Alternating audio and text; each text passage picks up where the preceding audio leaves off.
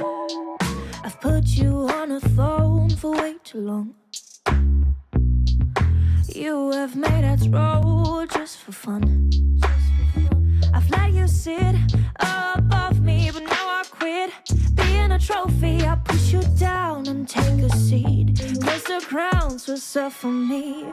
It will never, ever, ever be your way. Never, ever. So better, better, better start to pray. I will be the only one to spit on heads. I'll never let anything be unsaid, 'cause now it's my crown. I will be the only one to spit on heads. I will be the one to make you wish you were dead, 'cause now it's my crown. Spit. I broke up with a chain around my wrist. You make up for the pain I won't miss. You can beg for mercy, you can beg on your knees, stay you down like you did. Now you're found in my grip. It will never, ever, ever be your way. Never, ever. So better, better, better start to pray. I will be the only one to spit on heads. I'll never let anything be unsaid, 'cause now it's my crown. I will be the only one to spit on heads. I will be the one to make you wish you were dead, 'cause now it's my crown. Spit, spit, spit on me.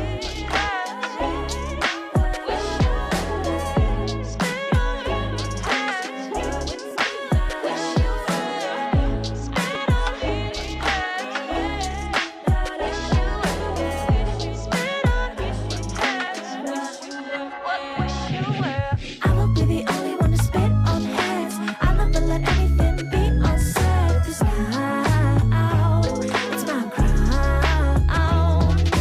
I will be the only one to spit on heads. I will be the one to make you wish you were dead, 'cause now it's my crown. Spit, spit, spit on heads.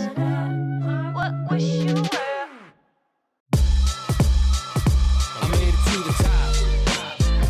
Started from the bottom, hard times, yeah, I got 'em, but I made it to the top. Yeah, I made it to the top. Started from the bottom, hard times, yeah, I got 'em, but I made it to the top. I made it to the top.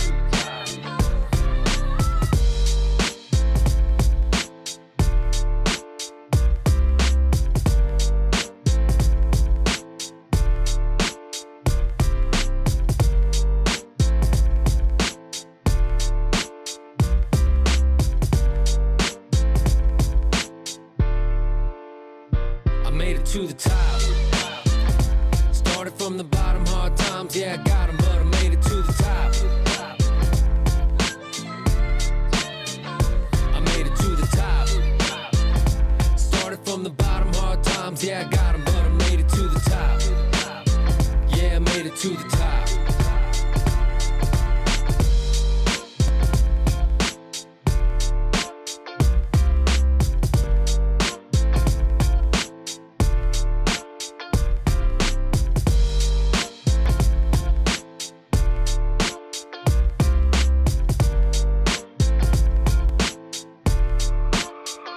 I made it to the top.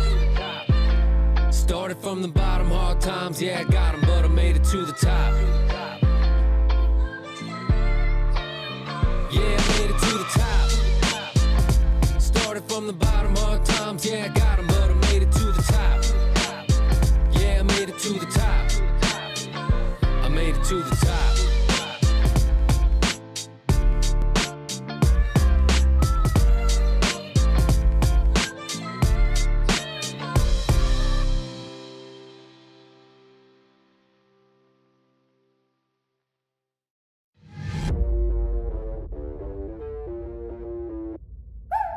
One glance, I'ma bring the lightning, it'll be exciting now.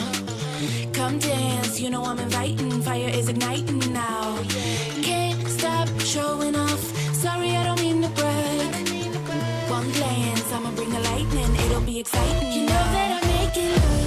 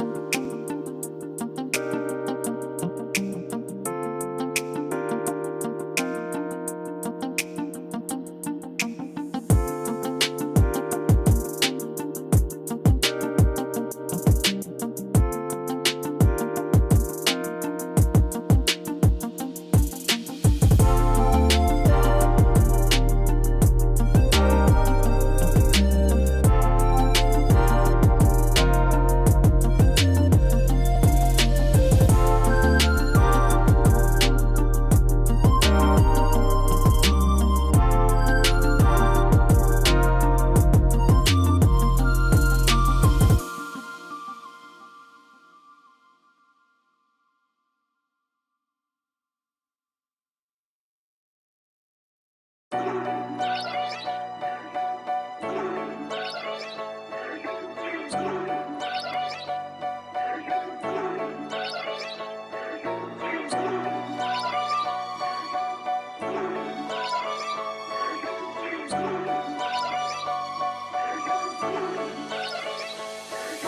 up, we need a hero. We running out of time, we gotta find someone to set the clock back to zero. We headed straight for the iceberg at a fast clip, but you can save our ship.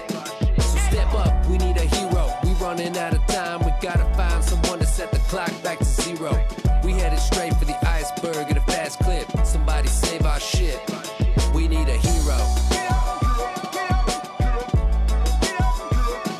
We need a hero. We need a hero. We need a hero. We need a hero.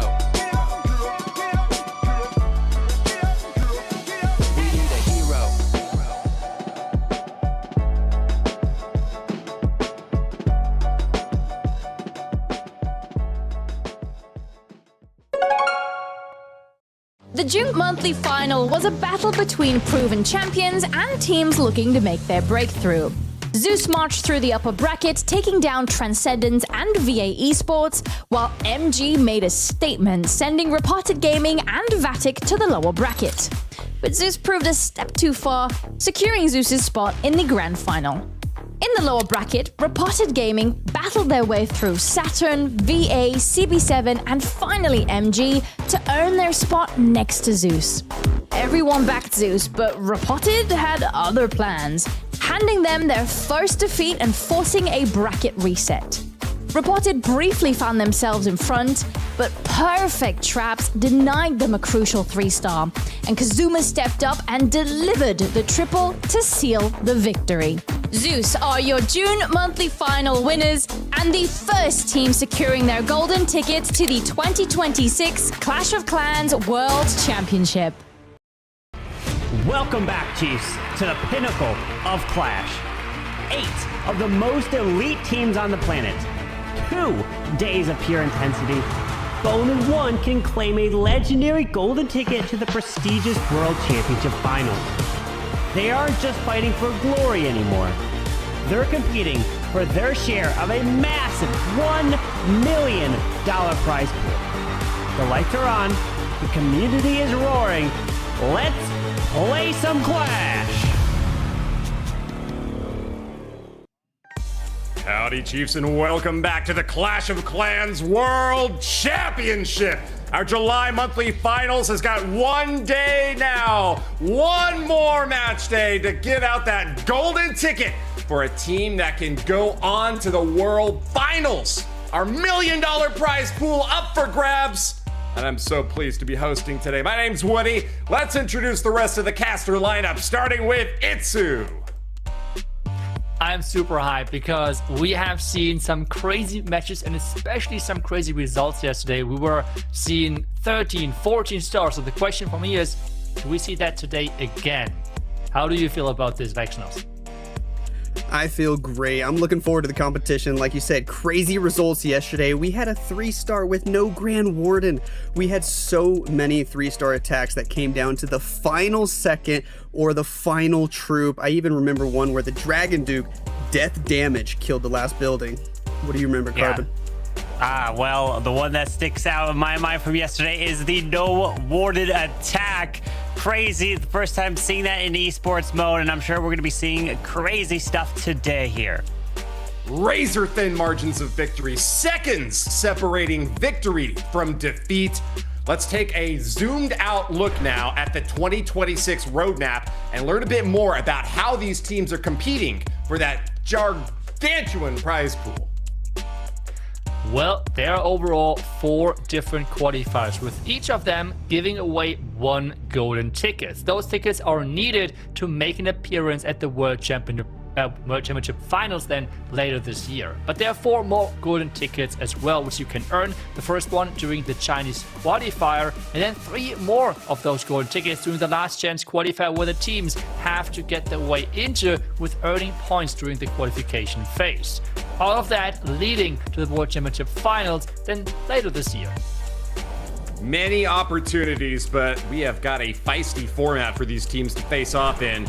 8 teams advance each month, but only one can stand at the end with that golden ticket, Lex.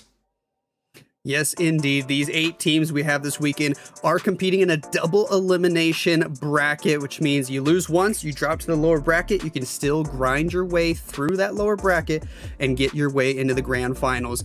Every single war is 5 versus 5 with an attack order applied, meaning we get to watch these attacks one at a time so you don't miss any of the action. And of course, all these pros are playing in the hardest difficulty Clash of Clans has to offer, Esports mode. That golden ticket sits atop the pedestal for the last remaining team, but there's prizes aplenty for everyone involved, Carbon Fin. Tell us what we've got. Yeah, just making it to the monthly finals, you are going to be able to take home at least a minimum of $3,000 by if you finish in 7th and 8th, which was determined yesterday. But now these teams are inching their way closer to that first place prize, which you will get $20,000, and of course the coveted golden ticket, which will secure your spot in the World Finals later this year. It might be a long shot to get to the top prize pool, but there's plenty to claim all along the way and many opportunities. Let's zoom back out and look at this month's competition, where we can take a look at the bracket now, Itsu. That's right. We have overall 6 teams left. 2 of them in the upper bracket, Zeus Esports and Tribe Gaming, so far with not a single loss. And because of that, they're both the upper bracket finals. But then, if we take a look at the lower bracket, we see that 4 other teams are fighting for survival and trying to fight for each single round to make it then maybe back into the grand finals. We're now Die versus Enosis Esports, and then Vatic versus Repotted Gaming, who you could kind of name them the lower bracket kings, because whenever they're down there, this is getting scary then for other teams. It's not a comfortable spot, but some of these teams thrive in those heavy pressure moments. Well, while the teams were getting ready for their matches, the casters were getting ready for their predictions, trying to come up with an idea of who's going to win. And Lex, what have we got? Very similar to yesterday, all of us are agreeing at the beginning. This first matchup, we all think Repotted Gaming kind of have the edge over Vatic, and it's mostly just based on past performances. Repotted Gaming, very much known as being the lower bracket kings. They find a way to grind through that lower bracket. We'll see if they can continue that today. The next matchups get a little bit more interesting. Win or Die versus Enosis. I seem to be the only one in favor of Enosis. I guess I was just impressed with some of their later performances yesterday. And when it comes to that upper bracket final, Zeus versus Tribe Gaming, well, Carbon is seeming to think Tribe have a solid chance here. What do you think about that, Carbon? I think they are going to pull off the upset. Granted, any team going up against Zeus is the underdog, right? You just have to understand that. But I think this might be time where if Zeus gets sent to the lower bracket, then Repotted Gaming, they're down there. If they keep winning, they can face off yet again. But I'm going to take, you know what? I'm switching it up, and I'm going Tribe in that one. Well, we know that the mind games are played out on a mental battlefield for prestige in the eyes of the community. Socials have got some posts to share here, so we'll start with you, Carbon, and go rapid fire down the line. Each one of you take a post and tell us what you're thinking of it.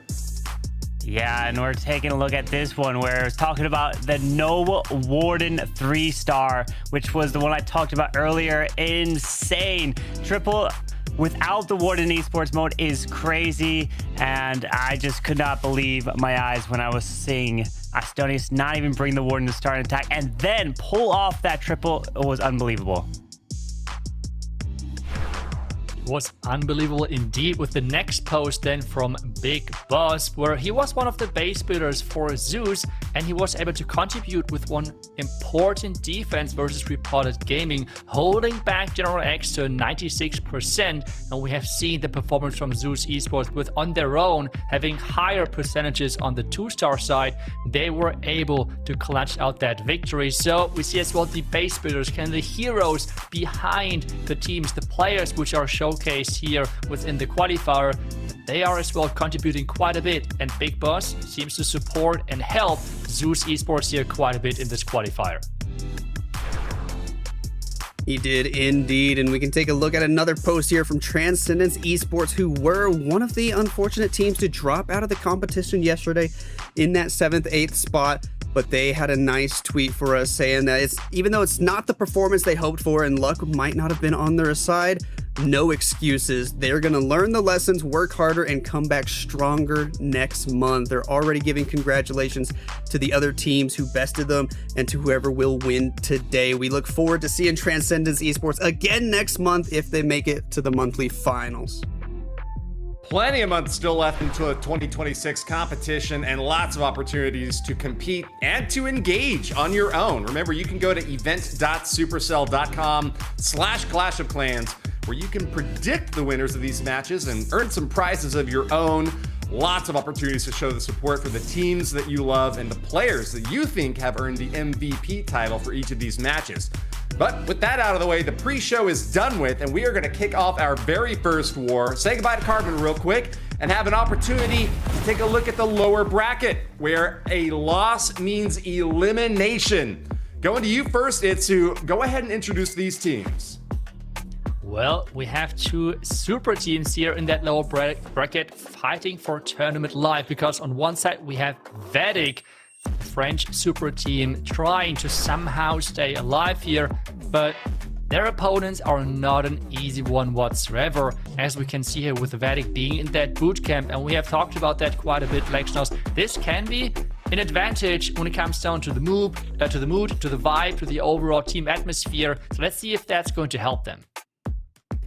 It very well might, but I think being together in person like this, it does have its ups and downs. I think it can really accentuate all the feelings. So the positives are even more positive, and the negatives can sometimes be even more negative. If some of your teammates are maybe feeling really bad about a fail, I wonder if it has some negative impacts on their other teammates.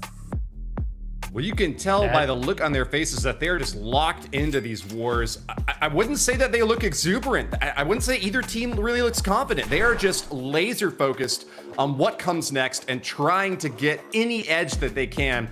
They've had a few short minutes now to take a look at the maps and get a sense for what they're going to be up against. But let's zoom on in and hear from the players themselves, because we asked them what's going to get the lead, what's going to help them edge out for victory.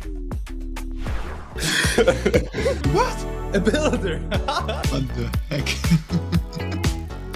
We will win because we learned a lot from June.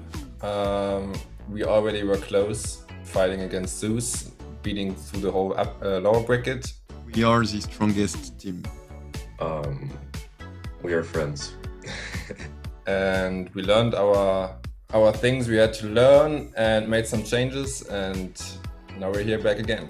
We will win because we're the absolute GOATs. The power of friendship or the strength and resolve to claim victory? We're going to find out who takes the win after this upcoming match. We've got our predictions in from the caster crew, and it was unanimous for Repotted, but the community is going to vote too. And Itsu, I think we're just about ready to release that community prediction. Well, let's take a look. We have the community with the Repotted side as well, 68%, which is, I would even say, not as one-sided as I would have expected.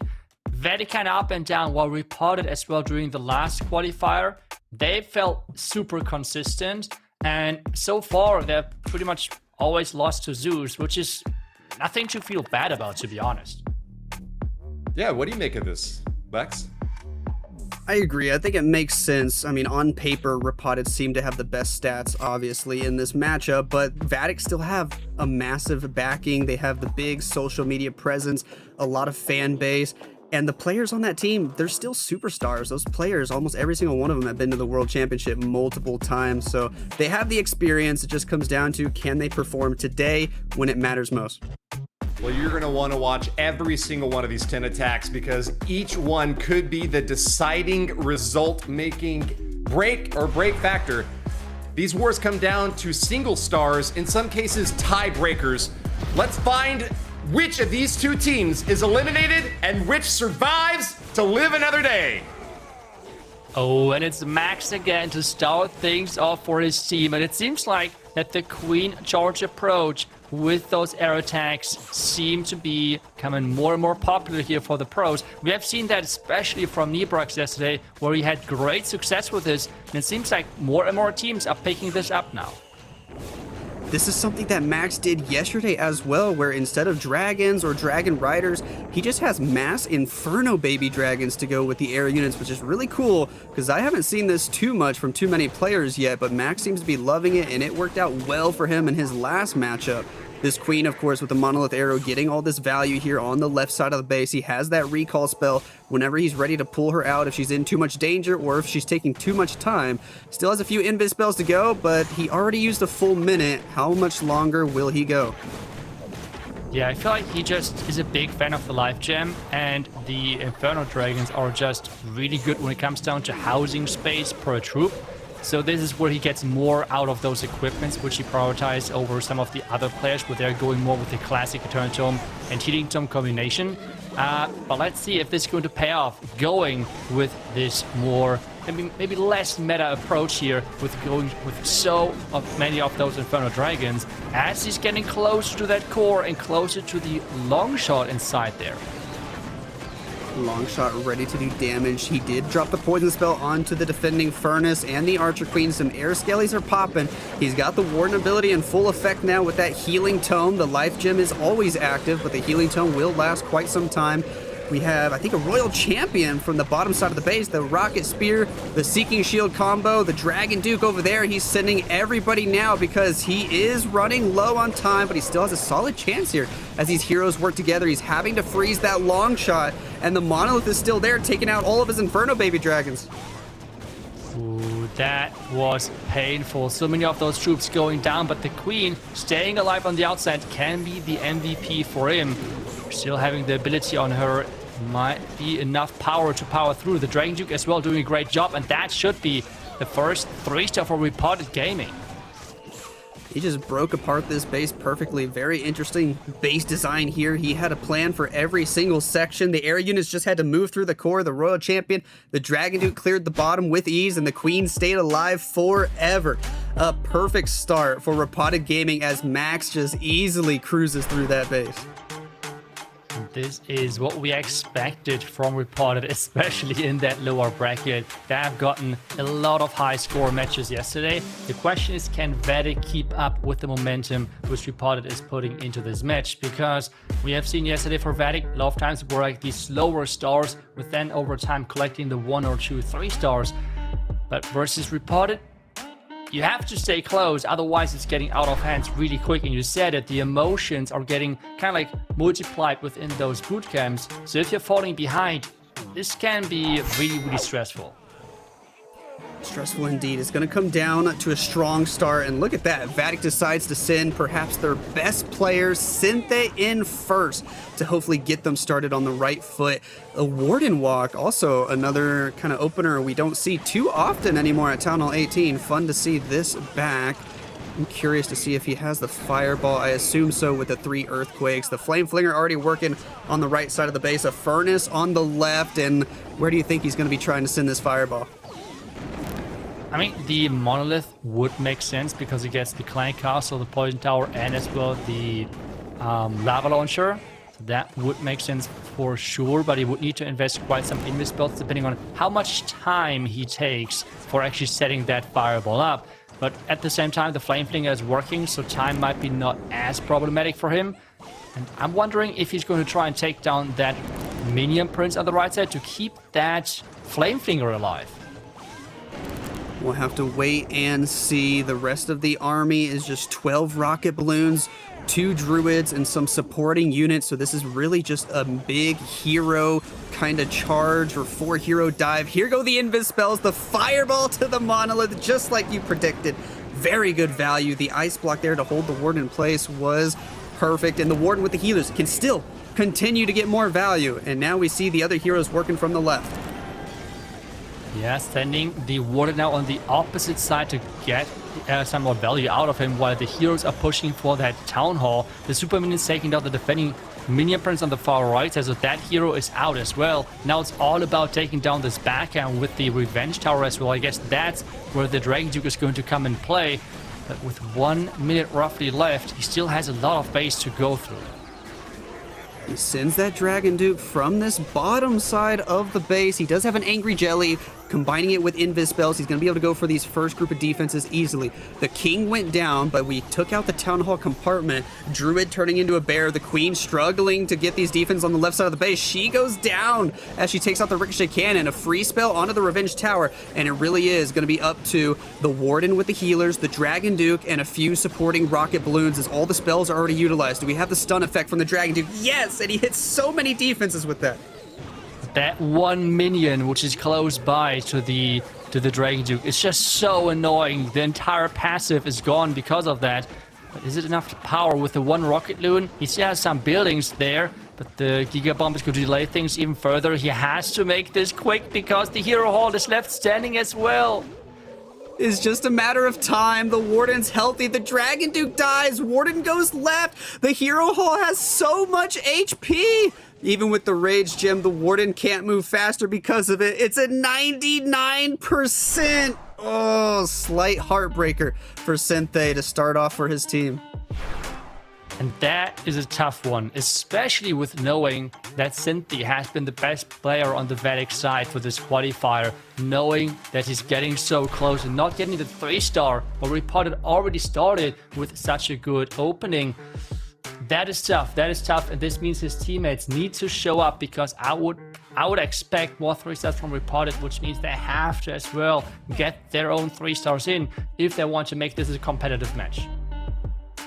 Indeed, Repotted have been consistently hitting, I think, around the 13-star mark, maybe plus or minus 1 from time to time. So Vatic, they cannot accept anything less. They got to be shooting for that 13 at a minimum, and just missing out on that one building there. Oh, it was such a great attack. Always fun to see Synthé doing his fireballs. He seems to still love that, even in this meta where not many pros are doing it. He finds a good way to get great value from it. Just missed out on a couple of seconds there.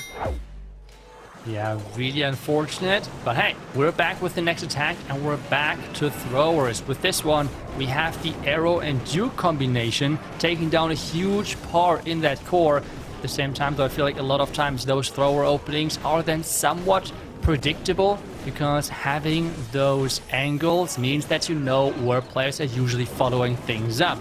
Let's now find out if there are any traps, making sure that those throwers are getting maybe spring trapped away, because this is then where this strategy might have some issues. That Dragon Duke goes down early, and there's no revive for him later. We do have the Warden walk again to make a funnel here on the left side of the base for these throwers. The Dragon Duke, with his backpack ability and all the spells used in the core, did take out quite a few buildings. That's really nice to see. And here we go with the throwers, though, from the left side of the base. Gonna enter in toward the monolith, make their way to the core, and then we'll still have the Royal Champion for later. Who does he have in the recall spell? Is it the Archer Queen? Maybe the Archer Queen, because she was able to take down that bottom corner. So funnel for the Flame Flinger and set that up. And now it's all about where he's going to redeploy her. We will have to wait and see. The Flame Flinger working on the bottom side of the base. We have the throwers with the free spell onto the monolith, and we will see the Queen recalled from the top right. She's going to be able to continue to make a funnel as we try to push the throwers into the core of the base. Let's see how much value they can get. The Royal Champion with the Seeking Shield, with the Rocket Spears coming in from the left side. Yeti's out of the Flame Flinger onto the bottom, trying to get some more value. The Rocket Spears still doing nice damage. The Totem Spell is distracting as the throwers finally make their way into the core, still looking healthy. Healers look healthy as well. Can he take out this core with ease? That's the big question. Having the Multi-Phone Tower and the Fire Spitter, though, that is going to hurt indeed. With the Guardian tanking, this means he doesn't have the quickest access there, and the throwers are dropping slowly. The Queen is kept alive with a nice freeze, which means at this point there are no spells left, and there's still quite some key defenses, and the Warden going down as well. Oh, the Warden went down, the Archer Queen went down. There's only a couple of throwers left. Too many defenses for them to handle without the Rage Gem effect on the healers. Cannot keep up. We have the one Yeti wrap around the bottom side of the base that can likely get one more defense potentially. but this is appearing to fall short. Skeletons will distract that Yeti for a second. If he has enough Yeti mites in his backpack, though, the air defense should fall. We'll have to wait and see if he gets that 89% instead of 88. But this is going to be a nice defense for Vatic, which can give them some hope here with their next attack to not only catch up, but take the lead if they get a 3-star. That's right. That can play a really big role here for Vatic if they can convert this into 3-star. At the same time, they would need to step things up quite a bit because yesterday we have seen them up and down. But hey, that would be amazing to see to make this match as close as possible. Fun for us, that's for sure, but it's for sure for them exciting being in that boot camp and having then the good emotions maybe can carry them along the way versus Repotted in this match. We have seen Cynthia going first, which is kind of unusual for them. He usually was like within the number 3, maybe number 4 position. So this now means we will have the Kingsman up second or someone different. Let's find out. And it's actually going to be Anat, who yesterday used a lot of Lalo. I think both his attacks yesterday were Lalo. It is fun to see Lalo making a comeback in this meta. It had been missing for so many years. I would guess he's bringing it again, and indeed, 31 balloons, but this time using a backpack ability with the Dragon Duke to start things off. Clear part of the core, both Inferno Towers gone, and now he doesn't have to worry about that core for his balloon pathing at all. That is a massive opening indeed, but at the same time this means that he does not have the Duke as you normally have him convert into that Lalo section. Question is that a big issue for him, or is that actually worth it of that hero ability investment? We have the Roy Champ taking down that, actually do not, okay, now take down the Tesla, but the defending Dragon Duke should be taken care of as well, and the Poison Tower should be triggered at some point. Already starting the Lalo from the right side of the base. He does bring 1 Overgrowth and 1 Revive spell, so we could potentially see the Dragon Duke come back to life again later. The Minion Brins Grand Warden combo working on this right side of the base. He is activating the Warden ability nice and early for that Healing Tome. It looks like it might be a Life Gem with the Healing Tome, so no Eternal Tome here to help out for 10 seconds. We got another Ice Hound moving across to the next air defense. Revenge Tower, we need somebody to go get that Revenge Tower. 1 Inferno Baby Dragon locking on. Can he take it out? Yes, he does, and the balloons are still moving through. Ooh, that Inferno Dragon was clutch, and remember that's exactly what happened to him yesterday as well, where 1 Inferno Dragon really carried his attack. Is this going to be the same story here with such a crucial takedown, which means he doesn't need to backtrack or anything? We have the Lalo now slowly moving in, slowly moving through this back, and another Ice Hound is in, which means another freeze is popping. But that core with the Logger is still looking dangerous. Very dangerous. He has to use his final totem spell to distract the Logger there, because once that Logger locks onto balloons, they can be toast very quickly. There's a defending Archer Queen also just popping balloon after balloon after balloon here on the left side of the base. We're going to rely on the Minion Prince with a free spell to go eliminate the core, but these balloons are already thinning out. That Overgrowth spell is going to expire soon, and there's some key defenses there on the left side of the base. He's got the Warden moving behind the Fire Spitters, which could be nice, but I think he's still going to go down. Even with the free spell there, 1 Fire Spitter takes out the Grand Warden. He's going to have to rely on this Revive spell and the Dragon Duke to get a lot of value. He needs to get that Town Hall, and as well then quite some key defenses out here with the air defense as well locked in behind so many other defenses. That Revive for the Dragon Duke is going to be kind of tricky because he is going right into a Black Mine, into a lot of damage. And this seems like with so many heavy air-hitting defense on the back end, this is going to fall short.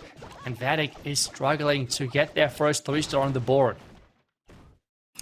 It's always unfortunate to see a Revive Dragon Duke get little to no value like that. I feel like they often only get good value if you're able to save a couple spells to use with them. Even after the Revive, that Dragon Duke usually needs a Totem spell, a Freeze, or an Invis just to really help support him.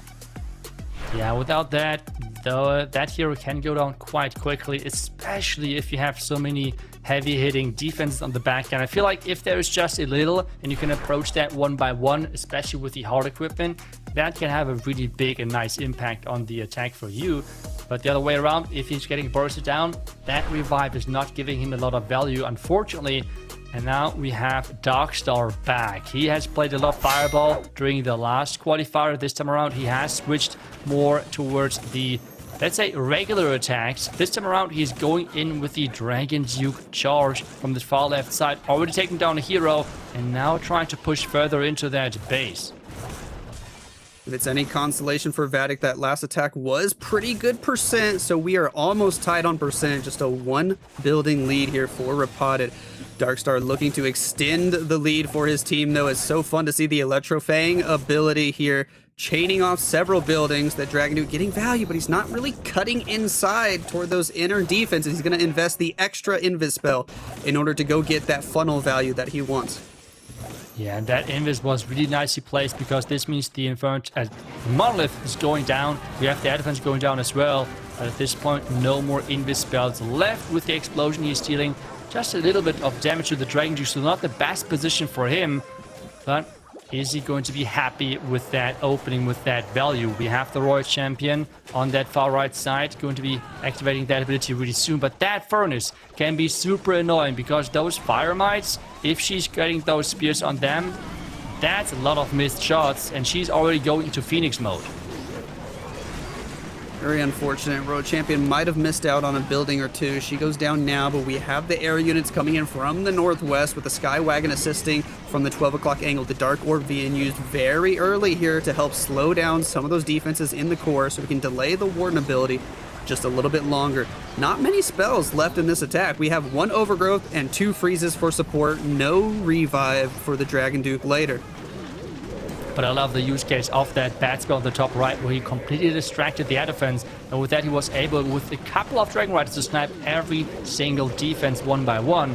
Which coming down now to this back end. Can the Revenge Tower defend this base, or are there too many dragons? We see as well a really big group of Baby Dragons and Inferno Dragons on this far right side, and everything seems to be coming together now for this back end with 2 freezers left. Ooh, but 2 Black Mines, this is still possible, no?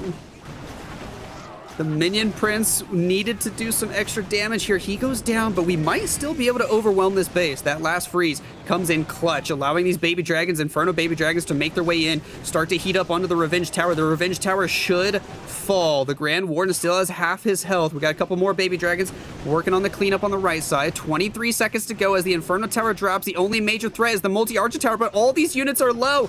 The Dragon Riders, they might fall. The Grand Warden gets targeted. He goes down, but the Sneezy's raged up. We just gotta take out 1 more Tesla, and I think he's got the time. He got the time. He's clapping, he's celebrating, he is happy. And this is now the second 3-star for Repotted Gaming. We talked about that it's not too big of a difference right now between Vatic and Repotted. But with this second 3-star, they're just shutting this open door in front of Vatic, because they now need to catch up 2 3-stars.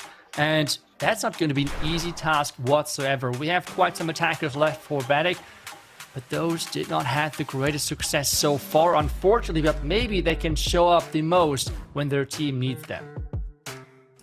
Vatic certainly starting to run out of time, run out of opportunities. They need to step up to the plate now. There's no more time for them to slip up. They have to 3-star soon. Kingsman looking to be the one for his team to open that door back up, as it's just been shut in front of their face. They still have a chance here, but they need a better attack. They have another Fireball army, and they're going with it right away to the Spell Tower. That's right, combining that with the throwers, which is a really, really strong opening, because what you're trying to do is you try to create pathing with that Fireball, and then right after you have to snipe that Lava Launcher, because otherwise it's just tough. Having the Lava Launcher against throwers, we have seen that yesterday multiple times, and I think even once with the 1-star. So now the question is, when is he going to snipe that? He should not wait for too long. There we go, Earthquakes in, Dragon Duke is flying, and that defense is out. Now it's all about the funnel, all about the pathing. Can those throwers be somehow kept alive? Because he is having a lot of power now with the Rage Gem and the throwers all staying together. if done correctly. I love the timing here, and he does appear to have done it correctly by having the Backpack Duke come in very delayed and not first like a lot of players do. The timing is so that the Dragon Duke can stay alive and really work on the flank while the throwers are making their way into the core. It's looking great as the King and Queen wrap around the left side of the base. The Dragon Duke did hit the Tornado Trap, is taking a lot of damage from this air defense, but he's still pushing for now. He finally goes down. Phoenix ability will at least let him get the Expo, so that won't affect his Queen as they wrap around the left side, although the troop launcher's throwing barrels over to the Queen instead of to the throwers, so she's got some extra wall openings. And yeet, there was another one going across to the other side, but the throwers at this point, they have reached the core, so they are good to go actually. The Archer Queen and the King, both with their abilities left, popping the Queen to make sure that he's getting access quicker to the back end. With only a few spells left, this is now coming down to what the Warden does. He's attacking the next target behind the wall, so the throwers are trying to slowly join him. But what about the Queen? Where is she going next? Gotta be paying attention to the Warden. The Warden gets locked onto, then he doesn't. He goes ahead and drops the invis for safety. You definitely want that Warden, and he's stepping out in front again. The totem can help save him. The Warden, so dangerous. He's standing next to the Revenge Tower. I fear he might go down after this totem dies, but no. We have the last spell, the freeze. He's investing everything just to save that Warden. Oh, it's so stressful when that Warden steps out in front. 40 seconds to go. No more spells. We have a Queen, we have a Warden, we have a handful of throwers and a giant to hopefully get out in front and tank. The Warden gets locked onto. He does fall. We got to finish this attack without him. We have the Giant now getting raged up. He's trying to wall break into that Super Wizard Tower. He can get a lot of work done here. Even the other throwers are coming in now. 20 seconds. This will be such a close finish, but the Minion Prince is having different plans. The Queen goes down. The healers pull a Skelly Trap that distracts all the throwers. The throwers could have been taking out the Super Wizard Tower. Instead, they're distracted by an Air Skelly. And that makes all the difference. Kingsman is gonna fall short with a 2-star, 97%. They have so many close attacks. 97, 99. And it's always those one or two buildings standing in their way of their comeback into this match. By now already 2 close fails. And they need at some point the first couple of 3 stars, which would be so important because with those close fails, they have such high percentage. It's just the stars which are missing. Indeed. Vatic have very good percent, but Repotted Gaming already have 2 triples. And with both teams having done 3 attacks, there's no more room for error for Vatic. That's it. They have to get 2 defenses and 2 triples now. And we'll see what happens with this next attack from General X. Finally bringing out the Super Bowlers. We've seen a lot of throwers, some air attacks so far in this match. I was expecting to see lots of bowlers, and they finally make an appearance. That's right. General X always likes those bowlers. The last month he used them always with the Flame Flinger. He has switched now during this month to the more, I would say, classic siege machines with that strategy. But he has to be careful to keep that Queen alive. A lot of fire on her, but he's getting great value at the same time as well. Short, simple funnel there, just eliminating a tiny section of the base, making it quick, redeploying the Queen here with still plenty of time left on the clock. Some surprise Teslas are popping, but I think the pathing should still be okay if the Queen snipes these Teslas. Actually, she's stepping to the left, so he's going to invest a couple of balloons to at least get the first Tesla. Are we still going to walk left? Air Skellies are all dead. Okay, everything back on track. As he moves to the left, the King and the Dragon Duke to work on the flank. Early freeze onto the Lava Launcher, and the first Rage Spell is in. Yeah, another freeze is getting invested to make sure that this Lava Launcher is not being too annoying. He's trying to delay that vulnerability for as long as possible. Right now, a lot of things are splitting, but his main push is in there and doing his great job of taking down the Guardian. The stun on the outside of the Dragon Duke, keeping everything alive over there. King ability is forced as well, so a lot of hero abilities are dropping right now. But the most important one, the Grand Warden, he has still been able to delay. He's going to be able to use this heroic torch moving all the way into the backside of the base. The Dragon Duke is healthy, has a solid chance at taking out the Revenge Tower. There's the heroic torch. There's the final rage spell. We're moving through, bouncing across all these defenses inside the walls. The healers are starting to hit traps, but they're still alive for now. Healing as we eliminate almost every single defense inside the walls are gone. And now it's just about cleanup.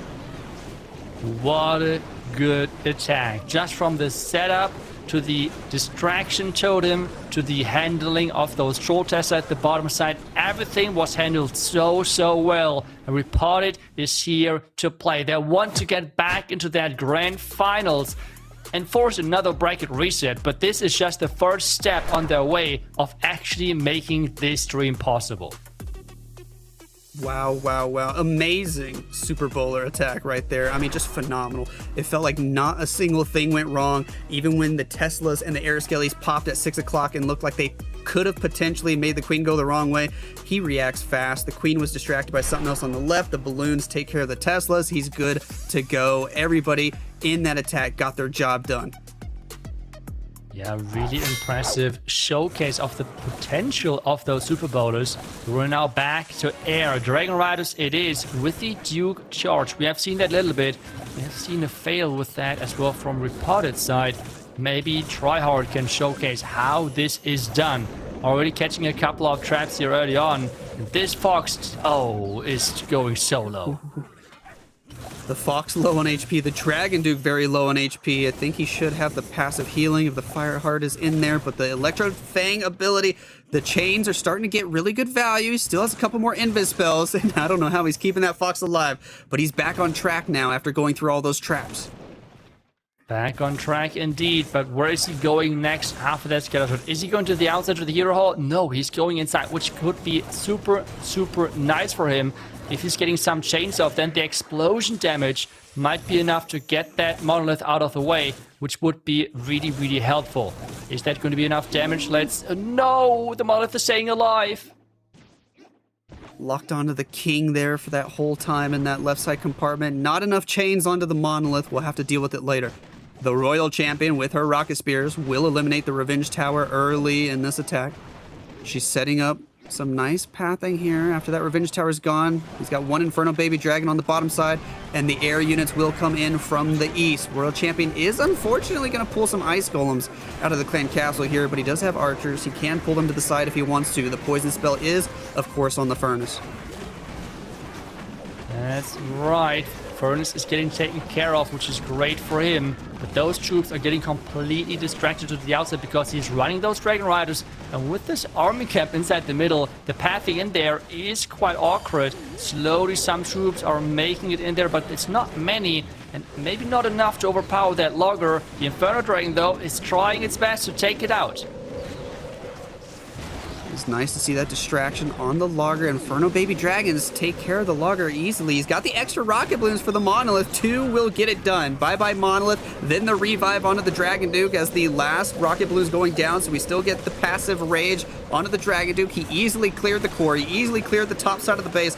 Dark Crown on the Minion Prince, making him look nice, big, buff, and strong, doing extra damage. The Dragon Duke's healthy. The Minion Prince has plenty of HP. He still has a free spell on standby. I think we're finally seeing Vatic step over that little hump that they've had to get through. A 99 earlier, a 97. Now it looks like they're finally going to hit that 100. Let's go. What a great attack from Tarhard. Really recovering after that opening. Not just the Fox, but as well the Dragon Duke dropping low within the first couple of seconds of the attack. But he's able to recover that with the redirection of that Dragon Duke. Nicely done. And getting the first 3-star of Vatic. But they need to hope now for some crazy defenses. Because the crazy part about this, those two teams are only a couple of buildings away from actually tying percentage-wise. It's just that Repotted did not do 99, but instead 100% multiple times, and this is where then the star difference is coming from. I think a 2-star differential right now going into the last round of attacks. Vatic would still need a 1-star defense. Even if it's a high percent 1-star defense, Vatic would still have a chance as the percent is only 4 buildings in advantage of Repotted. I guess technically a 1-star 97 could end the war, but that's not what Einstonius is going for. He's got the Super Bowlers, and he's got his eyes on a 3-star attack to send a message. I'm surprised to see Einstonius with a somewhat normal strategy, because he is known for doing crazy queen charges, setting up fireballs, not even using the warden at all yesterday. So going with the queen charge super bowler is a surprise, that's for sure. But let's see if he can pull that off as well. Queen for now, getting the charge in on the far right side, a great wall break, allowing him access into this compartment, and an even better Tesla making sure that those healers are staying safe. Everything perfect so far. The queen gets locked onto by the scatter shot. He's going to be able to eliminate the scatter shot, get the giant bomb or the giga bomb out of the way, and he can still get even more value if he wants. He's got an extra 2 invis spells, but he decides that's enough, goes ahead with the recall spell, and the simple funnel is set up. Now he can make his way in on the top side of the base with these super bowlers. That's right, getting that funnel as well, pushing the queen to the right side, or top side more, because the right side is funneled by the wizards. We have as well the one troll test at the top side, having the totem there to distract the lava launcher to make sure that those troops are not getting hit that hard. I love the clever usage of the really far out totem spells. We've seen that many times from these pros trying to just specifically distract the lava launcher, and when it works well, because then you don't have to double or triple freeze or even use an early overgrowth. The super bowlers are going inside the base here. Gonna be able to take out the town hall with ease. These bowler bounces are so good. He is freezing both sides of the core, still holding on to the warden ability. Finally pops it here because he wants the heroic torch to allow them to hop over walls to get into the back side of the base. This is looking really good for him right now. With 1 minute left, the queen ability still can be utilized. At this point, the only big dangerous part is that revenge tower with a really clever invis spell. He's redirecting his troops into it, and now they should be able to bounce and reach out of those back-end defenses, and time, I feel like, is his biggest enemy. The Dragon Duke did go down. The healers are getting targeted by the multi-geared tower as we speak. These bowlers are just bouncing on a wall after that heroic torch ability wore off. The warden died, the queen died, everybody's fizzling out. It was looking so good there for a second.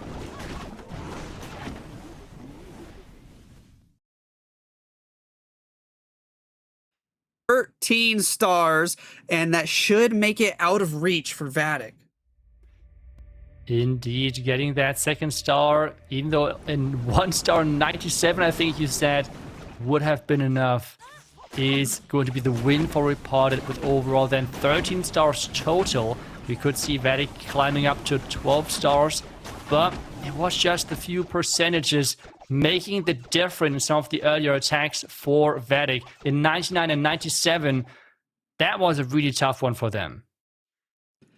Definitely very tough. I mean, they had some solid plans. They just needed an extra second or an extra troop here and there to really get a few more 3 stars.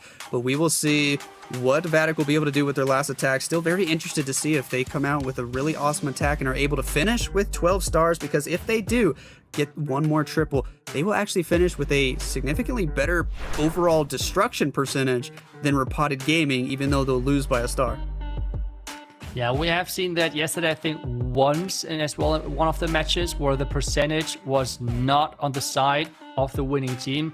But that's the thing, you have to be clutch in those moments. 99 or whatever high percentage, doing it once with your team, okay, but not really converting the other attacks, then is the big issue. But let's see if Nesporex can finish strong here for his team with another Duke charge into the Dragon Riders. We have seen we have seen Tryhard already successful with the strategy. Can he repeat that performance here? The Dragon Duke, of course, with the Spirit Fox coming in from this bottom side, but wow, that Spirit Fox got sniped so fast. She's already down, and Nesporex going to have to use the Invis spells back to back to back here in order to allow that Dragon Duke to quickly go in and get some more value. Distracted by the Minion Prince, invisibility spell onto that Minion Prince, and the Dragon Duke's going directly for this Monolith, but then I think he accidentally made the Monolith invisible, and he's trying to recover here after the Sweeper pushes the Dragon Duke up. Can he still take out the Monolith with the death damage? No! He cannot. That was unfortunate. And as well with the skitter shot right in front, it would be hard to snipe that monolith now with the rocket dunes. We have seen that Tryhard did that earlier. But let's see what is possible for the Roy champion as she's taking down the first couple of defenses as well as the defending heroes after each other. But those archers now, this is where it's really dangerous because they could tank a lot of those rocket shots. 1, 2, 3, 4 rocket spears used on archers instead of defenses. Super unfortunate. We do have the Phoenix abilities. So the Revenge Tower will still drop unless she switches to air skellies first. Oh, she does. Maybe the Phoenix can get the Revenge Tower. It's very low. And she does. Okay, thank goodness. I was so caught up with that. He's already got the air units moving in on the left side with the Warden ability. Yeah, and a perfect Dark Orb ability across the core, making sure that he's catching not just the Guardian, but as well the Inferno Towers and the Fire Spitter, which is then going to overgrowth. But we have a lot of the troops going still around this top side, but this is where then the Inferno Tower and even more air targeting defenses are waiting for him. The Dragon Duke revived on the right side of the base, and like you mentioned earlier, if that Dragon Duke can just take out or just fight one defense at a time after being revived, he does get good value even without supporting spells. He has been so far here on the right side of the base. The Minion Prince low on HP, the Grand Warden low on HP. We use the last free spell on those defenses up top. That Inferno Tower just slowly killing everything. If the Dragon Duke can get through the air defense and still be healthy, he might have a good shot here. There's a lot of supporting units still up top distracting that air defense. Ooh, the Dragon Duke is tanking, but I feel like this HP could have been needed versus that defending multi-Inferno Tower, and this now means that those troops are going down. It's another high percentage, another 97% attack. Vatic was so close, yet so far, I feel like the overall 2-star difference is not really representing how close this match actually was, because in the end, only a couple of buildings are in between those two teams. Yeah, we can see Repotted Gaming. They are happy. They will be moving on to the next round in the lower brackets, so big congratulations to them. But as we take a look at these war stats, Vatic performs so well. I mean, this is one of the best 11-star performances you could ever see. A 99%, a 97%, a 97%. Just a couple of plans here, barely slipping up. Yeah, that's just super unfortunate to see. They were so close, really, even though they were the overall underdog in this lower bracket. But hey, this means Repotted is staying alive within this tournament, and they are still hungry to get back into that grand finals and maybe force yet another bracket reset here. Indeed, they got their eyes on the grand finals. We know Repotted Gaming, they expect the best from themselves. Anything short of the grand finals and they won't be happy with themselves. Vatic are going to fall short here in the 5th, 6th slot. Very nice effort from them, but still, we could take a look at who might have gotten the or actually, we're going to look at the bracket first before we calculate the MVP. We can see the updated bracket as Repotted Gaming move through into the lower bracket round 3. They will be waiting the winner of our next matchup, Win or Die and Enosis Esports. That's right. Then the winner of that match with the Repotted is going to play versus the other round 2 lower bracket match. That winner then is going to play against the loser later versus the Zeus Esports and Tribe Gaming match, which is going to be another crazy one, which is then happening a little bit later. So overall, plenty of great matches, but let's take a look at the MVP of this last match, and who you voted for is General Axe, back in the MVP slot. Some nice attacks, really good attackers to choose from in this one. General X winning that MVP slot with 50% of the vote. Max also had a really nice attack. Shout out to him and Darkstar for getting it done. All around, really good match. Even all the fails in that match were so close. Some really good esports. And we still have lots and lots of more clashing to happen. I'm excited for this next matchup, Win or Die versus Enosis Esports. Both these teams have been doing good. And if you want to see this matchup, stick around because we will see it kicking off very shortly after this quick break.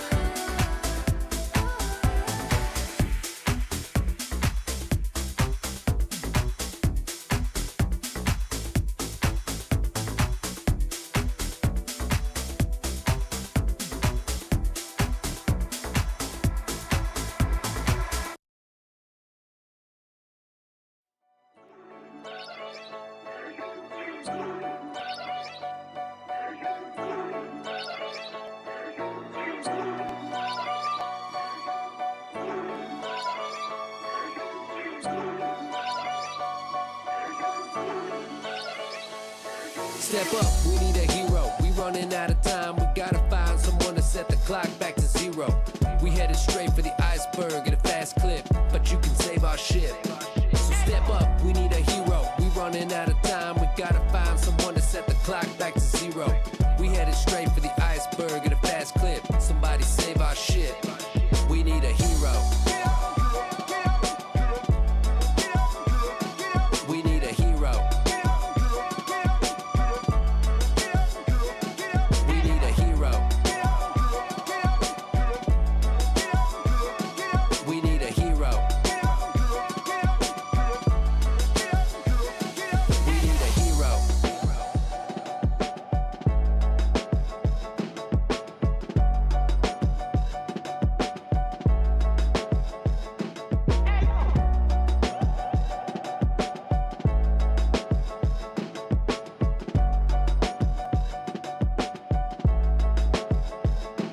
Step up, we need a hero. We running out of time. We gotta find someone to set the clock back to zero.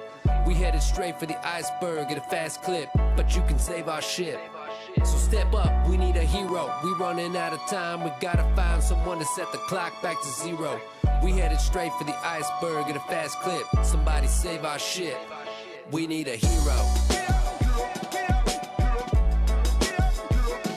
We need a hero. We need a hero. We need a hero. We need a hero.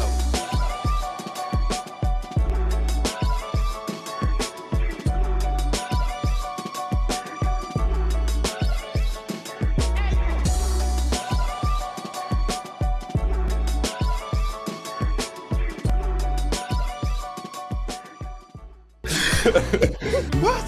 A builder. What the heck? The biggest strength of this team is Flexibility. The diversity of our attack strategies. Probably defense. The amount of diverse attacks we can do, so it is very hard to bait us in general. 高い攻撃力と硬い守備力です。私たちのチームの最大の強みは団結力です。The absolute strength of this team has to be the passion, the fire, and the volume. Let's go! Howdy, Chiefs, and welcome back to the Clash of Clans World Championship. The July monthly finals has seen one more war on the books, done and dusted, and another team eliminated. But that means much more excitement for the teams that get to go on. 5 are still left, and only one gets to claim that golden ticket. I'm Woody, returning to the desk alongside my two greatest casters, Itsu excluded, Enosis and Carbon Fin. Lex, what are you looking forward to most about this next war? I'm just looking forward to seeing if these teams can really step up and just perform in a really high caliber way. I think both these teams have been kind of had their moments, but then also had their slip ups. And I want to see one of these teams show us that they're worthy to take on Repotted Gaming in the next round. Well said. Well, the lineups are ready. We've got our 2 lower bracket teams prepared. Win or Die and Enosis are on deck, Carbon. They are. They're ready to go, and they know it's a tough road in the lower bracket, but you have to focus one match at a time, and even more than that, one attack at a time, because one slip up will cause you to lose the war, which means that you are eliminated from the competition, and you have to try all again to make it back to this stage. It is not easy to do. We've seen many teams in the past that have not made it here at all this year, or even they didn't make it last month. So it is difficult just to get to a monthly finals to be given the opportunity to try to get that golden ticket. Extraordinary opportunities stand before these players. Very deeply focused on this next match. We know Enosis is a team that's been underestimated before. A squad now down in the lower bracket, but they have upset predictions, and they have shown that they've got the tenacity to cling on against tough opponents. Win or Die, on the other hand, having just gone up against Tribe in the upper bracket, taking a loss on 9-12. They've had their fair share of scrapes as well. Do you think they're going to be able to come back swinging, Lex? I think they certainly have a chance to come back swinging, but they're just going to have to prove it with their attacks. I mean, those Tribe Gaming bases are no joke, so I'm not super surprised that, they fell short quite a bit against those Tribe Gaming bases. But this matchup here, I think is going to be more of an even caliber match just based on the statistics, so it'll be a really good showing if they're able to just come out swinging, get an early 3-star, and put the pressure on Enosis Esports, who I actually picked and predicted to win this match. Well, we've got our predictions in. We know where the casters stand. I think that there's going to be a community prediction very shortly, and we'll get a chance to see what you at home think. The teams are all set and ready. We have got our community prediction in, and wow, it is so razor close, Carbon. Look at that. Yeah. 52% for win or die. It feels like a coin toss almost. So really, this match could go either way, and that's what makes it fun, because you don't know who's going to take it.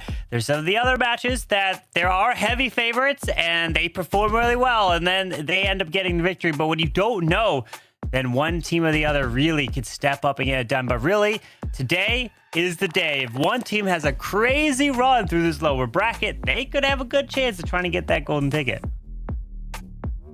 They certainly could. All of the eggs in this basket. Who's going to run out and claim it next? We have got such a thrilling conclusion for this bottom bracket match between these two teams that have fought so hard for weeks to make it here, Lex. What do you think is going to separate victory from defeat in this game?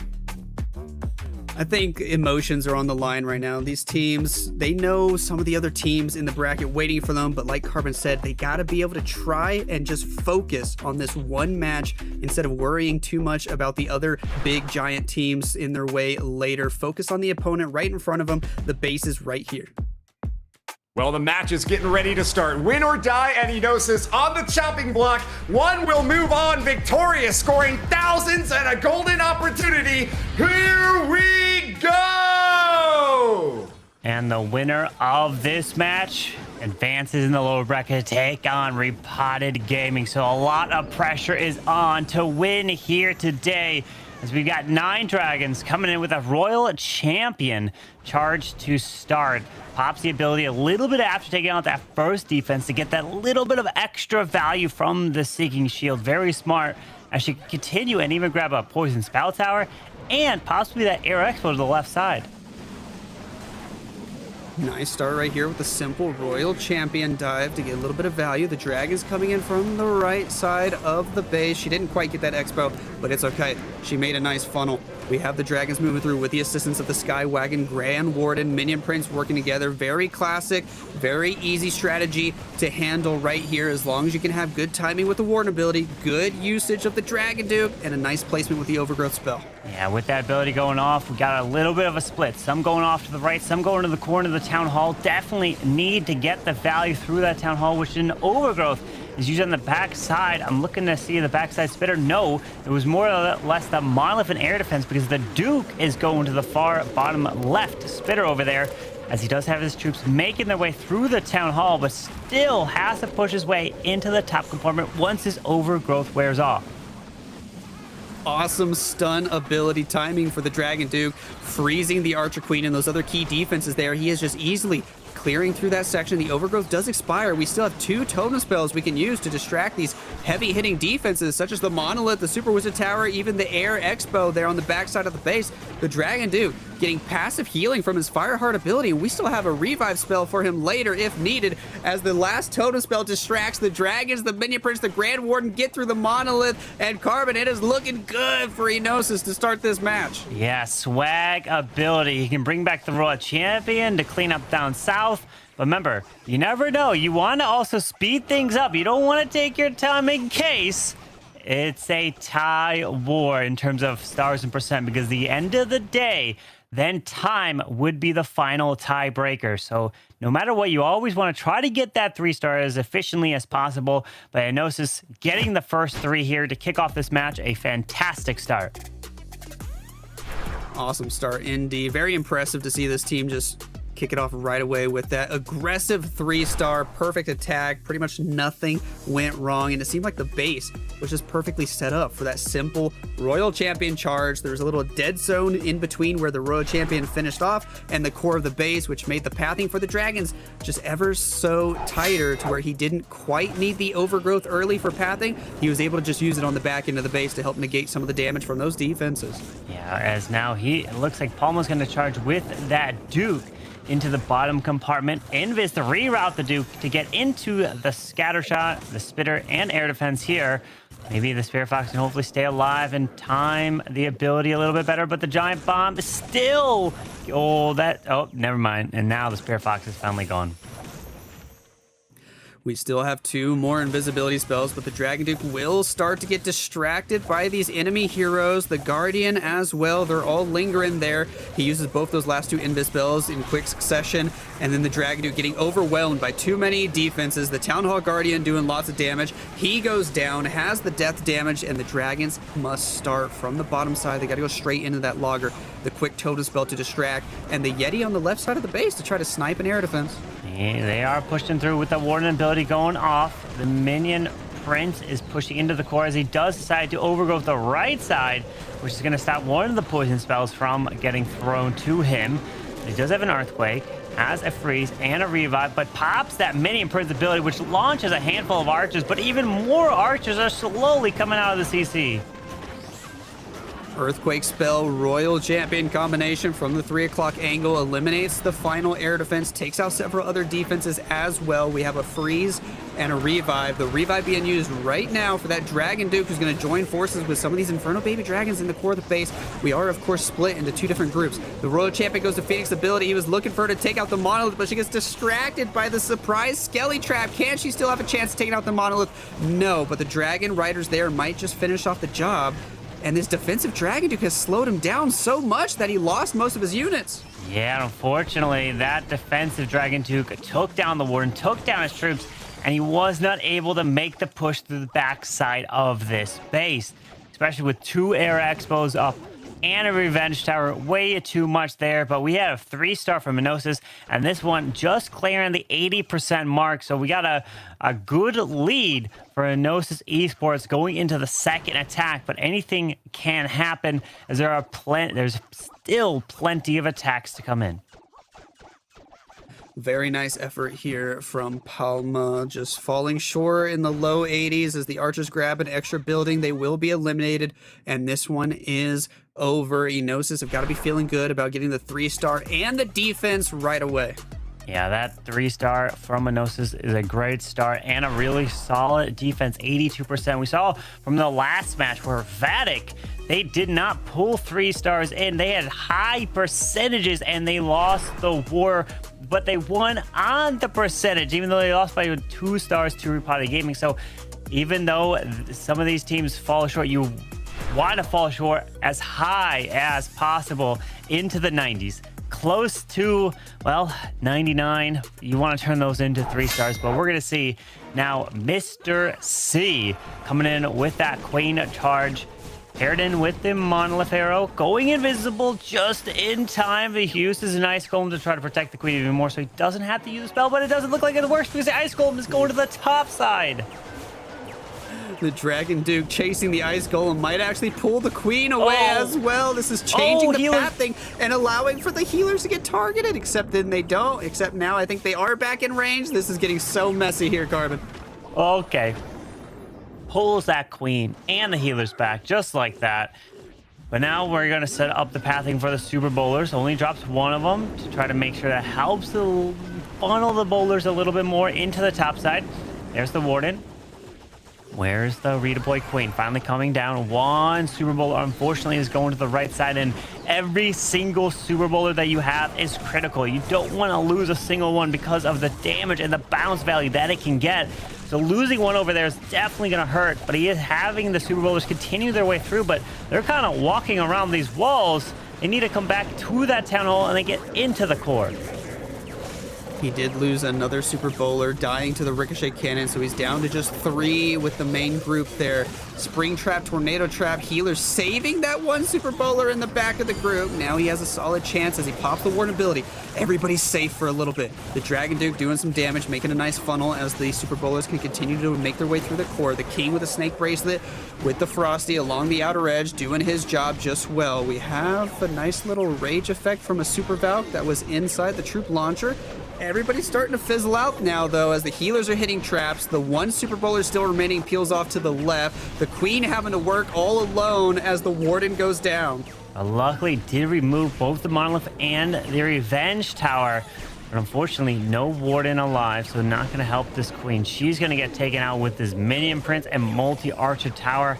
The Queen just won't be able to survive that. Does still have that King's ability to skip through. Most likely, yep, it is the spiky ball there.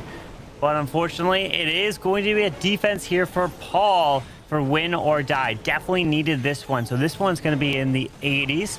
It's going to be about probably an 85% or so, maybe 86. The fail from Palma was an 82. So even if win or die were to triple, well, they would then still be in a deficit where Enosis Esports would still have the lead, and that is where you want to be after a handful of attacks now. Indeed, 86% where this finishes off, which will give them the 4-building lead if win or die triples, but that's still a big if. The pressure's on win or die. They need to step up, get a triple if they want to tie things up on stars. A valiant effort there from Mr. C with the Super Bowlers. Just a couple things not quite going his way. I think the Archer Queen early in that attack didn't quite get as many buildings as he wanted her to. She got distracted by that Dragon Duke, and the healers got targeted, and he just had to go ahead and recall early. And then as well, losing 2 of your 5 Super Bowls before we even enter the base is not ideal. Yeah, it is not ideal if one of those Super Bowlers, like we saw there, starts walking to the edge. You don't get that extra bounce value when you want to use that rage spell later in the attack to kind of skip through things. But we're seeing now a Dragon Duke flying across the core of this base, taking out one of the spitters, taking out that lava launcher as well. The clan castle remains. I think he didn't want to take out the CC. He got the value he was looking for there. He did not pair in a Queen Arrow, but is looking to send these throwers from the bottom side, looks towards the left to go towards that town hall. Dragon Duke is clearing out a little bit of a funnel. The pathing for the throwers here still could go in several different ways. The log launcher will certainly help to open walls and direct these throwers toward the town hall section. Some of them peel off to the right toward that builder hut. They can reach it for now, and they will take it out with ease. Here come the CC units to distract. The Queen on the left meant to also help push the throwers inside toward the town hall, toward the long shot, toward the defensive clan castle units. Uses the poison on the CC, which also slows down that long shot. Can have direct access to this town hall, so that is not a worry. But we have the King that has now popping his ability, getting slowed down by the enemy King. So that's tanking a lot of the King's shots there and slowed him down as now the King is continuing through the right. The defensive Minion Prince will take him out over there. But these throwers need to continue through the town hall. Poison spell on the backside will get launched to the Super Yeti. We have a Queen ability. The Warden ability is just a Life Gem, Rage Gem, so that won't really do much. But now these throwers will have to take their time to walk all the way around this base. We've seen Itsu talk about this so many times yesterday. When the throwers and the heroes all clump up together in this sort of attack strategy, that's when time becomes the biggest issue. Even if you can keep your throwers, your Warden alive, they take so long to just move from one building to one building together around the edge of the base. That 1 or 2 healers in the Rage Gem doing a great job keeping the Grand Warden alive, and they're going to slowly make their way through. The one thing that could help this attack out a lot still is this Revive spell. The Warden gets targeted, but that's why he has the Invis spell. Nice quick thinking. It's unfortunate the Warden steps like that, but the Giant can keep him alive. The Revive down Where south will for he the use Duke? this Revive spell? I mean, that's really the only option. He's waiting for these throwers to come together, take out the air defense over there. Totems up the defensive Minion Prince. There is the Revive on the Duke. Warden needs to try to stay alive because of that Rage Gem. Is so beneficial here. The Duke's moving. It needs to get through. Finds a sinking air mine, unfortunately, as this Air Expo is slowly trying to pick him off. So close. He's going to be able to take out the Air Expo. The Tesla, the only major threat. Barring any surprise traps, the throwers are going to get the Tesla down, and this is looking close. Does he have the time? 7 seconds, and I think he's got it. Win or die, hit the triple, and we are back to tied on stars. That was close, and that's what happens when you use throwers. You are racing against the clock in the end and just getting the 3-star, and they are tying this war up. But remember back to that percentage game, Enosis have the lead. Mr. C finished with an 86, while Pommel finished with an 82. So it's all tied from here, and only just one, or I don't even know how many, not many matches finished in a tie where the teams then went to percentage. Most of the matches were at least a 1-star victory for one of the teams. So you're going to look to try to pull in those 3 stars, but can Crispy get a defense now for Palma after they just got that triple? So let's see, as Enosis is coming in with the Super Bowlers, starting off with that Queen, raging her up, looking to get this value, and gonna have that monolith arrow try to tear right through this monolith. Queen will eliminate the monolith with just 4 shots, then she can fight the king with ease as well. A headhunter could be used or not. I mean, the rage spell and the monolith arrow are very much good enough to eliminate that barbarian king. Coco Balloon searching for traps. We can allow Queen just a little bit more time. He probably wants to get in there and take out the spell tower, but it seems she has other plans as she can reach that scatter shot. She walks up and around the other way. And he recalls. Okay, he's still deploying there. I thought he was going to recall a little bit early there and let it stay up, but that's not the case. She's just going to go right into it, so don't have to worry. We're going to now see the Duke try to help funnel these Super Bowlers. Wants to wall break into that Town Hall to be able to get the spitter and then move his way through the core. But remember, when you're bringing the Super Bowlers, it's all about that Warden ability. You want to try to pop that Warden ability after the CC's been killed, after you're making your way through, so that you can walk through those walls and really get the benefit of the Eternal Tome to protect the Super Bowlers. Dragon Duke still with plenty of HP, making his way through the air defense section there in the north, able to clear that with ease, which means the funnel for the Super Bowlers is completed. They have direct pathing to the core. He's been able to delay the Warden ability until now. Just like you mentioned, you want it moving either through the core or into the back end of the base if possible with that heroic torch. Well-placed totem spell distracts the Super Wizard Towers, distracts the Revenge Towers. These Super Bowlers try to get some good bounces off. The King and the Dragon Duke looking amazing on the left side of the base, continuing to get value, and with the healer still alive, this is looking pretty good for Enosis Esports. Yeah, they're gonna bounce over the wall. They get, I think that giant walked through the wall because of that Warden's tome that was, or the torch that was still active probably at the last second, but that wall is now open to allow the Queen to get this Air Expo. He's got a King ability, and we've got an answer from Enosis Esports tripling in this one right here. Just as win or die tie up this match, Enosis get that 3-star to put him back into the lead. Beautiful attack right there. Almost nothing went wrong. The Queen monolith arrow, I mean, it looked like he kind of wanted her to go down and get that spell tower. She didn't do that, but it didn't matter. Recalling her early probably saved him a few extra seconds, although again, time isn't the biggest issue here. When everything goes right on a Super Bowler smash, they just cruise through the middle of the base, leaving plenty of time left over. Yeah, and the big thing is that Warden Eternal Tome. If you can save it for later to get that value, and you gotta rage up those boulder skips, you get that, it all comes together. Let's see, here's another Super Bowler attack, so let's pay attention, see if Paul can do exactly that. 1, save that Warden Eternal Tome for as late as possible, and 2, rage up those Super Bowler skips through the Warden ability. If he's able to pull that off, you can get some great value as the Queen will charge her way into the monolith, not the monolith, the Revenge Tower. The monolith is a little bit higher up on this base to the left side. His Queen is, okay, she does come back around to go into here. Granted, he did have the Angry Jelly, which allowed that Queen to target defenses. Perfect pathing because of the Angry Jelly. Queen able to clear that section with the help of the Ice Golem, with the help of the Headhunter and Valkyrie. Everything went to plan. Had to use quite a few spells, but it looks like it was all planned out. I think he was counting on having to use those spells. The funnel is created, and the pathing is set for these Super Bowlers to enter on the north side of the base. Let's wall break up here. Or maybe he's going to save and not go with a super wall break because of the troop launcher going to open it. Yeah, okay. Saving the super wall break for somewhere else in the base, but here comes that clan castle. Don't use the warden if you don't have to. Archers are coming out. We'll probably also see ice golems, which are typically now placed in defensive clan castles to specifically try to stop this attack. So if you're looking to try to stop super bowlers and you're always getting hit by them in legends, start thinking about putting ice golems, at least 2 ice golems in the CC.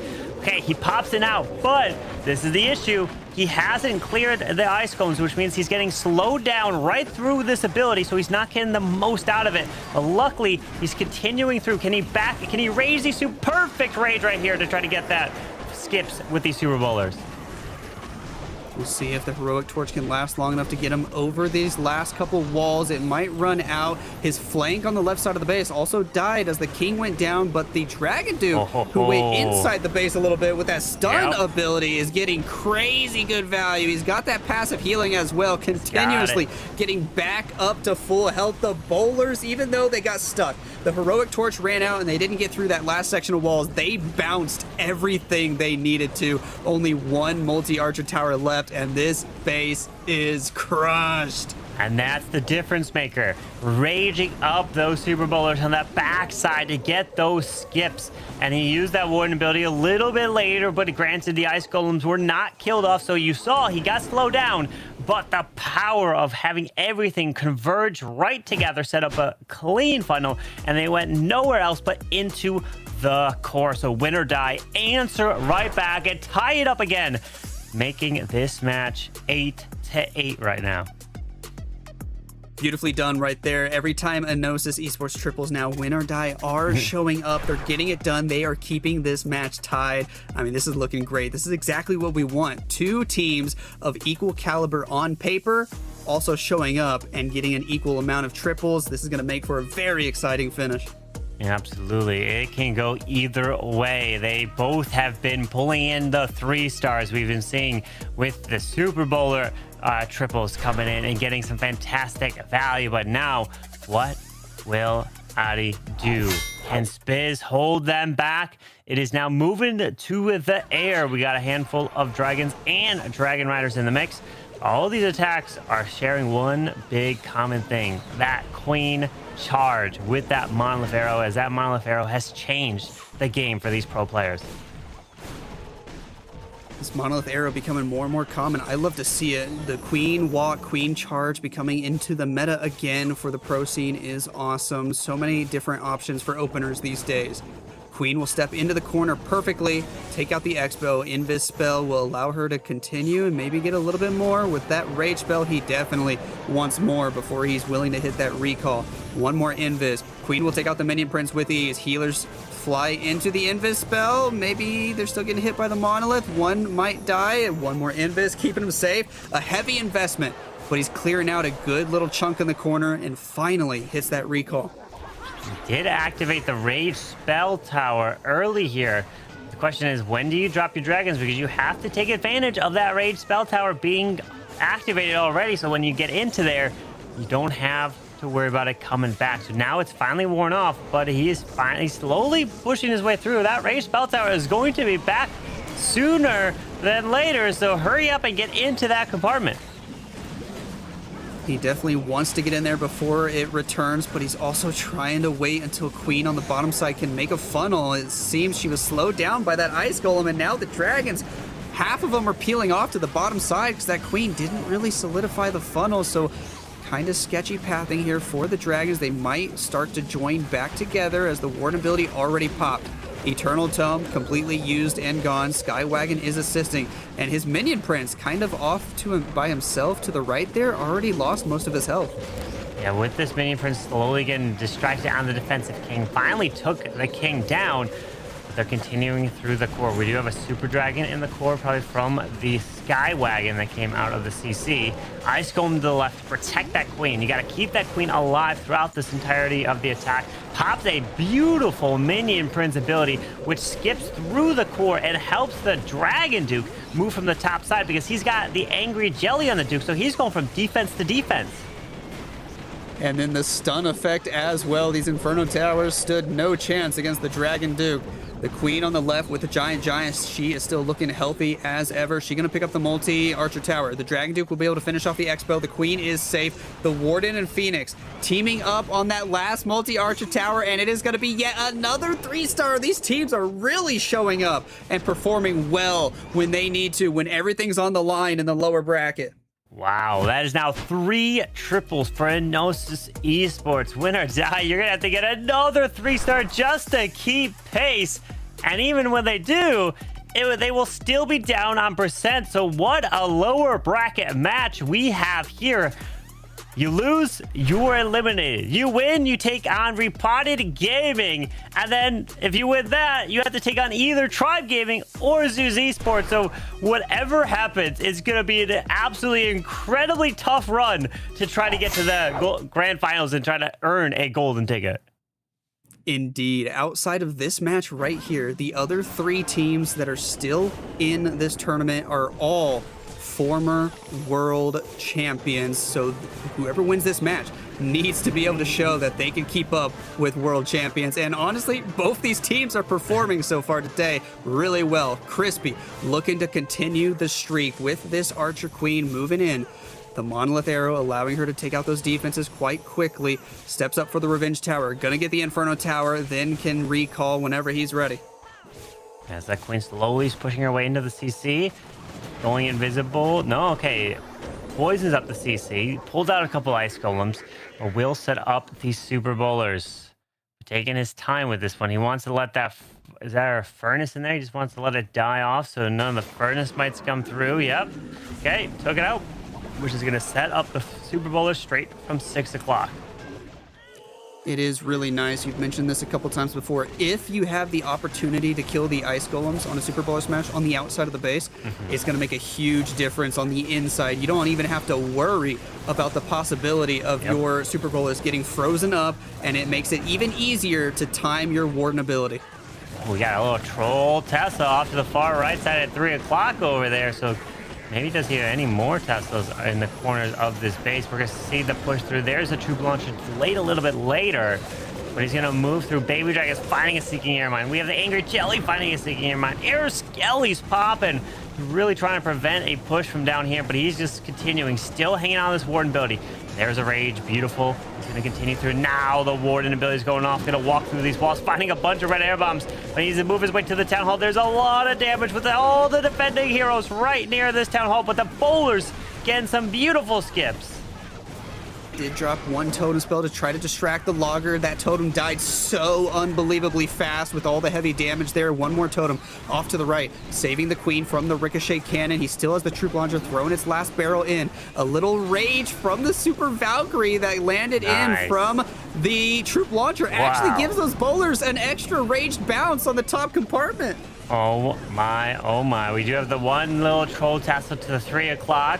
Don't forget about that, but he's got the time. He'll come around for it, and look at that. Another 3-star, and again, we're seeing pulling that Clan Castle out really helped him in this one. Oh, hold on. I mean, I think there's enough time. I think it takes that. Wait, that Poison Lizard's coming over there.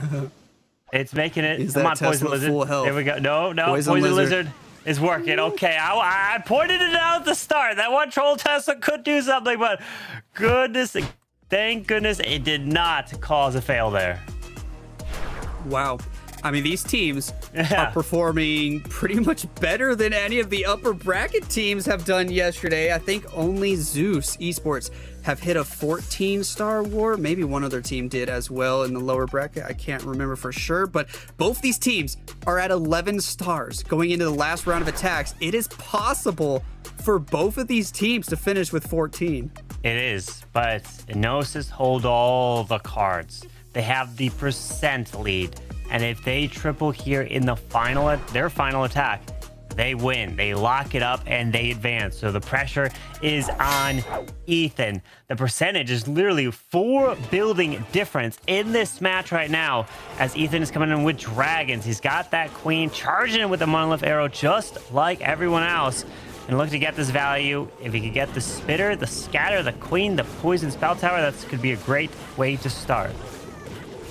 Sends those rocket balloons to take out the air defense just to control the pathing here. He wants the queen to go exactly into this compartment, not have to worry about that air defense potentially hitting the healers from the side. An ice golem will assist. Is the scatter shot locking onto healers? Ooh, looks like they might be out of range now. The ice golem setting up to get some freeze value.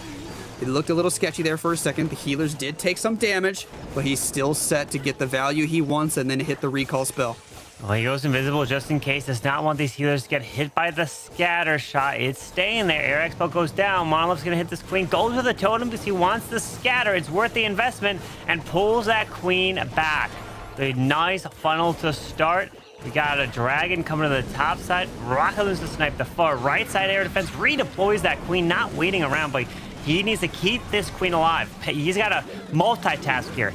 Pay attention to the dragons, but also pay attention to the bottom side. The king's going to the queen. Drop some headhunters over there. Keep the queen alive because she needs to control the bottom side of the space.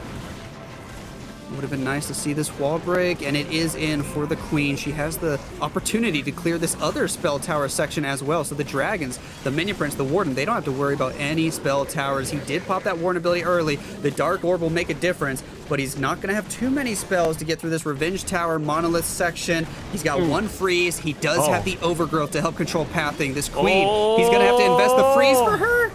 The ricochet cannon almost bounced to kill his queen, so he had to invest the freeze, but things are fading away. He was trying to multitask with the dragons and keep the queen alive at the same time, but his dragon started to fade and the core is still up, and unfortunately, Ethan is not going to be able to pull through here, and all win or die will have to get is 4% more above whatever Ethan gets here. He looks to be at about 71. He does have a hero revive. I mean, he can bring back the Dragon Duke off to the left. Yes, that's what he does, but it looks to be just about a 75% 2-star. So all win or die, which is going to be Spiz for the final attack, is going to have to get a 79% 2-star to tie and a 80% 2-star for the victory. Very unfortunate there for Ethan. Every percent matters, and just not able to do much with that revive spell. One of those situations where if everything else is dead, you have no extra supporting spells such as a totem or a freeze. You revive that Dragon Duke, and he didn't even get one extra building. Yeah, that's all it takes. Some small things going wrong. They were going back and forth in this match, but now it's time for Spiz to step up. Spiz started yesterday with a 3-star. Then his next match, he got a 1-star, which it didn't matter at that point if it was a 1 or a 3 because they weren't able to win anyways. But now, Spiz doesn't have to triple. Get that 80% 2-star, and you are moving on to take on Repotted Gaming down in the lower brackets. As this queen is charging through, going to look to remove the CC. And wait a second, if my eyes are deceiving me, this looks like, is this the same, the base? Or is this a rerun base? It looks like the exact same opener. It is. Because it's the exact same base that they just 3-starred.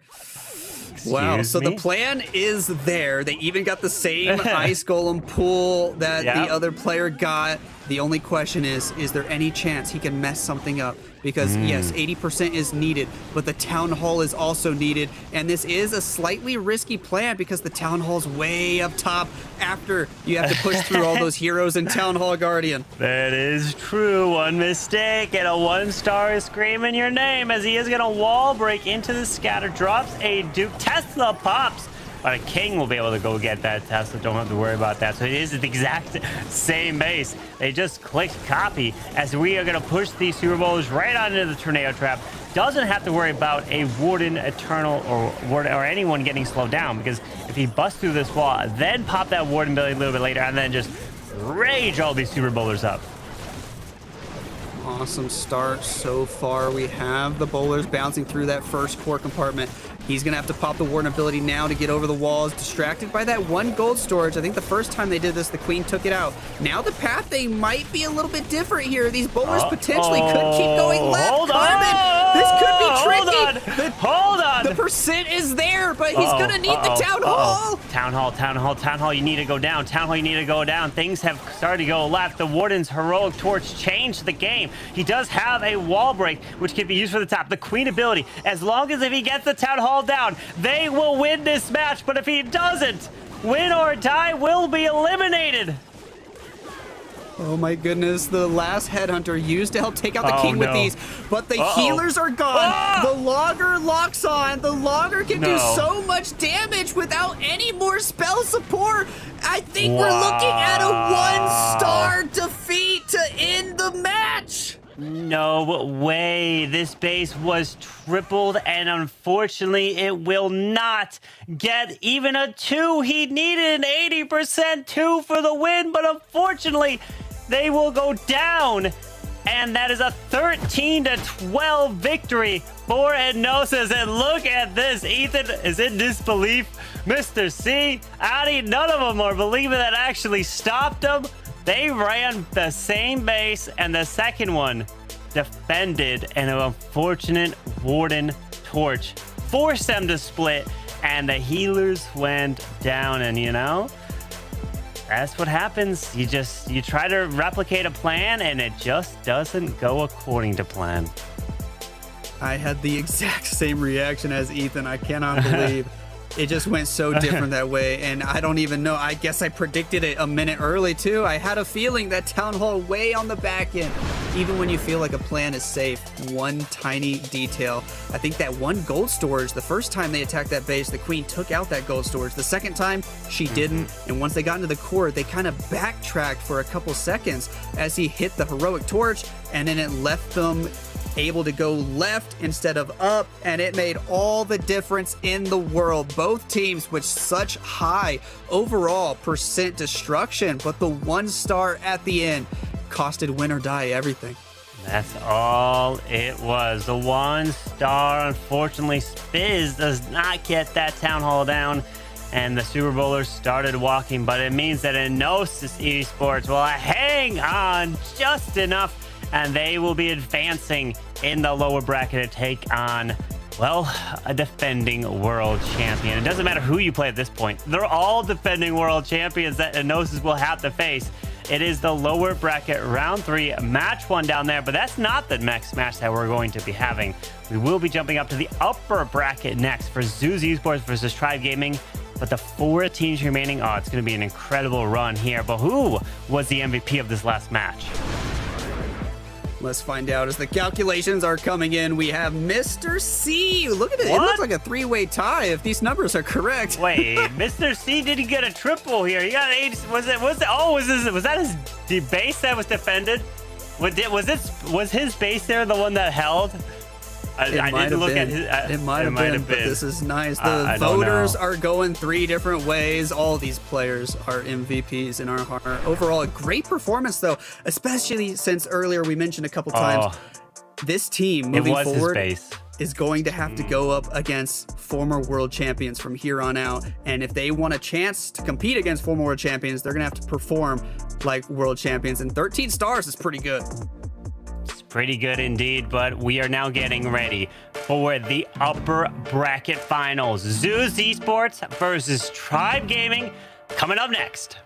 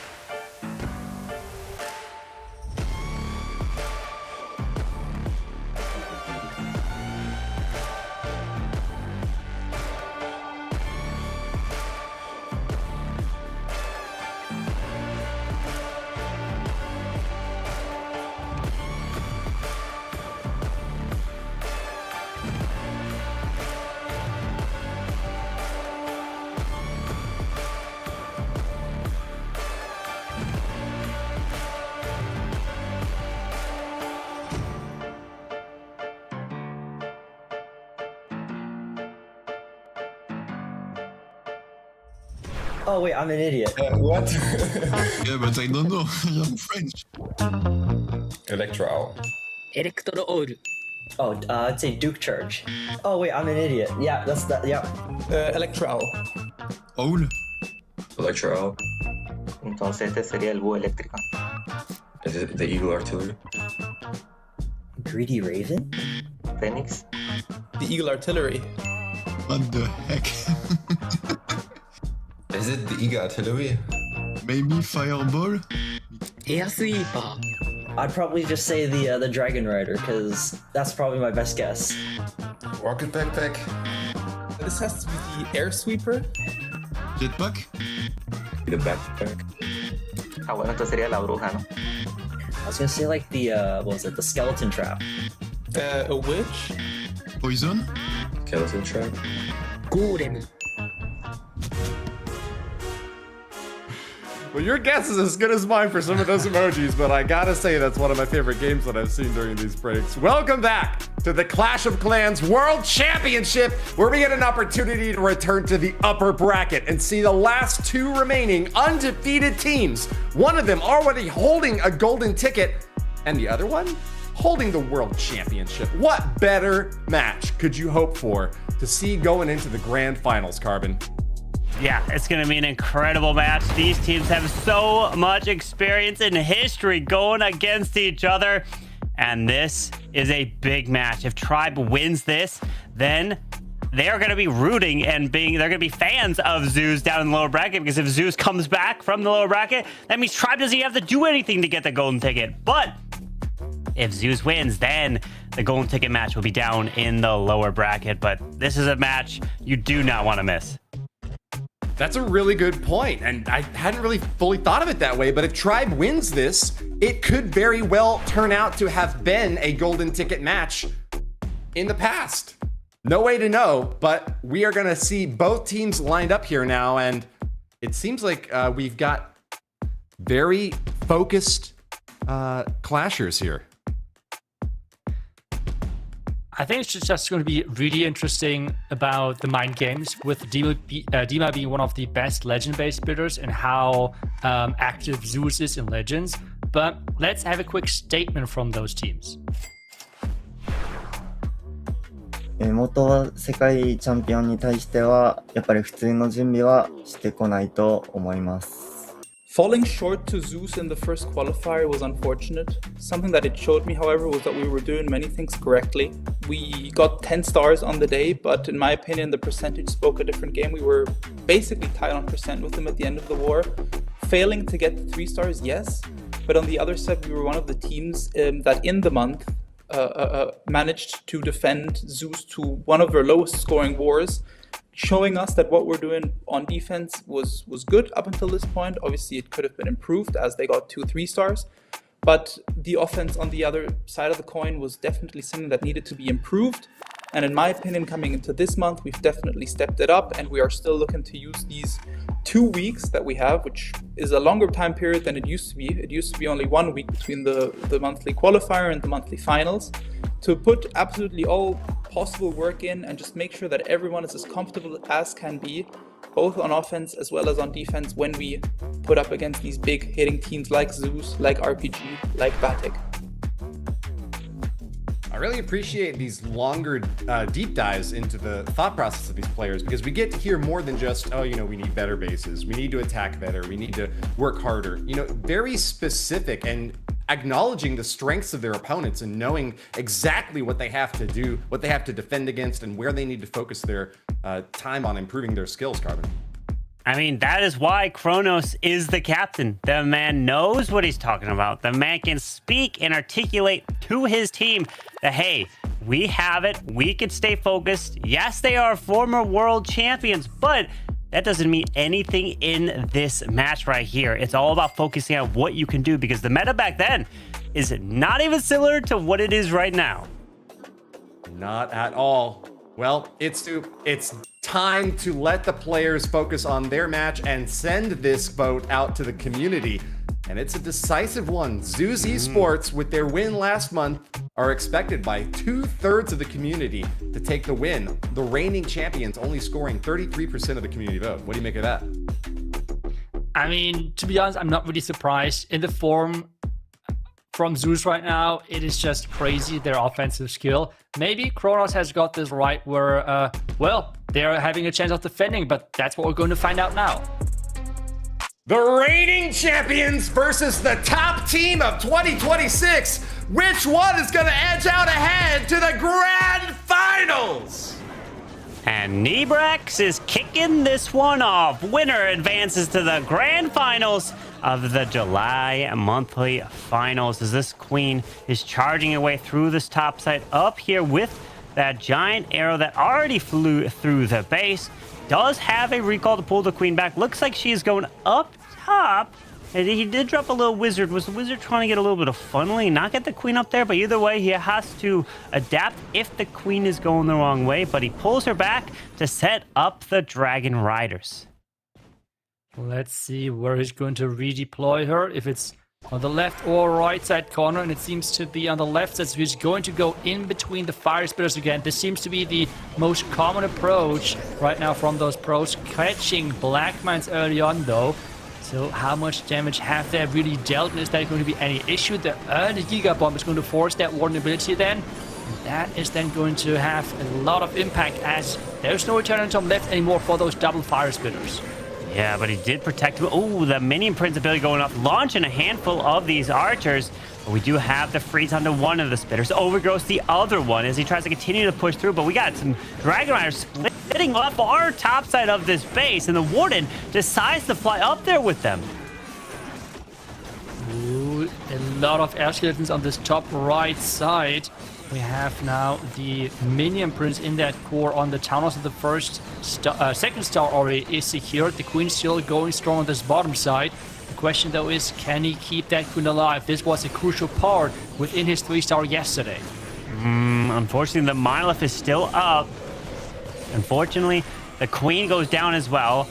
The minion prince goes down. The duke is gone, but he can revive the duke if he wants. Finally does now.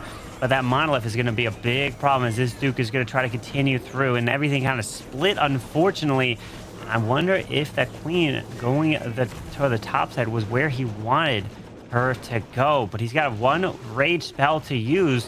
You want to use it somewhere to get that value. Yeah, I feel like that queen is going. The queen went down is not good for him whatsoever because that rage was dedicated to her. Who was trying to save it, and the rage on the passive of the Dragon Duke is pretty much doing nothing. So, yeah, using the rage now for the cleanup minions on the bottom side to maybe get some more buildings as the minion is moving forward. But it's flying inside the radius of the Expo, still getting the building. But this is a 2-star for Tribe Gaming. 85% here, and this one fail literally could cost you a war against Zeus, as they have been putting up 13, 14, even perfect wars last month. So just one fail is possibly the only thing you could have. And if you were to fail, you're gotta be as high as possible on the percentage, because Zeus can pull off such amazing attacks. And they've also had wars where they've been getting the 99s and 98s several times. So now what can Zeus do with their next hit? Yeah, I feel like the big advantage for Tribe Gaming really is that they have the experienced space splitters for Legends, where, well, every one of Zeus is in Legends, so you have that experience of defending them or maybe even baiting them. So let's see if they can take that advantage here and get that in those attacks. We have the throwers back for Zeus Esports in combination with overall 5 earthquakes, so they want to take down quite a bit. Yeah, with that rocket backpack flying across, and he pairs in the arrow. It takes out the clan castle, but the monolith does stay up right in the core. There was a builder repairing it, so it's not going to go down. Queen's walking her way to the bottom side. The duke is flying right over the queen. We got a king placed to go to the top. Will these throwers push their way in towards the core, which actually all those earthquakes opened up the walls as well to allow the throwers to try to walk right on through the middle. Yeah, we have seen that yesterday from Kronos himself, that he used 4 earthquakes to try and combine that with the combination of the backpack. For him, it did not work out. Let's see if for Ryuta it can work and get him the first 3-star for his team. The Dragon Duke inside the core, triggering some of those traps with the Phoenix together. But the Queen on the bottom side is trying her best. She's going down as well. And same as the action figure, so not that crazy pathing or value in general at the bottom side. Yeah, the bottom side is still up, but that troop launcher was delayed very late.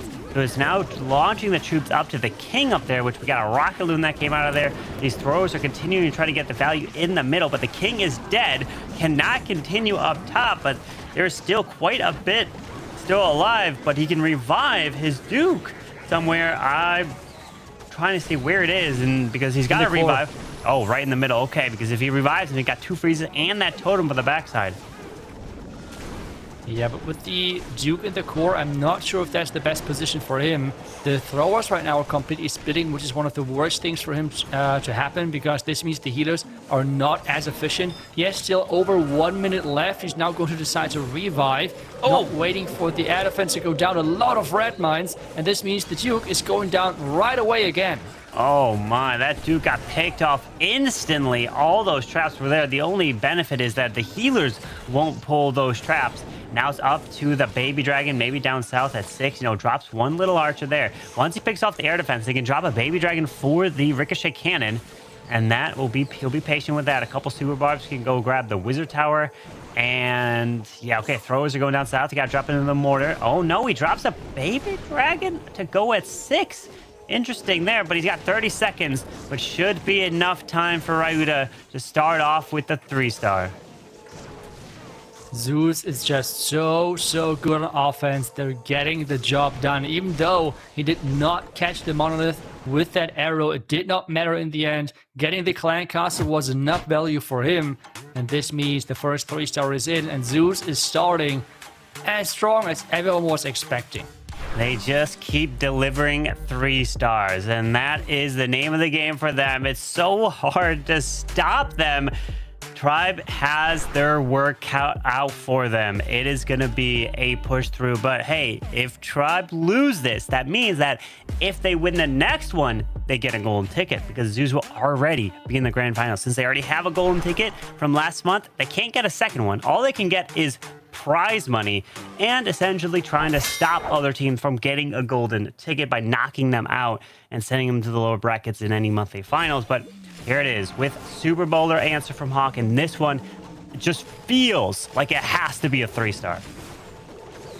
Yeah, you need to get some 3-stars going versus Zeus, otherwise you're just getting punished. But this opening so far looks quite promising. He's getting that queen in there.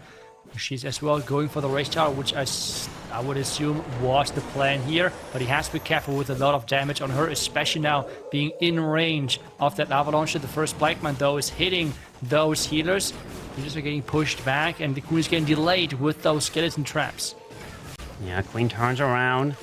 The lava launcher keeps launching at the Queen. She no longer targets the defenses, courteous of the angry jelly. That has worn off, but pulls the Queen back and redeploys pretty quickly to the 6 o'clock position so that the Super Bowlers can now move in. They're going to push through the Giga Bomb down there. We're going to have to set a funnel to the far right side, and we're going to possibly see the King and the Dragon Duke work together in unison, probably over to the right side. There's the King, and the Duke should be coming down possibly soon here. Ooh, the wall break did not work there. He tried to trigger some traps initially with the regular wall break. The super wall break, though, did not open the first layer. Is that going to be an issue? Super Bowlers right now? Oh, wait, it did actually. Okay, I think there was another super wall break happening, but either way, the funnel is set, so the push looks good, but he's still delaying that Eternal Toe. Now he pops the ability, but a back-end clan castle, meaning that there will probably be ice golems that finally now getting pulled out of the CC. That will slow him down, but he's got 3 invises and a totem to use. That's a lot of spells for that back-end. We do not have that many defenses left. As long as he's getting through the clan castle, which he just did, he should be looking fine. The torch is still active, so you get access into the back-end. We have as well the troops on the outside, the giants in behind, in front actually of that one super bowler. With so many troops alive and 50-second carbon, I think that should be the first 3-star for Tribe as well.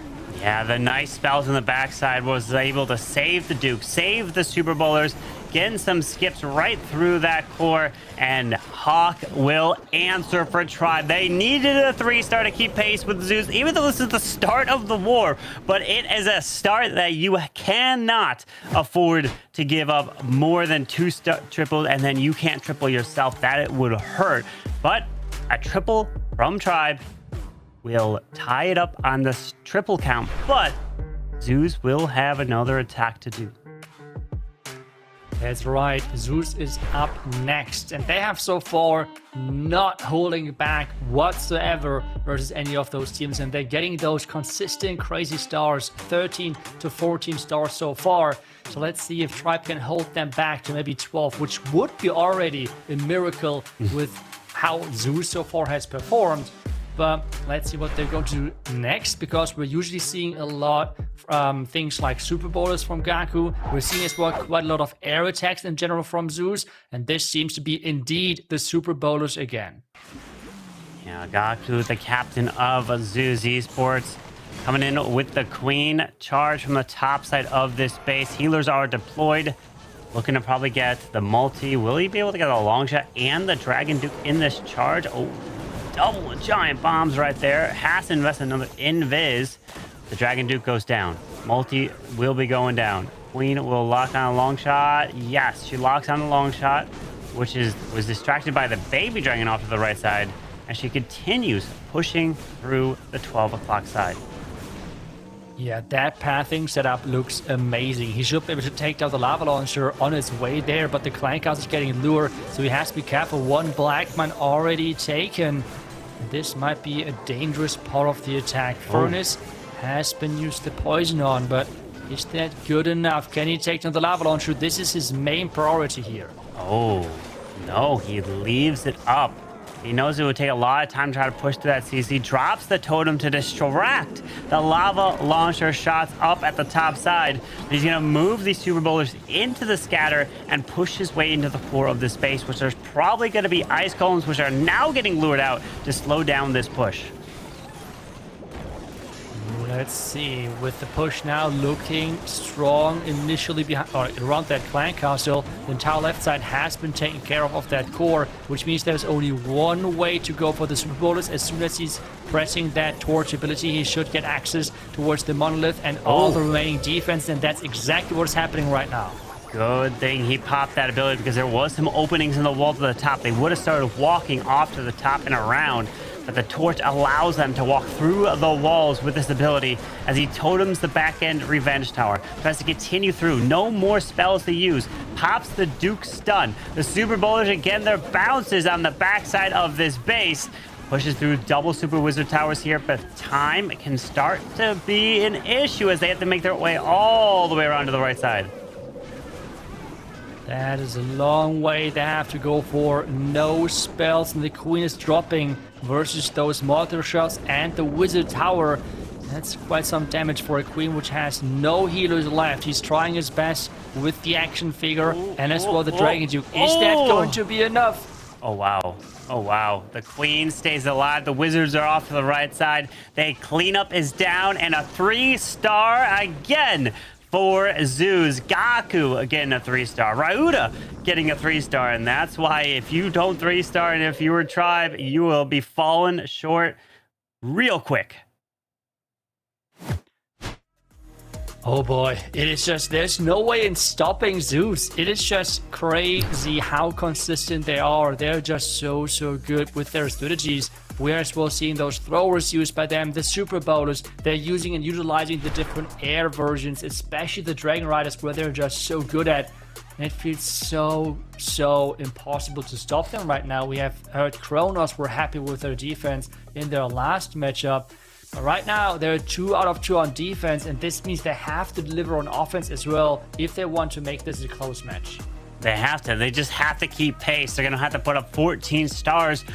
That's the best Tribe can do since they already do have a fail. So that pressure starts to mount. I mean, Zeus, They already have a golden ticket. What kind of mindset are they in? The fact that, like, hey, we don't need to really win. We're just trying to win for prize money and have some fun here. But that means Tribe is under way more pressure than Zeus in this moment. But the Flame Flingers off to the left. We got an Invis with a Rocket Loons can go get that Air Expo, mainly to protect this Flame Flinger push.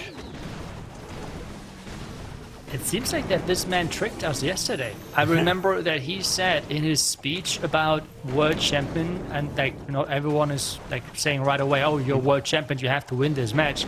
That the meta is completely different. Back then it was about fireballs, and now it's not about fireballs anymore. And he is bringing the fireball to this attack, getting it back. We have the invis spells. Is the fireball going to fly? Yep, there we go. Getting that core completely taken care of. Even the lava launcher. Look at that value, Carbon. Wow, he spotted it, he called it, and he executed.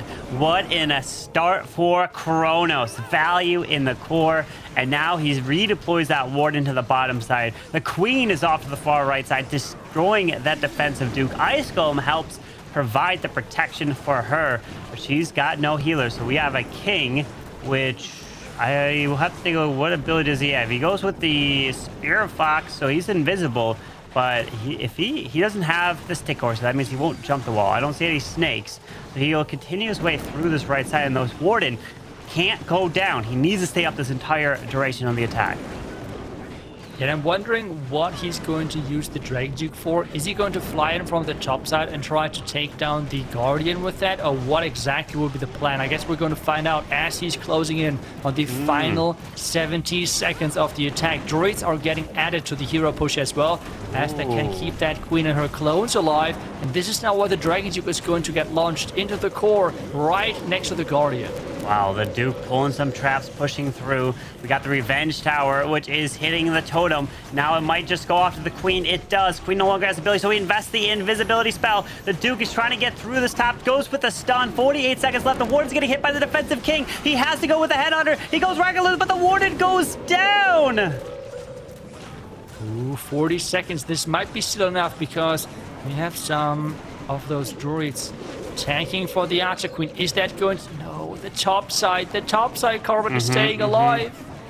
Yep, the top side is still alive up there. We got a Furnace that has the Furnace Bites. Yeti might have jump in 22 seconds. He got a Rocket Loon that he could drop to go maybe for the Super Wizard Tower to try to absorb some of the shots there, but no. The Druid Bears are going up there. We got the Duke that has gone down, and unfortunately, it is going to be a defense, and Kronos falls short.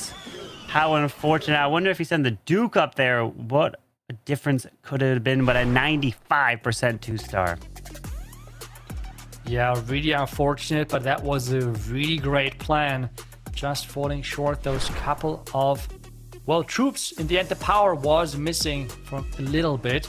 But this means that Tribe Gaming is falling behind a little bit further, especially with, or if Zeus can continue their 3-star streak, which right now they just look like they keep smashing out those 3-stars like it's nothing. And remember, this is Esports modifier. I know, if you're watching Zeus Esports attacks, this might look like the normal game. No modifiers, no nothing, but trust us, they are playing within Esports modifiers as well. They just make things look so easy. They really do. Insane what Zeus is putting up. I mean, you just gotta take notes and like, hey, if they're bringing these attacks, why aren't we bringing these attacks as well? It's working so good for them. But this Duke is gonna charge into the Town Hall, gonna get some chains. Actually can't chain through really anything other than maybe hitting the bottom side Ricochet Cannon. Will now continue into one of them. Hopefully he can turn around and get that Logger, but is slowly pulling out some of the CC. Yeah, I'm wondering if that is enough value because he pretty much only took down the Town Hall with that Guardian. Is it going to be enough value to really justify this investment? He's trying to get that Fire Spitter at least as well. There are some chains towards the core, but that's not enough to take anything out. He's going to go most likely for the Ricochet Cannon, which is not as relevant here. But he's keeping that Dragon Duke alive with investing the Roy Champion now next. Yeah, Roy Champion is moving her way to the right. She does have Phoenix. which means she's going to start to run into the defenses while the Dragon Riders are pushing their way to the top side. Inferno Dragon behind, picking off the defensive Duke. Now there's a lot of stuff in the core of this base. Look at all of it with a Giga Bomb just sitting there, pulling out the double Ice Golem CCs, unfortunately, because of his RC. So those Ice Golems could slow things down as he makes his push through. There is the overgrowth of the backside. He needs to focus to get these Dragon Riders to go into the core. Yeah, he really nicely caught that back and air sweeper as well, making sure that he has nothing really pushing those troops back. The Minion Prince here with the Dark Crown going crazy, but the Giga Bomb is going to be triggered soon. That's a lot of damage now on that hero. Can he stay alive, as this is such a crucial DPS part of this attack? Oh, the defensive poison spell tower is going to be there. It's not activated, it got slowed down, but now it launches to the right side. Dragon Riders to the left are getting picked off. The Milo is still up. We got a revive though. Oh my gosh, but all the heroes are bunched up. How do you know who you can revive in the middle? And he does pick the Duke out of all of it. Getting the Duke, but he's reviving that right into the Monolith. Ooh. And this seems to be the first defense for Tribe Gaming. That was such an important defense to have for them, because this means that they can stay alive in this match. They are hanging on to hope. A fail from Zeus? This does not seem real from what they've been putting up so far. But the fails that came in from Tribe was an 85 and a 95, which means that Dima and Rikiras both are going to pretty much have to triple in their next set of attacks to try to keep pace with what Zeus has been doing. But Kazuma and Stars still to go for Zeus. It's going to be hard to try to stop them. It's going to be really hard to stop them, but at the same time, you need to somehow answer those 3 stars with some of your own 3 stars. And this is now what has to happen for Tribe Gaming if they want to have a chance here. They're all already behind. Yes, we're talking about the crazy defense here, but if they want to utilize that, we need to see 3 stars on their side as well. Dima is in. Yesterday, he was able to deliver a 3-star attack in their last match. Can he do it again here? Yeah. Oh, is this a blimp I see? Ice blocks the Lava Hound. The blimp's flying through, and we got Invis, and hold on, is this a blizzard pulling at my heartstrings here? One of my favorite hits in Clash, but it's so hard to do because you find those giant pops and they are toast.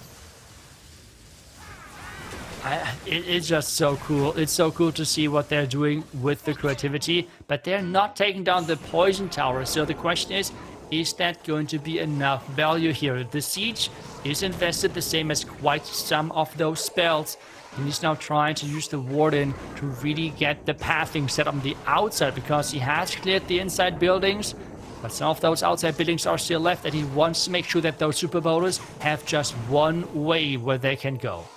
Yeah, but we do have the lava launch also on the back side of the space, so keep your eye on that. Making his way to the left, the Air Expo is hitting this Grand Warden, so the healers are staying on him for the moment. Hopefully they can... No. They're splitting, and the split is not good. The Queen's going left, the Super Bowlers with the Warden going right, and how is he going to adapt here? This is exactly what we were talking about, what the issue was here. Because those troops going different directions is now super tough to recover. He's trying to use the Dragon Duke to somehow push his troops into the middle of the base. But I am not sure he's able to do that and recover that attack somehow. I mean, they are getting pushed into the long shot, getting some bounces. Those with the totem. Super Bowlers are coming back into the town hall to take that down.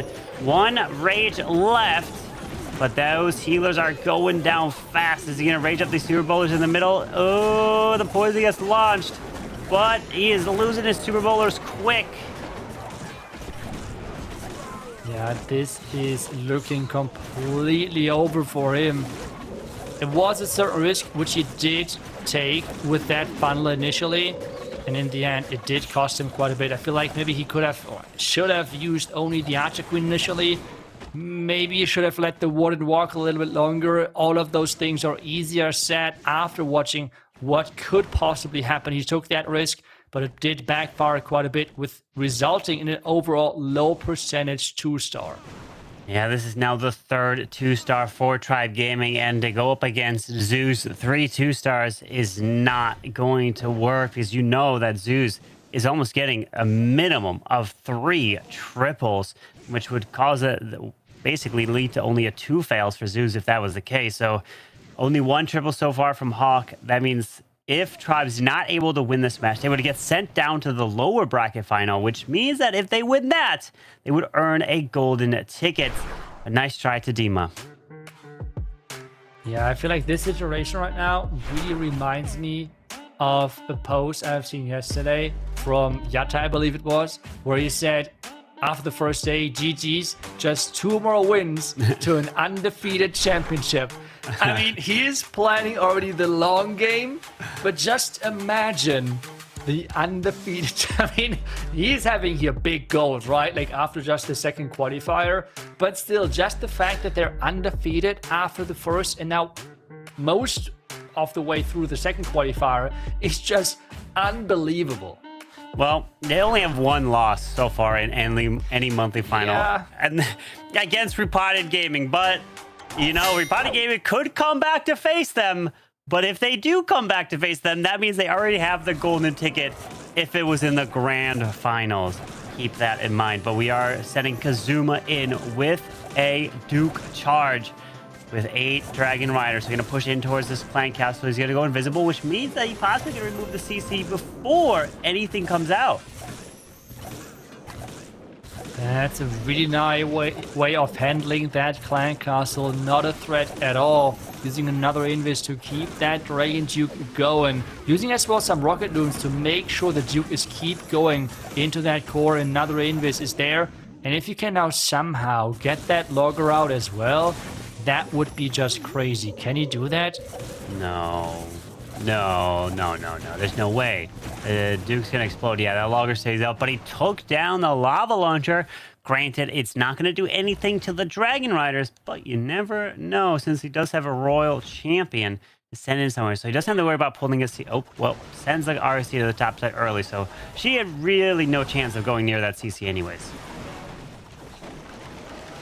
Yeah, we have the top side getting final, and I'm really surprised now to see that he is going completely away from his opening. And again, in between the 2 fire spirits, I feel like the pros are always just looking where the fire spirits are and trying to enter in between both of them. I'm just wondering what is going on with that. Like, what is the one thing which I'm not seeing? Because I feel like that's the most dangerous part to be in. But hey, it seems to work quite often, so there has to be a reason for it. With the troops now closing in, with that logger going down as well. Well, we got a back-end overgrowth onto the raised bell tower compartment. Revives that Duke, where the Minion Prince and Duke are working together, but pulling some traps over to the far right side. Sending rocket balloons over there into the Teslas. They're going to move into the air defense, continuing to take that out. 1 freeze remaining for the backside monolith section when that overgrowth wears off. But slowly picking off everything. He's going to have to time this freeze, time the rocket balloons to go in. Maybe save it for until... No, he uses it now. Okay, yeah, he's got an Inferno Dragon there that could clutch up that monolith. This is just... Can you really push through? I just cannot believe it that they're going again with another 3-star. Black Mine hitting the Minion Prince. Wait a second, there's a lot of traps. Wait a second. Hold on. The Duke is there. We've got the Inferno Dragon as well. Wait, there's a... Sticky Earbite! Inferno Dragon working onto the scatter shot, and he takes it down! Of course he does! Why would he not? This is just insane. This is this even fair at this point? I mean, what are they doing with the other teams? They're just making fun of them. This is not even fun anymore. Zeus is just built so different. How is it possible that one team is just so much better than everyone else?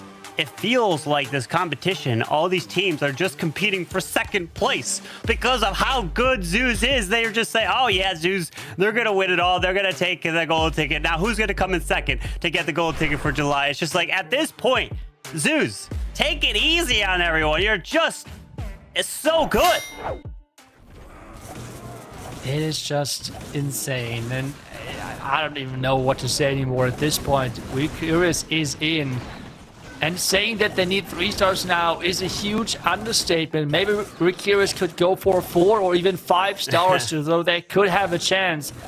But this feels out of reach. He's trying now his best to get the 3-star on the board for Tribe with the Duke charge, which right now looks super solid, to then have Dragon Riders to follow things up for him. Yeah, this Duke is actually making his way all the way to the core, to that clan castle, and then maybe have a shot at getting that logger in the core, or maybe even the town hall while he's at it. But no CC to worry about this point. Invests in Invis. He's got 2 more. My goodness, this is a lot of value to start from Repotted.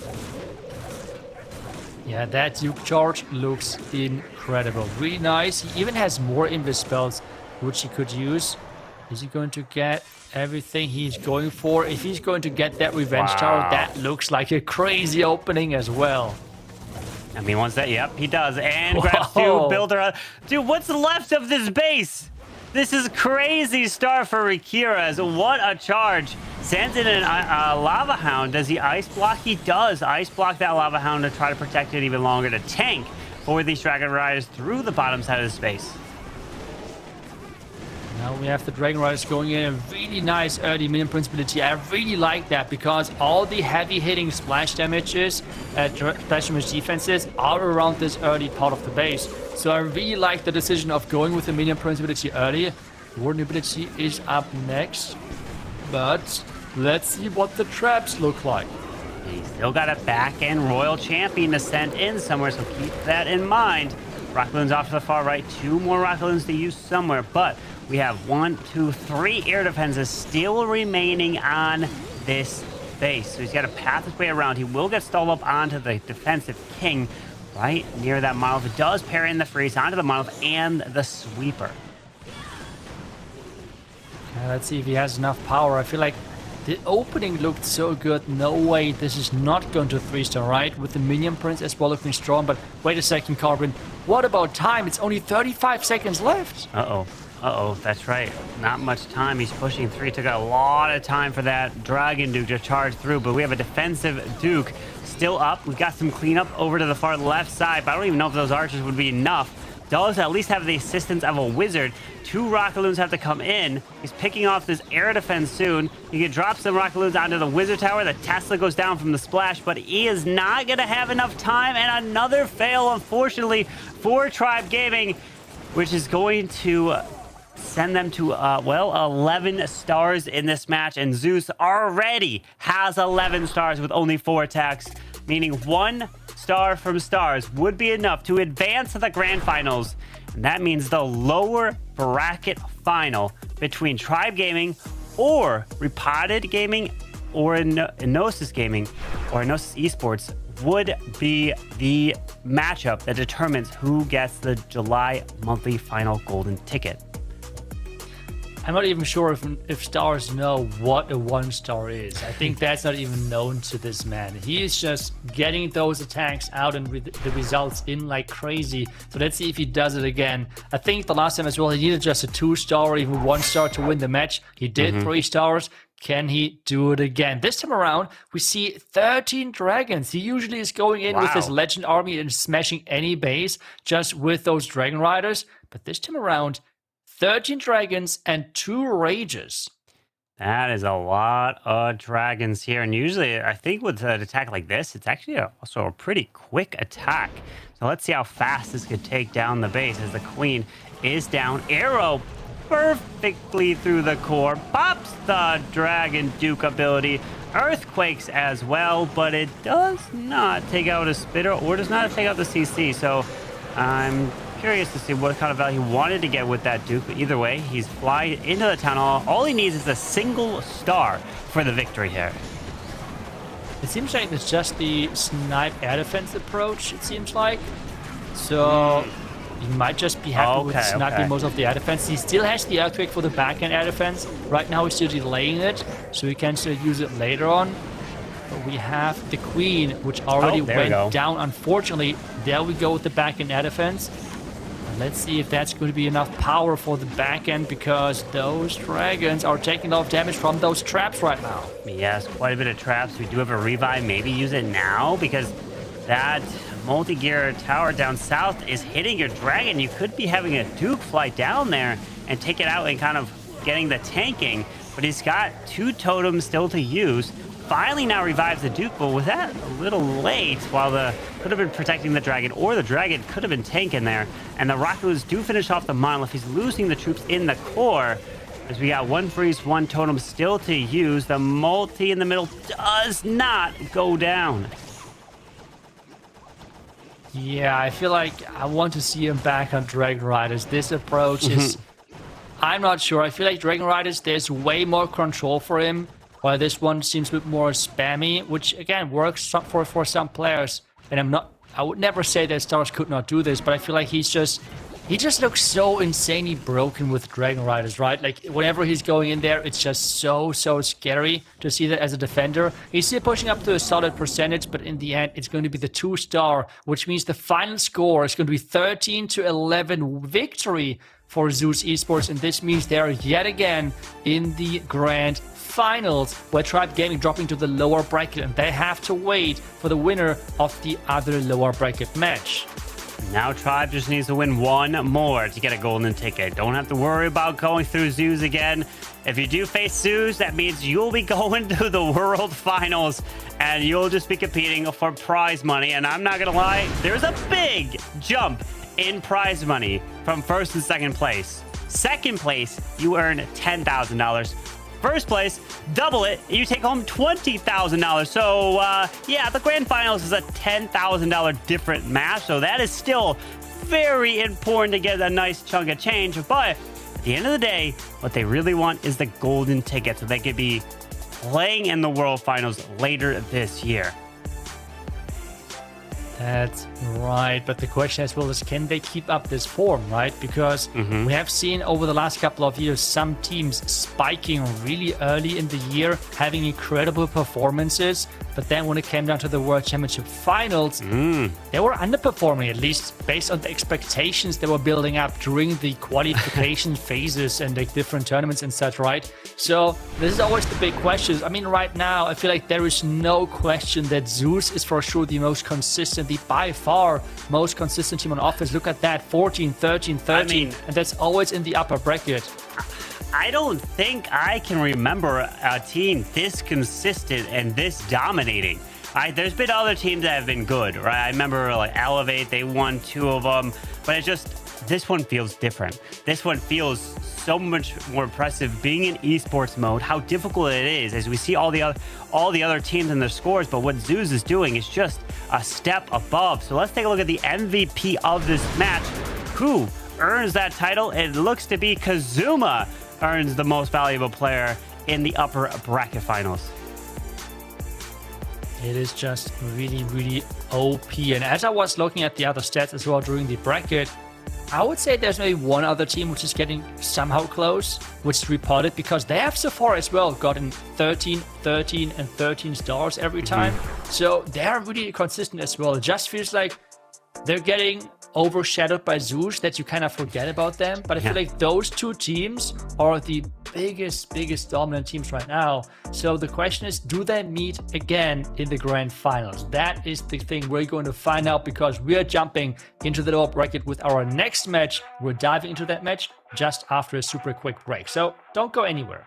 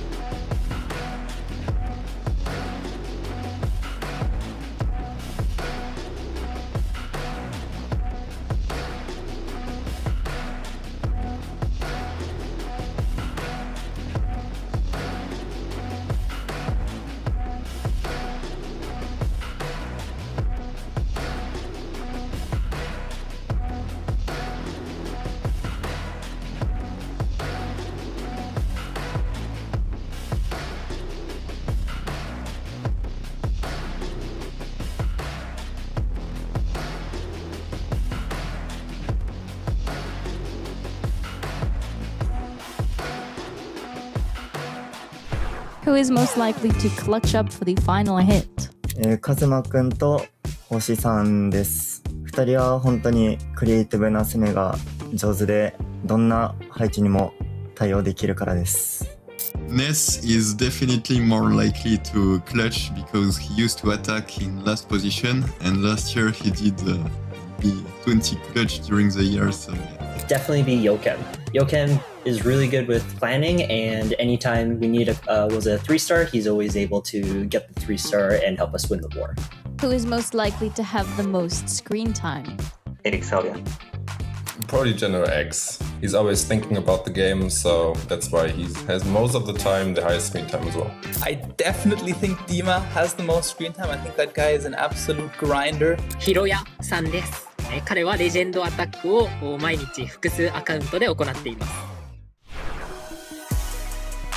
The champions from last month hold on to their position and convert the golden ticket match from the grand finals to the lower bracket finals, where Tribe Gaming now wait with 2 more teams yet to compete to face off against them. Welcome back to the Clash of Clans World Championship. My name is Woody, and I'm pleased to be back with Itsu and Lexnos. Let me hop to you first, Lexnos. Have you tell us what you thought about that last match and what we've got in store now for the rest of the month? It is just unbelievable to watch Zeus Esports in this current Town Hall 18 meta. They just seem to be a complete step above every other top tier team, at least at the moment. We'll see how things shape up throughout the year as the meta evolves, but right now they feel unbeatable. This next matchup, though, is going to be really interesting. Repotted Gaming versus Enosis. They are fighting for a spot, the last spot in the lower bracket finals against Tribe. RPG, probably still the favorites, but I think Enosis have got to be feeling really good after that last 13-star performance.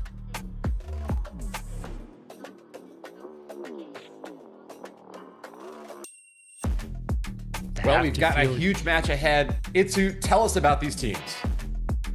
Well, let's take a look at Enosis as they are preparing and getting ready here. We see them with the planning and such, because this is how it works. Those teams have around like 5 to 8 minutes for the planning for their first attack. So it's not like the classic clan where we know from 24 hours planning and such. Nope, this is super quick, and you need to get those plans ready. You need to set up the army super fast as well.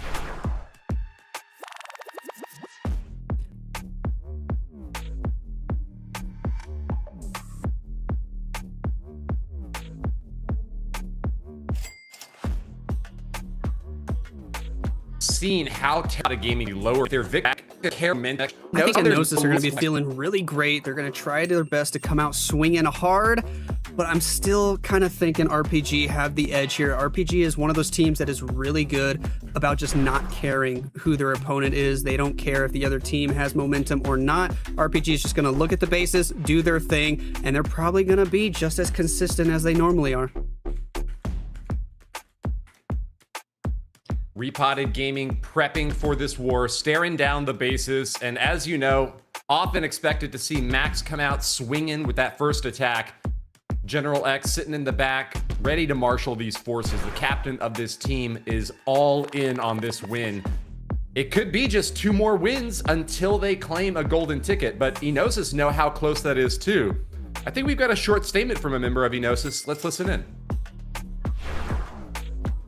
A win against Repotted would prove that we're not the underdogs, and that most teams that might have been underestimating us shouldn't have been, as we were able to show that we have the strength to be one of the top teams. Ethan really catches the nail on the head there, recognizing that one match can really rewrite the entire storyline. If Enosis defeats Repotted Gaming here, Enosis is all of a sudden a monster that must be contended with by the top teams, Lex. That's exactly right. I mean, other than Enosis, like we said earlier, the other 3 teams, all former or defending world champions. So this is all it takes right here for Enosis to be able to compare themselves to the best teams in the world. One war could change their whole career history right here. Well, so we've got the predictions coming in now. I know we've got caster predictions and the predictions from the community. The casters, I think, are going to be unanimous on this one, with RPG doing really well this morning. and finding another opportunity to continue their path through the lower bracket. It is a 4 for 4. Community prediction is just about as decisive as we've ever seen it to. Yeah, I mean, that has to be one of our most one-sided community votings. That is just crazy. 88% here for Repotted. I can fully understand it. I mean, it would be great if Enosis makes this close, but we have talked about how dominant Zeus is, and that the only team which is coming close is Repotted. So beating Repotted would be a challenge. Let's see if they can pull it off. One decisive defense could be all that separates Enosis from a golden ticket match. Let's see if Repotted can turn the tides and keep this train going. Max, as usual, loves to go first for his team, and he is coming out swinging with the Dragon Duke charge. The Spirit Fox is in there. Dragon Duke does take a lot of damage early, but that Spirit Fox saving him. Invis spell next, and a second one as well to make sure the pathing is good. It will be a Dragon Rider heavy setup this time instead of just the Inferno Baby Dragons like he has been doing lately. That's right, having a different setup here. So I would assume, I did not see exactly the Warden equipment, but if he's running the Eternal Tome, that would make sense. As we have said earlier, he likes to bring the Life Gem and Healing Tome combination, especially as a counter versus Poison Tower bases. But this one is a Rage Tower base, actually a double Rage Tower base. So bringing no Eternal Tome, that would hurt your troops a lot. He's already been able to get rid of one of the Rage Towers, which is nice. Those two Super Wizard Towers do stay up, though, and the upper one could make the pathing a little bit awkward for some of these Dragon Riders. We'll have to see how he utilizes the Overgrowth spell. He's going with that Ice Block, not only hitting the Hound there, but several Dragon Riders and even the Grand Warden stunned for a few seconds, but we're right back on track, and the Royal Champion's getting her value from the southeast side as we freeze the Monolith and then have the Ice Hound freeze. He's being nice and patient with the Warden ability and the Overgrowth. He actually brings that Healing Tome Life Gem combination, which is quite surprising to me, but still running those Dragon Riders. We have the Minion Prince, which he did delay, if intentionally or unintentional, we don't know, but he did delay that a little bit, stayed safe for this amount of time. And the back end is maybe not looking as dangerous as he can pass through the tunnel compartment, and if everything stays alive there, he is looking good. He was able to perfectly wait until that second Rage Tower activated and then drop the Overgrowth on that back-end Fire Spitter. So he basically negated both Rage Towers. His area units never had to deal with any raged up defenses. He was able to get through the Town Hall Guardian with ease, pushing into the back side of the base. There are those annoying Ice Golems on the right side of the base, but the Minion Prince is healthy. The Grand Warden is still alive, and look at him just using a Totem spell to pull Ice Golems because this base is crushed. He only has one Tesla left to contend with. He did this already last year, time and time again, starting the match off for his team with 3 stars, and he's doing it for Repotted again. This is why they have poached this player. It is just, I mean, Max is just such a good opening, maybe the best opener attacker there is right now in the world, and Repotted is just really pushing ahead early with this 3-star. Maybe Enosis can stick around with getting their first 3-star in, but this is really the thing with teams like Repotted or Zeus. They are really starting the pressure early on, and if you are not staying close, matches can get out of hand super fast. This is exactly how I expected Repotted to perform here. They do not care who they're playing against. It doesn't matter if it's the best team in the world, if it's the 6th best team in the world, or if it's the 30th best team in the world. They just look at the bases, they make their plans, they stay consistent. This is going to be up to Enosis. If they can handle the emotions, if they can handle the pressure, and it all starts right here with the opening attack. Can Enosis land a triple? And we have the Recall Queen charge with the dragons again. This is something which is becoming more and more popular, but it's still super base dependent. He has to be careful here with the Wizard and Super Wizard Tower, dealing a bit of damage to his healers. And with the Multi-Inferno Tower close by, he needs to make sure that those healers are not going too low early on. Healer's already at half HP, but we are okay for now. Might be worth a Cocoa Balloon at some point. We'll see what he's going to do. The Queen will pick up the Inferno Tower. There was no Angry Jelly on the Queen. He brought the Unicorn. The Unicorn died early. Oh, the Giant.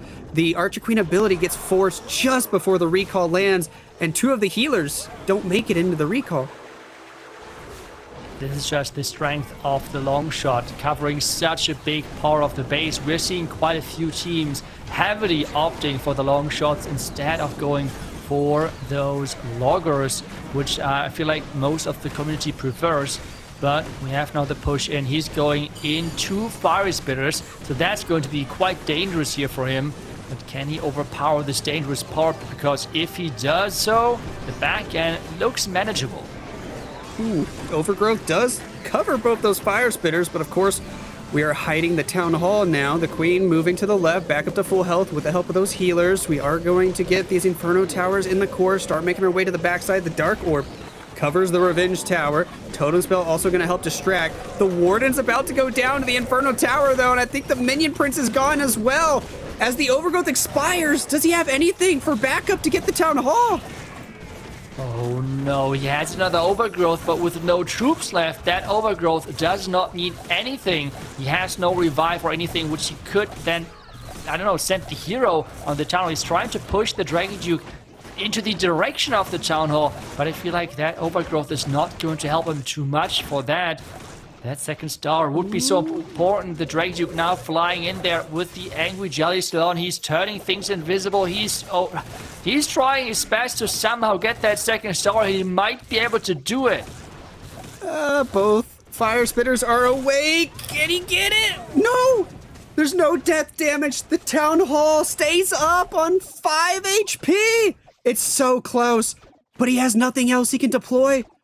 An archer from the top side of the base will get one more building, but there's nothing he can do for the town hall. That is a really, really big rip. Starting with a 2-star deficit is tough, especially versus a top team like Repotted. The base holding strong. And guys, remember that base, because I'm pretty sure that we're going to see this base a lot in ranked over the different leagues, because holding a 1-star, those base links are spreading fast. You're absolutely right. I expect to see that base in Legends next week, and maybe even in the Clan War leagues coming up. Very nice effort there, but just unfortunate. All the troops died in the core. The Overgrowth on the town hall, even though sometimes it can be really good in certain situations, just far too risky there unless you're certain your units will stay alive.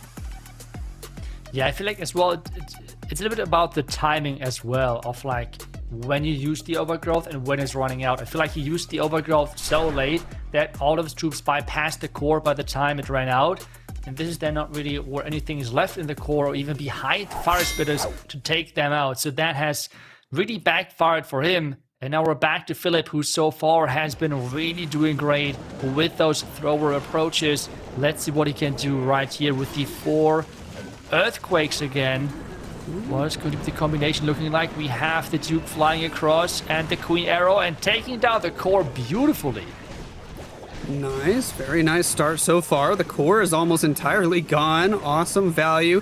The throwers, with the help of a freeze and a totem spell, will eliminate the logger. They'll take out the Inferno Tower, continue to work their way toward the right side of the base. I think they should be able to reach the town hall from the outside. Yes, they do. The Dragon Duke, alongside the Archer Queen, still healthy. Moving their way to the left. The Poison Tower could slow the Queen down a bit, but he's going to try to be able to get the Monolith, maybe even continue pushing.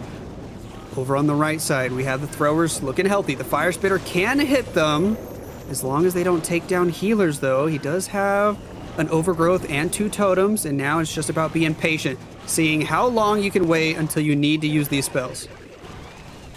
And we have heard that yesterday from Kronos, that right now, currently in the meta, it is really crucial to understand the ranges of the different troops, understand the wall structure of those bases, to understand where and what the troops can reach. And he's utilizing that perfectly with reaching that town hall, and that means the pathing for those throwers is set beautifully to just now go around the back end of the base. But we have the throwers now working together with the king. Nothing on the back end except the revive, so he has to be careful here about time. 1 Overgrowth To help with pathing and or negate some of the damage from the heavy hitting defenses, one totem spell. Will he use it with the throwers or will he save it for the revived Dragon Duke? We'll have to see. Once he revives the Dragon Duke, that Dragon Duke might just get locked onto the Barbarian King right away. He's going to very smartly try to trigger the Poison Tower with one minion before reviving the Dragon Duke. I really love that. Now you can expect that Dragon Duke to get the revive treatment, and he still has a totem spell for flex and a king ability. That looks like a really, really good approach here. He has the Duke going versus that defending King, tanking the Expo at the same time by being outside of the range for the air defense during that part of the attack. We have now the throwers right next to the Revenge Tower as it's waking up again, and this attack looks beautiful. The throwers still alive, the Grand Warden with his Rage Gem still alive, the healers are healing, the King still moving through, marching on to that scatter shot, going to be able to take it out as the Yeti distracts. The throwers can get the Inferno Tower, and it is looking like another 3-star for Repotted Gaming as long as he gets to this Poison Tower, and he does with ease. Repotted Gaming are feeling good. 2 for 2 after their first 2 attacks. That looks like a statement here right now for Repotted. They have not just defended on a 1-star, but as well going 2 out of 2 on offense. They're not leaving any option open whatsoever of getting to the next round. They want to have that rematch in the grand finals versus Zeus, because now with the bracket kind of set when it comes down to the grand finals, whichever team is making to the grand finals is getting guaranteed that golden ticket, because Zeus has already won. It's either Tribe, it's Repotted, or it's Enosis. One of these 3 teams will get the golden ticket. And Enosis, they are down by 2 triples. You can almost consider it 3 triples because of the 1-star. They have to step up now. They're going to need pretty much the rest of their teammates to pull through with a 3-star or get a really good defense. That's right. Offense is now super crucial for them. And they're trying to go in with these super bowlers. We have that funnel at the bottom side with a nice cheeky loon and Yeti, it seems like. Well, the healers are with the Queen. They're trying to go for that first Fire Spitter, but the other Fire Spitter is actually on that Queen, and with the splash, damaging already the healers early on. This is definitely super unfortunate. The Giant Bomb will do a little bit of damage. Does he consider recalling early? Because these healers are constantly in danger, he's just going to continue to invis quickly in order to keep the Queen going. He wants to get that value, pull the CC troops out, maybe even get the Spell Tower, and there's the recall. Whew. Okay, this time around, not losing the action figure early on. But we have now the recalled troops. We have a lot of skeletons here from the witches generated, and the bowlers are pushing in. He has a poison which he can use on those witches, but I feel like with those super bowlers he doesn't really need that. He can save that poison for the Guardian or for anything on that back end.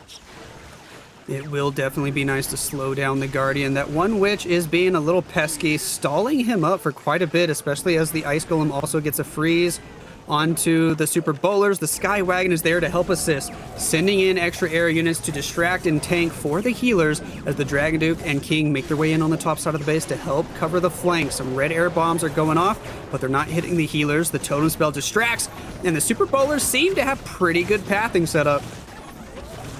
Yeah, the pathing is there. The bounces are even better.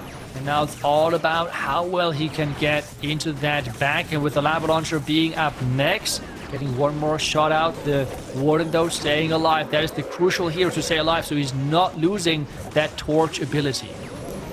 Invis spell, these bowlers still hopping walls, able to take out the Revenge Tower with ease. One more rage spell to the backside of the base, alongside an Ice Golem freeze, a totem spell to distract. He already eliminated the defensive Barbarian King. The Warden's still alive, one healer hanging on. Another freeze effect there. You must have had some extra Ice Golems popping off. Beautifully done, although there's not that many units taking advantage of it. Just the one baby dragon in there in the bottom side of the base. He's gonna have to wait. I thought it was looking good, but everything started to fizzle out. The Warden's dead, the healers are dead. We got 2 super bowlers, a Dragon Duke and an Archer Queen, but they're all low health. When with another defending hero on that back end, this is not going to be an easy job for those troops. Another freeze is invested in. So for the freezes, our picks are perfect. But even if the power is enough, with 15 seconds left, this attack is going to fall short. And this means Enosis Esports can just not get the attacks in. A 1-star, a 2-star, that's not going to be enough, as by now that they are 3 stars behind with only 2 attacks in on both sides. A very large deficit for Enosis Esports, and not only that, but 8% overall total destruction. I mean, that is like 40 buildings after just 2 attacks. So they're down 3 stars. They're down by a lot of percent. They are going to need a miracle. It's still possible, but RPG have this war completely in their hands. As long as they don't have any big mess ups, they can guarantee themselves a war against Tribe Gaming for that golden ticket. Yeah, Enosis was gifted this opportunity to play in this round with having a 1-star defense in the final one in their last match. And as long as Repotted is not doing that yet again and giving them some crazy defenses, this match looks really, really tricky to come back from, especially with how Repotted is looking like so far. That's what they're going to bring up next, strategy-wise and result-wise, because Repotted is up next with Darkstar, who so far has done an incredible job in this qualifier with his Lalo attacks. And it seems like he's going to keep doing that for Earthquakes this time around. What is he cooking up with that Fireball in place as well? Oh my, Fireball Lalo. We have seen this a few times, but it is really fun to see when it works out right. Here we go with the Fireball from the left side of the base. No time to wait. The Invis spells, the Fireball perfectly placed. It looks like taking out that Super Wizard Tower, taking out that Rage Tower. He won't have to worry about that Spell Tower later in the attack. And this really has been the storyline for Repotted Gaming, is they have been the sort of team that can drop down to the lower bracket and then kick it into high gear and do so well grinding through this lower bracket. The opening looks good. He has that defending furnace taken care of around the clan castle. Now the recall for the Warden after that Fireball has been delivered. He wants to enter at that top side, it seems like, because that is what the sweeper is looking like. So nope, he's going from the complete opposite side. He wants to enter more from the bottom side to get his troops going and does not have the revenge tower on the back end. I can't fully understand that, because that thing is quite scary. I am a little worried about these Ice Golems here slowing down his Dragon Duke just before getting to the Revenge Tower. His Dragon Duke's going to lose a lot of HP to that Revenge Tower. The Overgrowth is placed. Luckily, he adjusts, drops a Totem Spell to help save the Dragon Duke. This is the side he wanted to enter from, and it looks like the pathing is pretty decent. One Icehound freezes, another Icehound ready to fly. As the air defense goes down, that Icehound will move its way up toward the top side of the base. The pathing is good, but he's out of spells. Does he have what it takes to push through the rest of it?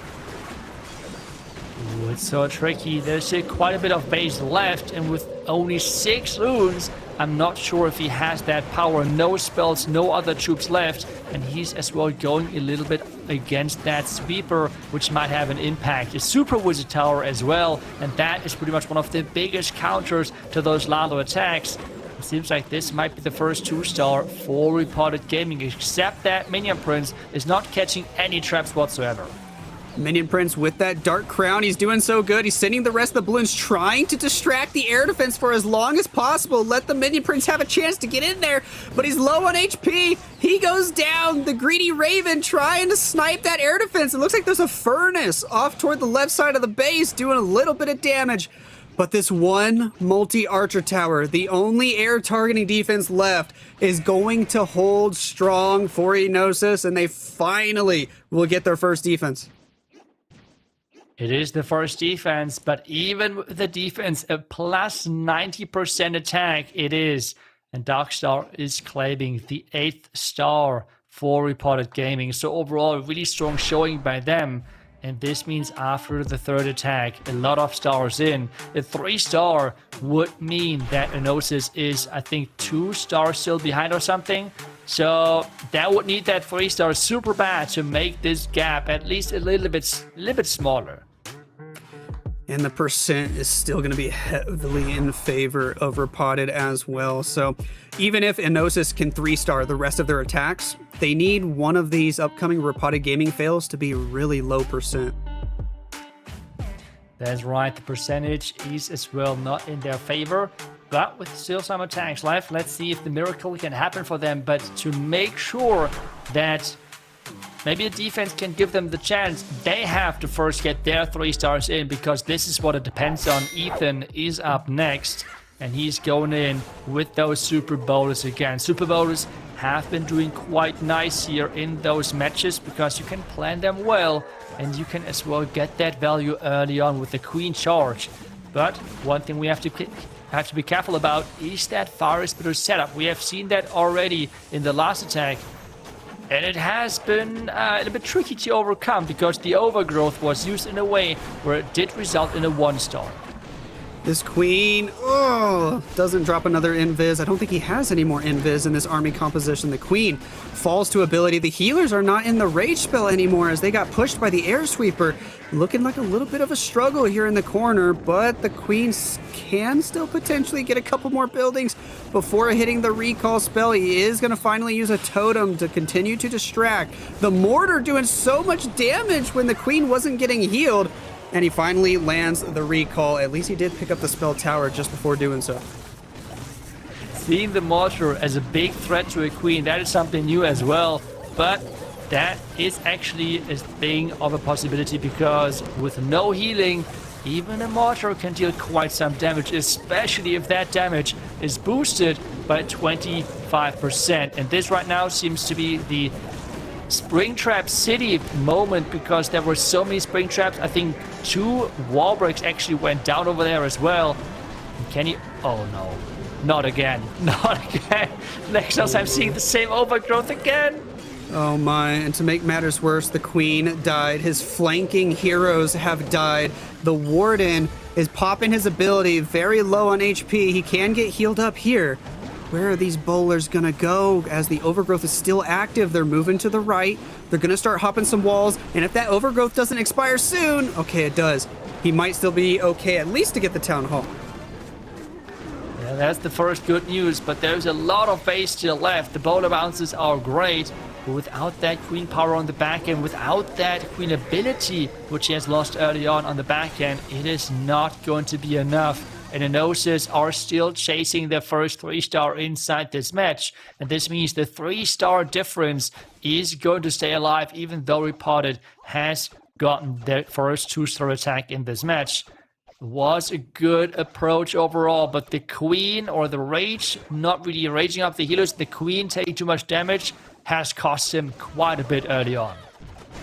The bases from Repotted Gaming just proving to be really, really tough for Enosis to crack. They are not able to break one just yet, and this is another low percentage defense. Repotted Gaming, you got to be feeling just on top of the world as they are looking to move into the final 4 attacks here, up by 3 stars still. I mean, they are just looking as strong as can be and really living up to that name of being the lower bracket kings.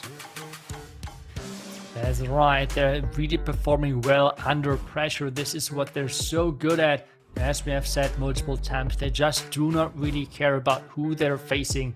If it's like the best of the best, the second best, whoever their opponent might be, they are just concentrating on their own attacks, and this is what they have been doing so well over the last couple of matches, because they have been consistently getting 13 stars every single match they have played so far. Right, indeed. I mean, the only war they lost against Zeus, they still scored 13, and they just happened to get outperformed because Zeus is on a whole nother planet right now. But we will see if Repotted can continue this streak with General X coming in to do the next attack. He has been having some very nice attacks lately, and today he continues with the Super Bowlers. That's right, Super Bowlers again for General X. He's having a little bit of damage on his Archer Queen, but that should be fine as she's walking in. The healer damage as well is in okay spot, but he has to be careful with possible more spring traps, and as they could hit that Archer Queen. The funnel has been accomplished, but he has to be careful now as he's keep going for more and more buildings. Very simple entry spot here for the Queen. He did not want to invest the other Invis spell to pick up the Poison Tower. I guess he can worry about that later. Recalls the Queen after that very simple funnel. Redeploys on the outside, and it looks like her Angry Jelly's still in effect for a few more seconds. Finally, she'll target the trash buildings, and then he can deploy the Super Bowlers and enter straight into this Monolith section and have great pathing to get the Town Hall early. That is the plan for sure. Getting in there. The poison, though, getting launched at his entire group of troops.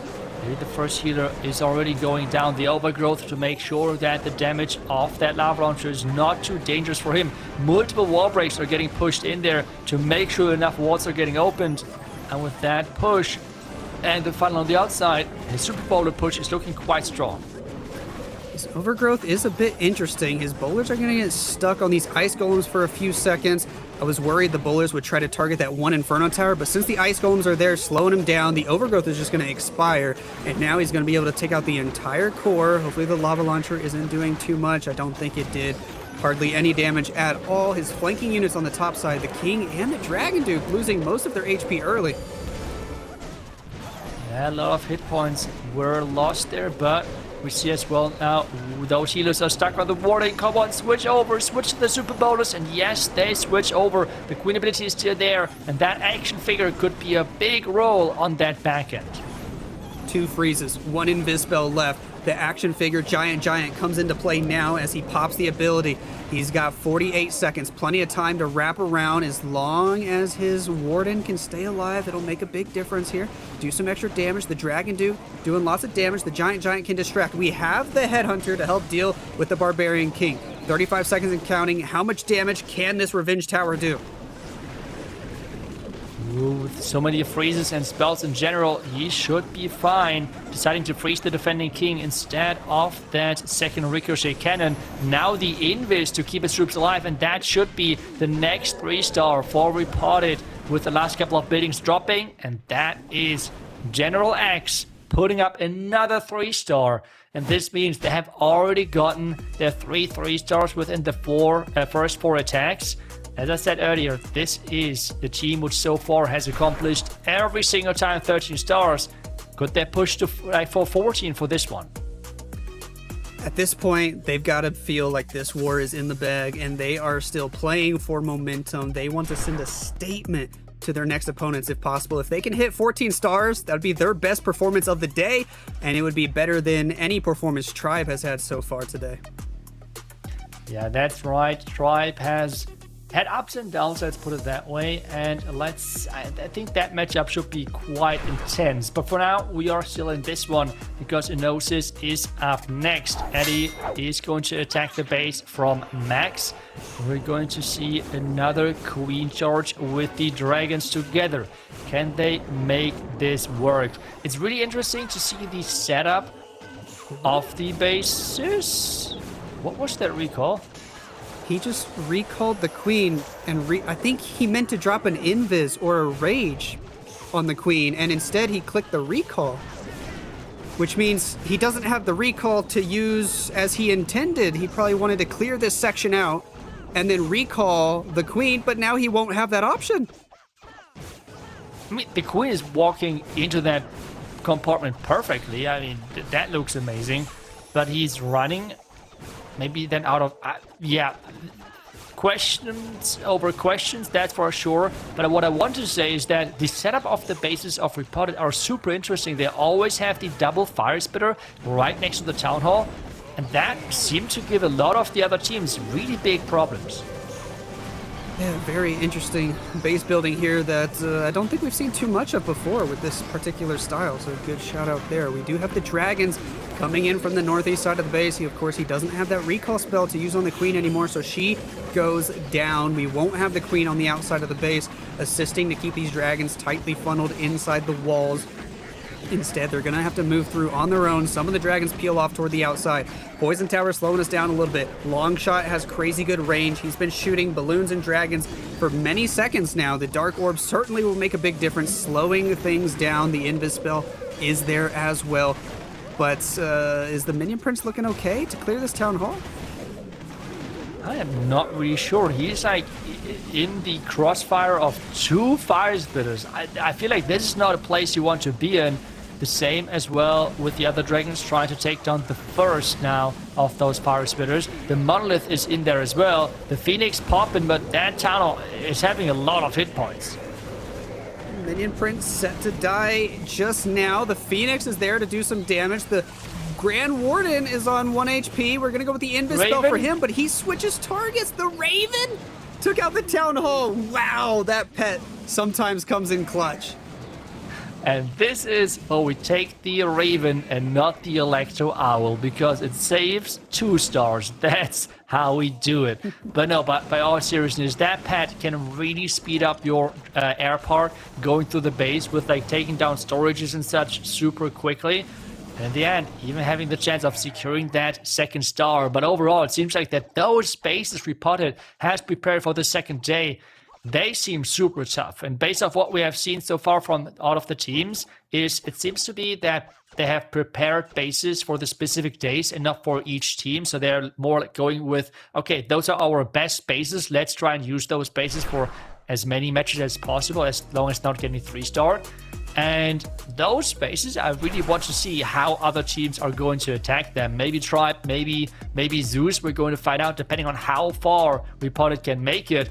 But those setups with the fire spitter right next to the town hall, they look super, super interesting and toxic to attack. Very cool setups indeed, because I don't recall seeing those much in the past, and it is working really well for Repotted. And it seems no matter what plan Enosis comes up with, they continue to want to enter with their main group into both fire spitters instead of coming behind them. So just a really good setup from Repotted with their base building. They know based on how they've built the rest of the base that players will prefer the pathing that comes into those fire spitters, and they're getting basically double damage by having both those fire spitters hitting the air army. Oh, let's go. We see the queen charge with the fireball and lava loon puppet. Let's go. Let's see what Anstonius can cook up for this one. We have the flame flinger. We have the setup with the Yeti at the bottom side for the funnel, I would assume. We have the queen then most likely charging somewhere, or let's see what his plan is. Or if he's going to start things off with the fireball early, and yes, that's what he does. Getting that fireball in and even damaging those other defenses already, since the lava loons are going to go over them. This means they're dealing a lot of damage. It seems he has no extra plan for the Grand Warden. He's okay with just letting the Grand Warden die there to the Minion Prince. He's going to invest the rest of the spells for other parts of his army, probably most of these spells for the Archer Queen, as she goes in with a Rage, a Totem. She needs to take out some of these enemy heroes. She's going to be responsible for this Town Hall compartment. There is no recall spell, so he just wants this Queen to get the Town Hall, to keep pushing forward, maybe even all the way to the core of the base, as there's no real other big part of the army. It's just heroes in different corners of the base and rocket balloons where needed. Oh, this is crazy, but there's so much damage. He has to be careful. Another Rage has been invested. A really nice test loon of a rocket loon coming in, tanking one of those black mines. He's using an Invis spell there to make sure the king is staying on the outside and not joining the queen inside that core. Pushing further in. We have now the poison as well invested to make sure that the furnace is taken care of. And he has that back and Dragon Duke with the Angry Jelly as well. An extra totem spell distracted that defending hero there, so the Archer Queen could take him out with ease. Stuck on the ice golems for a few seconds. That will certainly slow things down, but the Queen is healthy. The healers are still alive, which is all very important. He's going to send the Dragon Duke from this bottom right side with the assistance of a couple rocket balloons. The Angry Jelly allows that Dragon Duke to go for defense after defense. The preemptive skeleton spell distracting the Revenge Tower. The Queen can get these storages. The Dragon Duke still going for defenses. The remaining rocket balloons being utilized on the top side of the base. The freeze spell, the Invis spell on standby, the Dragon Duke ability. It's looking pretty good for Anstonius. This man is just so crazy with those creative fireball approaches. It is insane. 30 seconds roughly there, and he is already celebrating, putting his hands in the air. That attack was insane. Having the confidence of charging into that type of tunnel compartment with a lava launcher right behind is super, super impressive. Getting the job done here, and he makes things look so easy. Everyone who has ever tried and attempt this strategy knows how stressful this is. And watching him do it, it just looks easy. It just looks like, yeah, that's just regular attack, no problem. It is so strong what he does here. And at the same time, this is now the first time for them to get 14 stars. They're getting ready for the next match down here in the lower bracket. Repotted have officially won this match. We're still going to see one more attack from Enosis. It's going to hopefully be a good one for them. But wow, it is so cool to see Anstonius bring Queen Charge back into the esports meta. And it wasn't just this sort of monolith arrow Queen Charge opener with a recall. That was a full-on Queen Charge all the way through the core of the base. Never recall her, just use almost all your spells on her. I mean, that brought me back to the Town Hall 14 and Town Hall 15 days. It was very fun to watch. Just imagine, like in the old days of doing like a jump Queen Charge or like an earthquake Queen Charge. Oh my goodness, those were such good days. I mean, Einstonius would make it work, I'm pretty sure about that. But let's take a look at what Joachim can do for his team as he's charging in as well with his Queen, but having the recall spell in there to really set up the pathing for his super bonus. The Archer Queen trying to get this value here on the bottom right side of the base, having to invest a few spells early as the defensive Barbarian King is there. The Monolith doing lots of damage, the Expo also a threat, but after a few spells invested, the Queen seems to be getting all the value that he wants. Which way will she go next? The Angry Jelly effect wears off. Queen is able to target the gold storage, and she still will walk to the right, which I assume is what he wanted in order to get this Expo. Yeah, and the pathing he's able to accomplish here looks really good. Question is, can he really then use that to push his super bonus into the base on its way? Recall is invested, and he's going right in from the far right side with his Archqueen and the super bonus. Where does he want to enter? Where does the funnel then comes in from with his Dragon Duke and as well the King? We'll see if he decides to skip the Revenge Tower at first, or if he'll enter straight in early. He already has some wall breaks further northeast. It looks like he will choose to skip it for now. I guess the Skywagon and the troops from the Skywagon are likely to take out this Revenge Tower. The Dragon Duke King on the upper side of the base. They are slowed down a little bit by that enemy hero up there. The defensive Dragon Duke slowing us down with the awkward dead zone here. The bowlers are staying outside. He's having to move all the way up to the top side of the base. And are the bowlers even going to go in?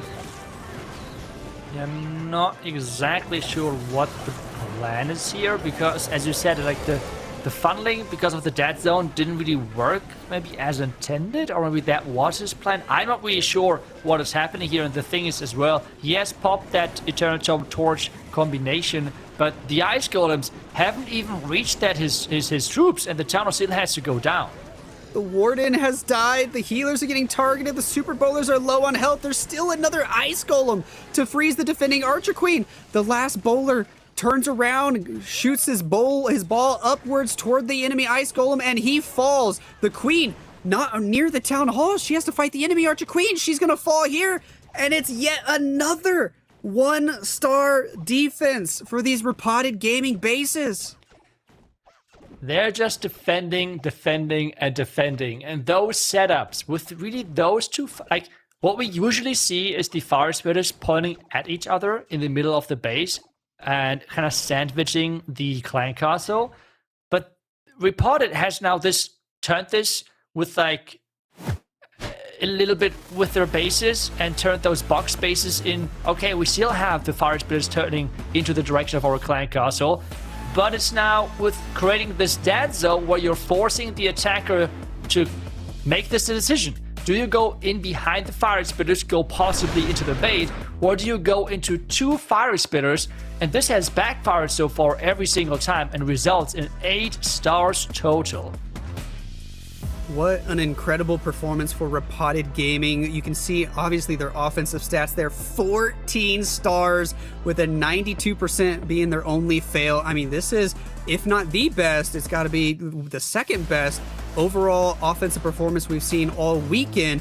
and combine that with possibly the best defensive performance we've seen all weekend. Just a stellar performance for Repotted Gaming, sending them into the final 3. Now all they have to think about is Tribe and potentially the grand finals after that. What an amazing performance. We did see very nice efforts out of Enosis Esports in previous wars this weekend. Congratulations to them for getting that 4th place, and hopefully we can see more of them in the months to come. But take a look at how our bracket is shaping up.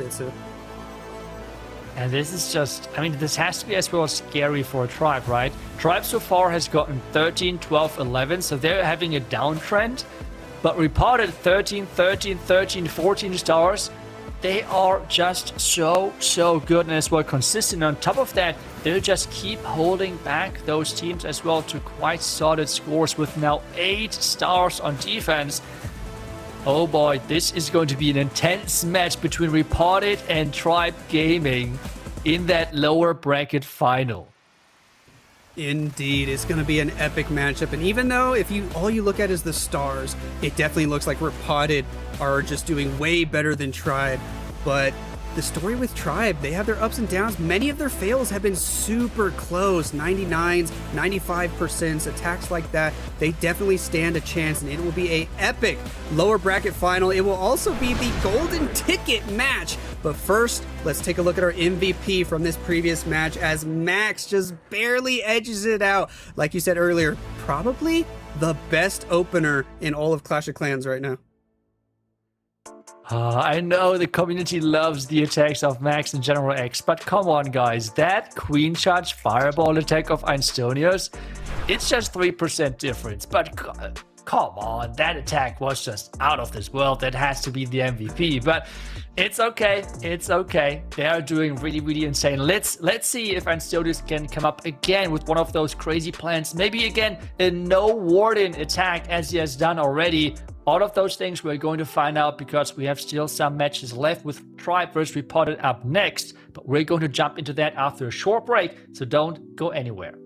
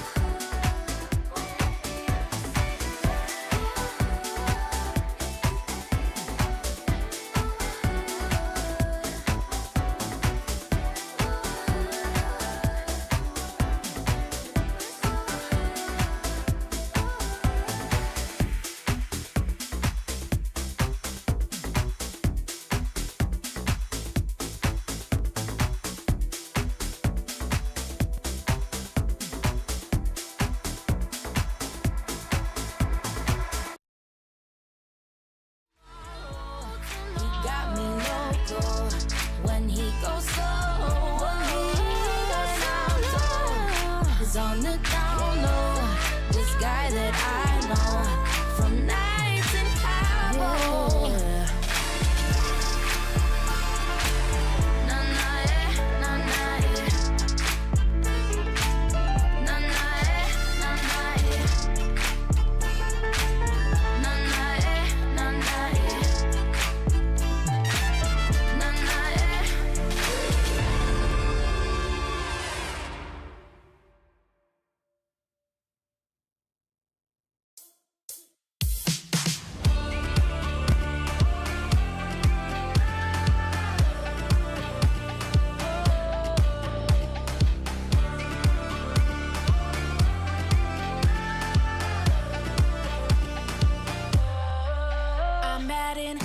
to the fire. I'm bringing the fire. Nothing's gonna hold me back from burning so bright. I only keep getting higher. I see it inside. Blame it on the way I thrive when pressure's applied.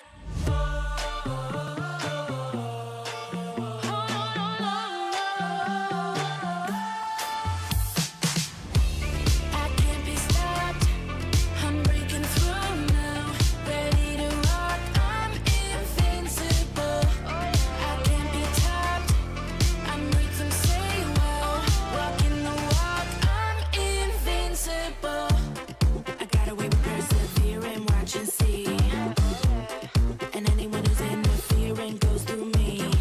Nobody does it the way that I do. Keeping it old school while bringing the new. I got away with persevering, watch and see.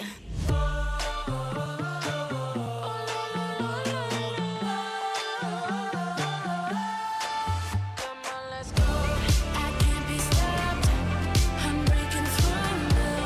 Ready to rock. I'm invincible. I can't be topped. I'm rhythm say well. Walking the walk. I'm invincible. Invincible. I'm invincible. Invincible.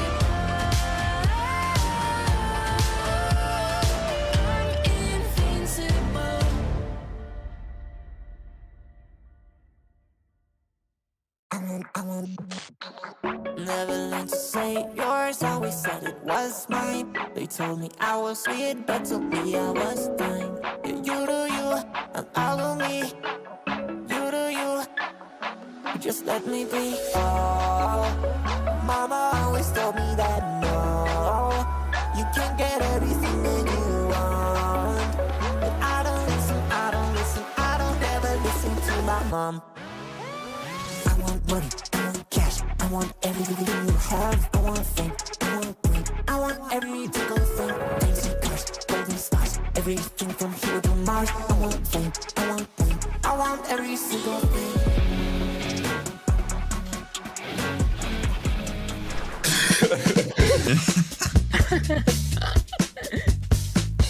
From memory, we would like you to draw a golem.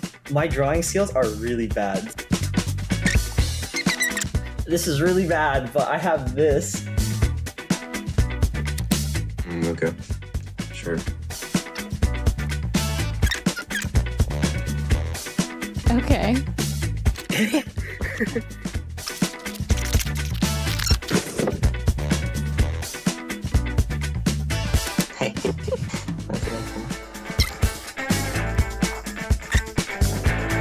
El golem.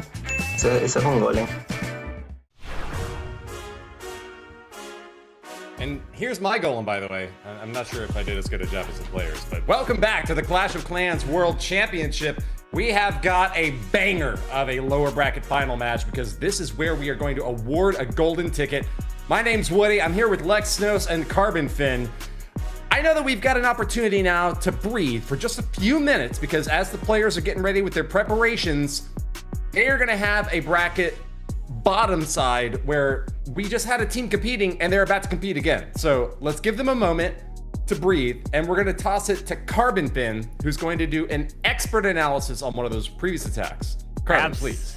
Yes, thank you so much, Woody. Let's go ahead and break down Estonius' attack actually from yesterday in case you missed it when he brought no warden. Yeah, take a look at the army. Well, we have the king and the queen, the dragon duke, and then no warden. So let's pause it here as we go ahead and showcase the plan. Notice what he has is this flame flinger. And notice down at this bottom side, what is anything that can take out this flame flinger? Well, nothing other than it would be this mortar, the other mortar, and then the fire spitter. But the fire spitter is pointing the other way. He took out the one mortar with the rocket loons. So this flame flinger can just coast its way all the way down here and take that all out.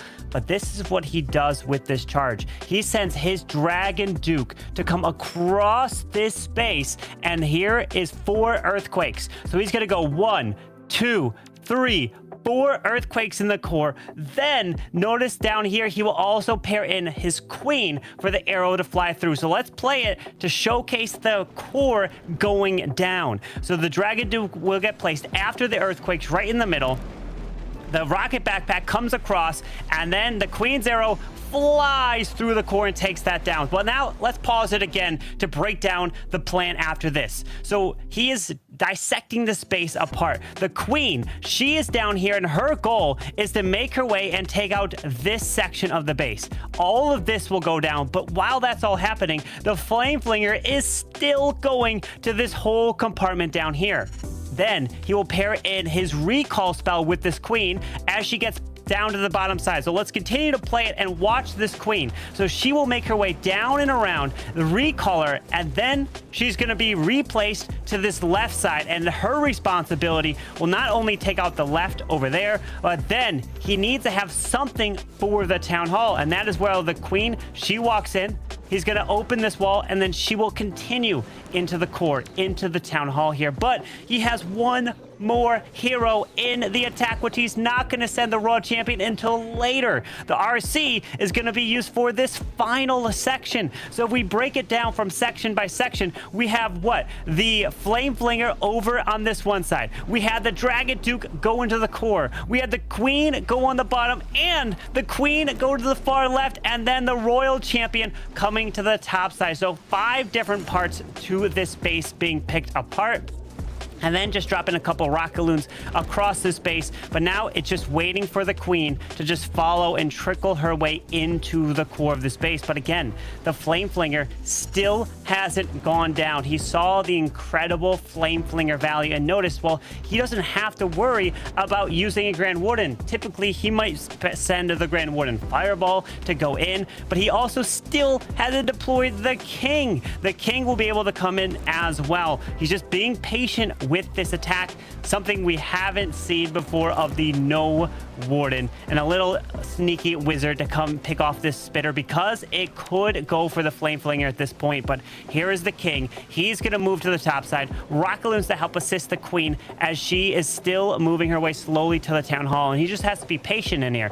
Plus, inside of the CC, he decided to go with Yetis. They help take out the King. The Headhunters go and help take that down to make it even a little bit more efficient. But then the Yeti might jump and grab the Revenge Tower. So as the Queen is still making her way through, but a brilliant little totem right here to distract the Logger so that the shots of the Logger go away from the Queen. But when the Wall Breaker went in here, it didn't hit the Wall Breakers from the splash of the Queen. So as he sends the RC, she finishes up over here. The Queen finishes up over here and grabs this base. So Enosis, what a great attack, not using a Warden. He saw there was massive Flame Flinger value off to the right side, which made it worth it. So it just kept going, picking everything off. And that was an attack versus Stars' base yesterday. And if they win, they will get their revenge and trying to take them out yet again. But first, they have to focus on this lower bracket final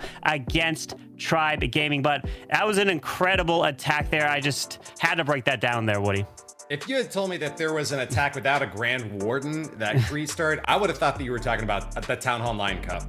Lex, I want to toss this back to you. Do you think that this opens up a new avenue in the metagame for non-Grand Warden attacks? Or was this kind of a niche one-off case that won't likely be replicated? I think a little bit of both. Both things can be true at once. It probably won't be the only attack in esports mode we see at Town Hall 18 that doesn't involve a Grand Warden, but it very much is a niche case. It's very base specific for him to be able to break down that base like that and identify that every hero can play such a big role that he used, and you don't need the Grand Warden. Just absolutely amazing, and Enosis really living up to his name and proving to be one of the smartest players in Clash of Clans. Well, we've got a solid chance at seeing it again because Enosis is in this next matchup. We've got Repotted Gaming marching back onto the field for our golden ticket match of the month. Tribe Gaming versus Repotted Gaming, a world championship team on both sides of the arena, and the opportunity now to go back to the world finals and reclaim that former glory. The lower bracket final is the competition that we'll see who faces off against Zeus for the top spot this month. But because Zeus already had that golden ticket, we get to assign it instead to this match. Carbon.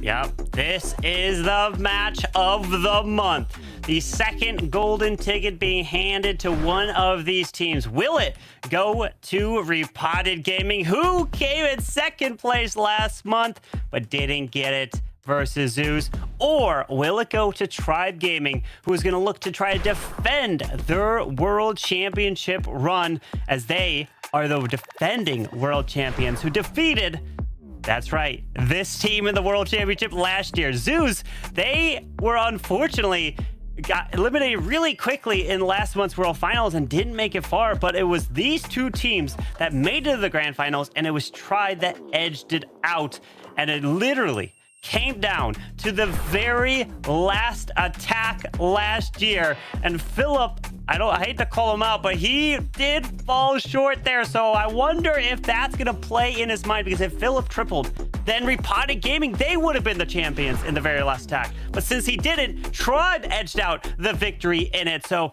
I'm going to keep my eye on Philip and see how he comes into this match right here, if there's any extra nerves for him. Can certainly expect to see each and every player have their own histories brought to this upcoming match. Tribe and Repotted have played off against each other so many times, and the stakes have now never been higher, Lex. Indeed, they have it. And not only would they have won the World Championship last year, if they had that one extra 3-star, they would have been back-to-back World Champions, because even though Tribe are the defending World Champions, Repotted won the whole thing the year before. So these two teams right here are the two most recent Clash of Clans World Champions, battling it out right now in the Town Hall 18 meta. This is going to be such a fun matchup. Repotted Gaming have been looking at to be so consistent. They are consistently hitting 13, sometimes even 14 stars, and hardly ever do they get less than 13. I think there's going to be even more pressure on Tribe to really step up and do better than their last couple of wars that they did. Well, we had the storyline where Tribe coming from the upper bracket, but losing out on stars match after match, while Repotted from the lower bracket gaining steam. I wonder if that might be inverted. You know, Tribe has been going up against winning teams, while Repotted has faced off against other teams that were kicked down to the lower bracket. Carbon, do you think there's anything to that? Has Repotted maybe had an easier run? I would say that I don't think they have an easy run, because no matter what, they're going to have to face each other at this point. I mean, Repotted does have a lot of experience in the lower bracket. They've been there before, but you can ask them, and they would say every single time they do not want to be down there. They would prefer to be in the upper bracket. It's a lot of easier run, less wars, less bases burned if you just continue to win. But if you just get matched up against Zeus, it's so tough to take them out. You have to prove it. And now's the time to try to get that golden ticket. Let's listen in. We've got the players ready to talk about this upcoming match. Hear them now. Maybe the biggest misconception of being a former world champion is that because you're a former world champion, you will always qualify for big tournaments and for the world finals. But that's not the case. You have to put in the work, and that's what we're doing. Being the reigning champion does put a target on our back. I have to say though that this target has been on our backs for a while. We have very fierce rivalries. It used to be with the Brazilian guys, now Psycho Esports. Over the past they were Elevate, HTM. I remind you of a last chance qualifier at Tunnel 16. Another case can be made for Navi. We've had several outings with them when they reverse swept us in 2022 to win Worlds. Same can be said for Repotted. We faced them in back-to-back World Finals in the final. So I have to say the target is definitely on our back, but I think the target was already there in the first place. It just, I guess, made it scale up in a way to where it's now an even bigger target. But in my opinion, absolutely no worries. We will deliver, we will be there, and we will keep working. Their strengths and vulnerabilities laid bare. Two titans of the Clash scene terrifying all comers. They've made it to the end of the lower bracket. They've earned this position, but only one of them can go on to claim that golden ticket and earn their position in the grand finals. This is going to be an extraordinary match, and one that we will be talking about for months to come, as it has so much import on the end of the year, $1 million prize pool on the line, and the title that they've both been vying to reclaim. Lexnos, Carbon Finn, I envy you this opportunity. I'm gonna toss it back to you, Carbon, one more time before we get kicked off. Any final thoughts? Well, I wonder who we're picking. What are our predictions for this match? And the predictions are in, and it's unanimous across the board. Looks like we are all taking Repotted in this match over Tribe. But now, what about the community? Are they also? They are also going majority on Repotted. What's your thoughts, Lex? I think it's to be expected. The community, the first thing they see is how many stars is this team scoring, and Repotted just 13, 13, 13, 14, and Tribe just recently got 11, so that's what's most recent in their mind. The perspiration drips from every brow, eyes locked in on these screens, ready to deploy the troops, ready to drop those heroes' abilities, spells, siege machines, everything you've got. You cannot leave anything on the battlefield for this upcoming war. Burn those bases, use your very best strategies, show us what you got, because we've only got one ticket to hand out, and it can only go to one team. Get ready for war! And we are off. Hawk is in. The winner of this match is taking the golden ticket of the July monthly finals. No pressure, but this is where it matters. You've got to pull in with those 3 stars, and he's starting off with that monolith arrow on that queen, charging through here. We've seen tons of super bowlers lately. Very common strategy, but this queen is taking quite a bit of damage from those spring traps. He now has to pull this queen back now to set up the pathing for these super bowlers, Lex. Repotted Gaming, for so many matches in a row, have been going first. They finally get a break as Tribe Gaming goes first in this matchup. We will see if Hawk can come out swinging, get an early 3-star for his team. That queen value was pretty good. The spring trap's obviously a little tricky, but now it's the Royal Champion's turn as she pops her Seeking Shield, Rocket Spear ability, clearing out this right side of the base. That Totem Spell did help for a little bit. The Inferno Tower will go down, and we're going to send the Super Bowlers in through this top right side of the base, and we're finally seeing a jump spell here. Most of the pros with this strategy haven't been bringing jumps lately. Yeah, a jump spell to get into here so we can save onto the Warden ability. Because of the spacing of the walls can make it very awkward for where the wall breakers will go. So this will give him direct pathing to the core. Will deal with the CC, and the nice thing is since the overgrowth, he can deal with the CC and not have to worry about all this extra damage hitting his super bowlers, especially that lava launcher. The Sky Wagon maybe peeling off a bit to the wrong side there. It goes down so early to that air defense. It didn't stay in the core with the rest of the units. The Dragon Duke popping his stun effect. The Warden popping his Heroic Torch Eternal Tome. Everybody's safe for a few seconds, but we're going to get some major splits here as the Queen goes to the right. The Bowlers split into 2 groups. The healers don't know who to heal, who to keep up with, but he is getting some pretty good bounce value. But we do run out of spells. We have a Queen ability, and that's pretty much all he can do at this point. Yeah, Queen Giant Giant still walking through the walls back here. Luckily that Warden, the Heroic Torch is just going away now. But 32 seconds remaining. He's got no cleanup to the top where there is the Wizard Tower up there. He's going to get through the wall. The Queen's stuck on this wall to the bottom side. The Duke is still going. 22 seconds left, but he needs something up there. The Duke is trying to get some change, but the multi's hitting him, and the Duke dies and comes back to life, but time is not on Hawk's side. The Queen gets through the wall. The Inferno Tower will drop. The Phoenix is there. The Wizard Tower can do a little bit of damage, but all those buildings are at full health. The Queen can't one-shot any of them. He runs out of time, and it's a 98% 2-star for Tribe to start this war. So close. Unfortunately, not going to get a 3-star here. But what will RPG do to answer? They've been putting up 13, 14 Star Wars. But Tribe has been on a little bit of decline since the start of yesterday. All their scores have been slowly going down in each one of these matches, and this is the time that it cannot afford for it to continue to trend down. They need to deliver the triples, but Hawk, unfortunately, with the 2, at least it's a high percentage, but I'm assuming Max is probably going to be up first for Repotted, and he's been delivering 3 stars left and right. Max has been performing really well lately. He loves to go first, and we are seeing him again going first against Dima's base. He's also reverting back to that Mass Inferno Baby Dragon push with the Grand Warden and the no Minion Prince on this one. Wow, that's actually really interesting. Yeah, with the Queen, the Duke, the Warden, and a Royal Champion to use somewhere with that Earthquake and the Seeking Shield combination. Let's see, 12 Inferno Dragons to utilize, as they will first get the value of this Queen to then set up the rest of this attack. As the Queen's slowly charging her way through the Wizard Tower. He'll be able to pull his Queen back. Not yet. Looks like he wants to secure the defensive Duke, but the Duke's walking a little bit away, and finally will now be able to finish the Duke off.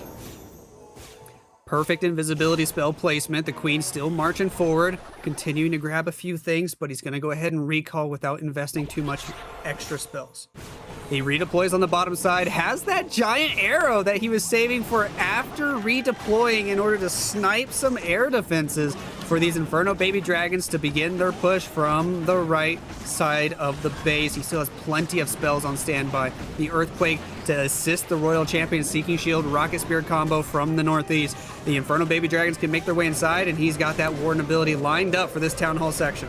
Yeah, with an overgrowth on the back side of the base, he's still pushing through into the Town Hall, freezing up the left. Gotta keep that Queen alive, charging away to the bottom side. As long as he can do that, the Queen will make her way all the way around this edge, keeping the Inferno Dragons in the core. Even now sending the Duke to the top side.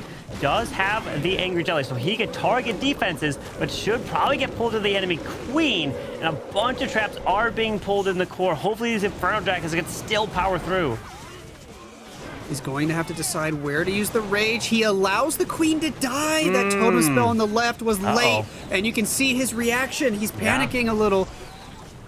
Definitely meant to keep the Archer Queen alive. The Rage spell, I mean, he might be able to use it with the Dragon Duke, but he probably would have preferred to have it on the Queen and the Archers at some point. Also, probably one of the Inferno Baby Dragons to at least finish clearing that Fire Spitter air defense so the Queen could just walk around without any other defenses to worry about. Now I wonder if he was like, oh, maybe I should not have brought the Royal Champion and taken the Minion Prince. Could that have been better? Maybe he even would have had the Dark Crown on the Minion Prince to help get all that extra damage powering through into the core. But unfortunately, this is going to be a defense, and Max falling short, totally unexpected. And he was coming with 3 stars to start, but this is the lowest one from him yet. Just in the low 80s. He will manage to pick up that extra gold storage for 82%, and I don't think he'll be able to get any more than that. So, yes, advantage Tribe, but it's just a little percentage advantage. It was the time fail from Tribe, so we are still tied on stars. So, unless we have a crazy close finish on percent, we're basically at a break even again. We are break even, but it's still a percentage lead right now for Tribe Gaming, and they will take anything they can get. Remember, this is a lower bracket. One slip up and you can be eliminated. There is no second chance. The winner of this match is getting the golden ticket, and that is going to give you access to the World Finals later this year, which Zeus Esports, they already have theirs. They're already waiting there, and they want to see who they will face. And they're in the grand finals now, which they're going to be competing for, well, $20,000, because that is the difference between first and second. $20,000, and second is $10,000. So not only can you get a golden ticket if you win this match, then you can compete for $10,000 more. That'll be crazy. It'll just be, technically, when the grand final starts, it'll be 2 golden ticket teams just playing for an extra $10,000. But first, this matchup, we have to figure out who will join Zeus Esports.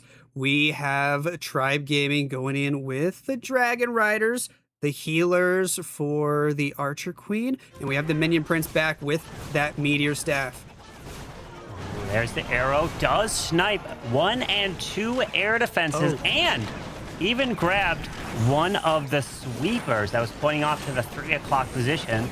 We are pushing our way into the bottom side multi. The Lava Hound flying across, pulling air skellies, pulling a sinking air mine, and wait a second. He ice blocked a little too late, and the Hound popped. The ice block basically didn't do anything.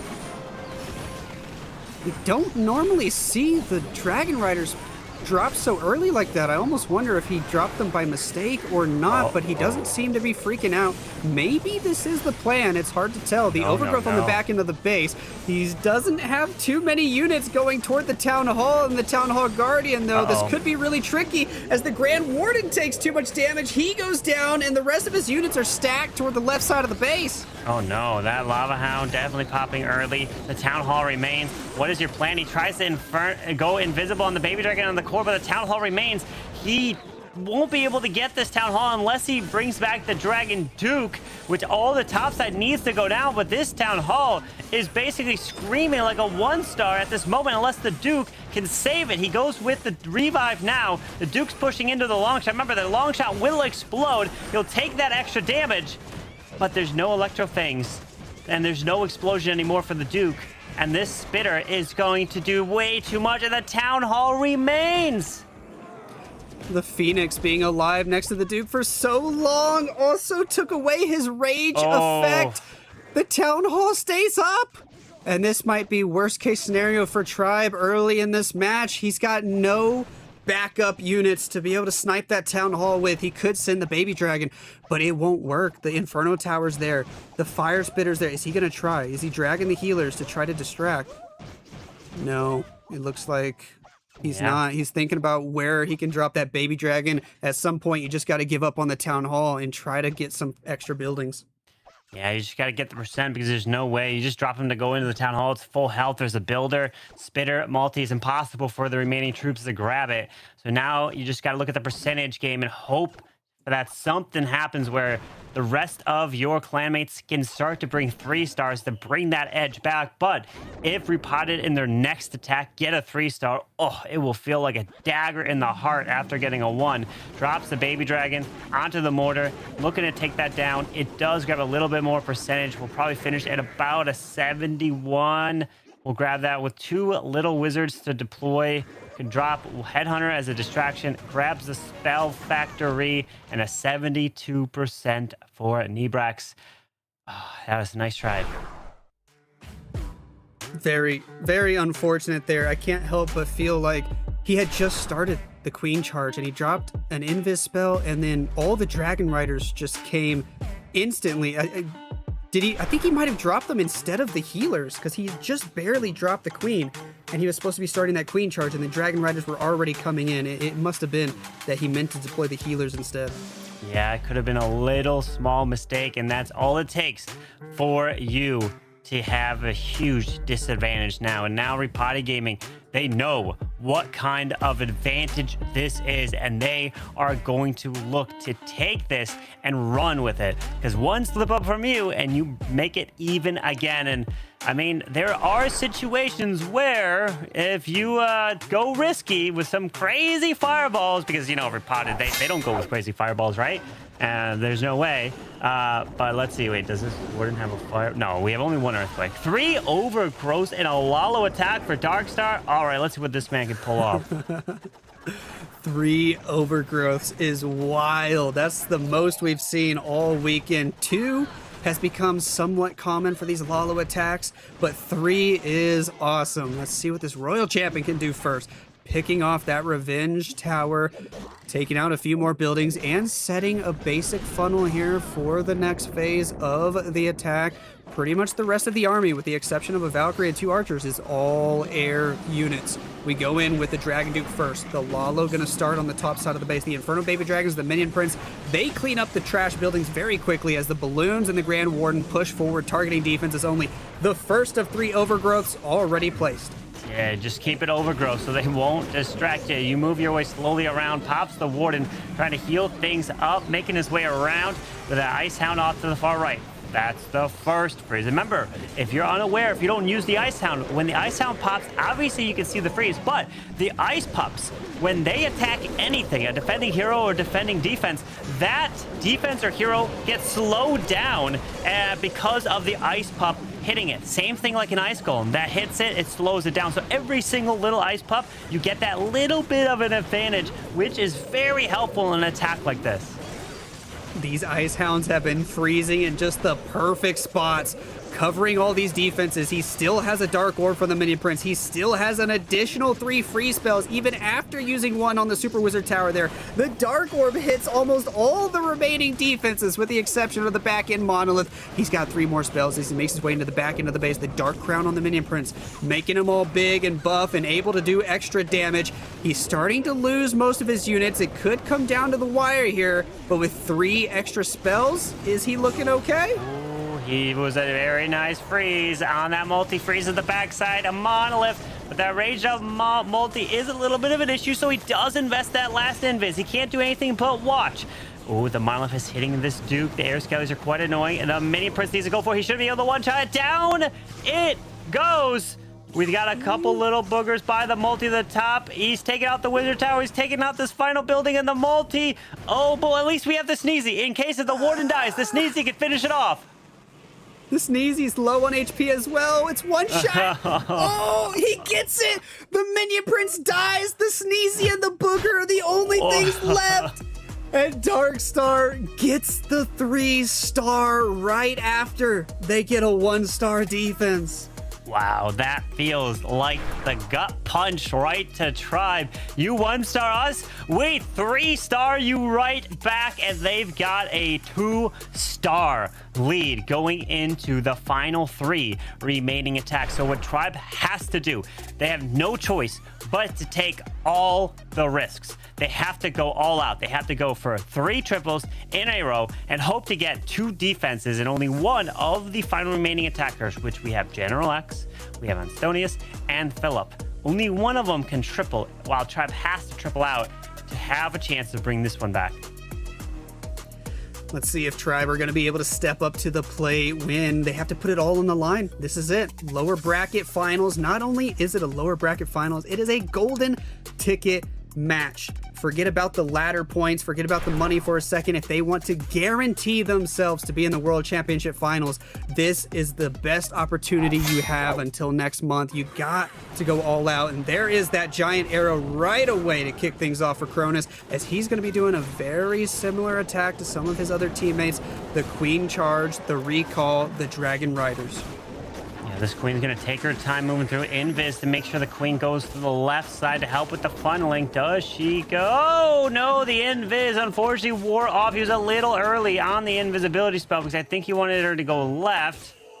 But let's see here. She is continuing to go to the bottom side, and the air defense was hitting his healer, so he had to pull this Queen back as he tried to set up the pathing. But let's see. We do have the Ice Block, which will be used for the Lava Hound, but remember, Nebrax unfortunately missed his Ice Block on a Lava Hound, and when he meant to deploy his healers, he accidentally deployed his Dragon Riders, so we can't afford that same mistake.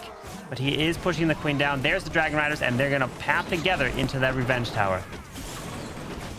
Pathing could be a little interesting here because the Teslas are popping up. Some of the Dragon Riders are going left, which looks like what he wanted them to do.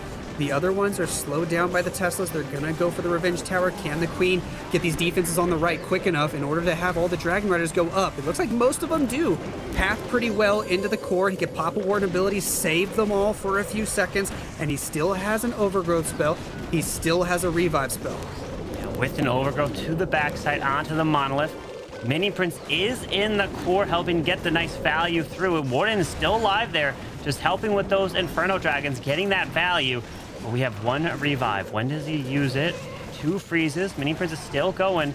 But that Overgrowth will wear off pretty soon here as the Queen is continuing trying to move around. But the nice thing is the healers being alive, keeping that Queen going, and they are working together.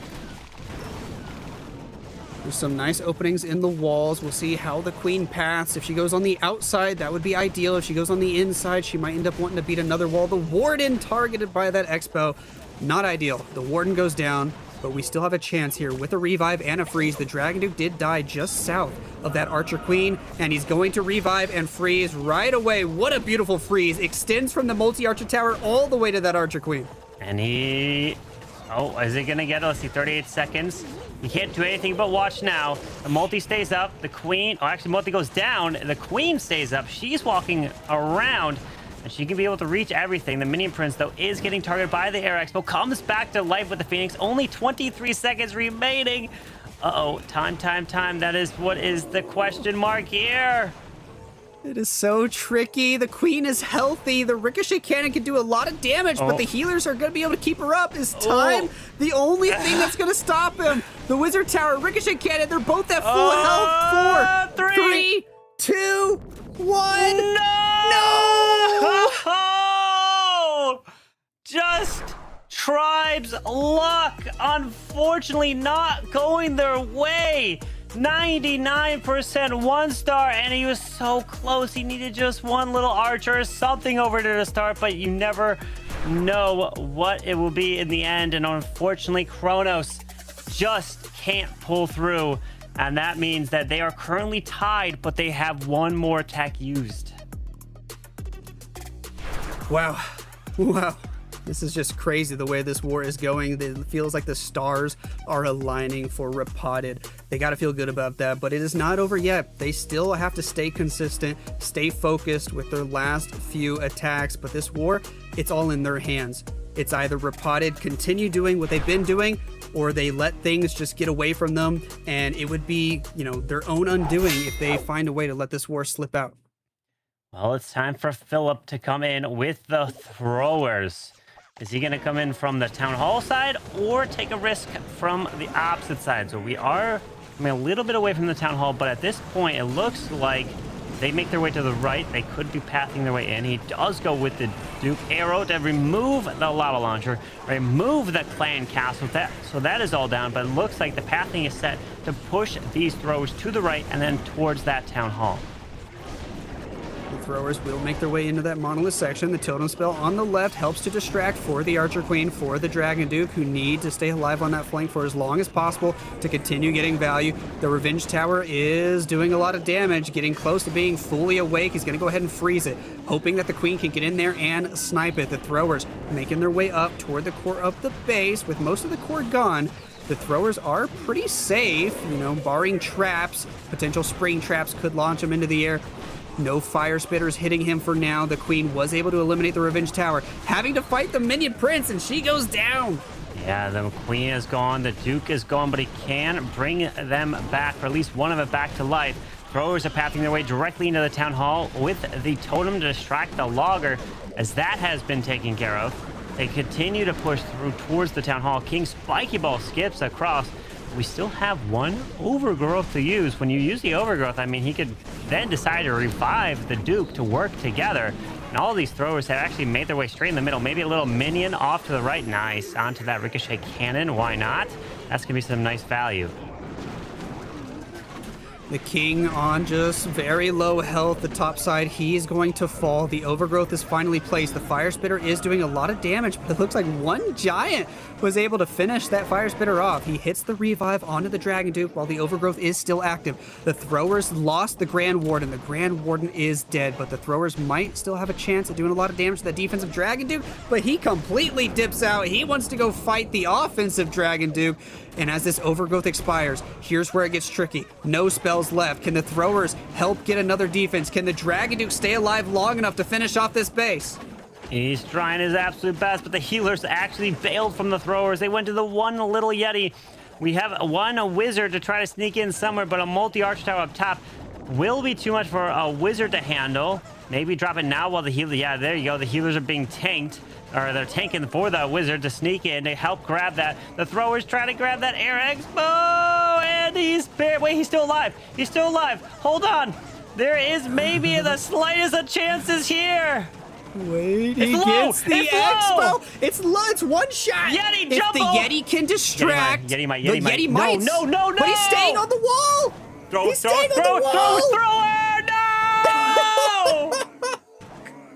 Garvin, the Yeti stays on the wall, out of reach of the scatter.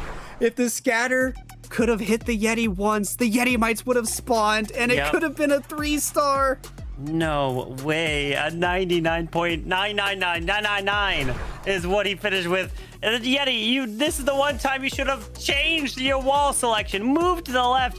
There was still Yeti mites in the Yeti's backpack. It would have spawned. And if you're unaware, the Yeti mites in the backpack of the Yeti will only jump out of the backpack if the Yeti receives damage. So if there's no damage going to the Yeti, it's not going to come out. It won't do anything. And there's a limited amount of Yetis in the backpack. It doesn't spawn for the entire time that the Yeti is alive. If it gets hit and damaged too much, but it's still alive, it'll run out of Yeti mite. But you saw there was still a little bit in the backpack. Just even one probably could have been enough to finish off that scatter. That was just incredible. That was just something else. I don't think we've seen quite a finish like that. I mean, just one tile. If that Yeti was one tile further to the left, it could have been different. Dima will be next for Tribe Gaming, though. A triple here could at least give them confidence that maybe they are still in this match if they can get a crazy defense afterwards. You never know. Don't count a team out. But it's hard to think that, but you have to stay focused. I know Kronos, even after getting a 99, he's still telling his teammates to focus and still deliver, which we have Dima and Rikira's. All you can control is your own attacks. That's it. Focus on that and just hope that you can get a defense as Dima is charging this queen through the defensive king, down through this bottom side, and then we'll set up this pathing for the Super Bowlers. Queen is getting this value because it's only a 2-star deficit, and the percents really aren't that different. Tribe's fails have still been really good percent. They can very much still win this, but it requires some really good attacks here from their last 2 attackers. That's Yeti on the top side, sniping one defense, the totem distracting the Dragon Duke, the Royal Champion looking to get her value. He is shaping up this base for a nice Super Bowler push. Yeah, just that distraction on that Duke is very nice to allow the RC just to sneak in, finish off the Duke, and then continue in towards the scatter. And even pairs in the Singing Shield. Goes it. Oh, he did pull the poison. That's unfortunate because maybe the RC could have locked down and take it out. Either way, Super Bowlers are down, and he's going jump spell, just like what I believe Hawk was doing, which Hawk came so close. It was at 98%, so hopefully this is not going to be a time issue as he pushes through it, and he hasn't dealt with the Clan Castle yet now. Jump spell gives him direct access to the core without having to rely on wall breakers, although some wall breakers from the troop launcher are still opening up everything anyway. He picks off that revenge tower. He's making his way into the town hall. When does he pop this warden ability as some of the Super Bowlers are getting out in front, getting targeted?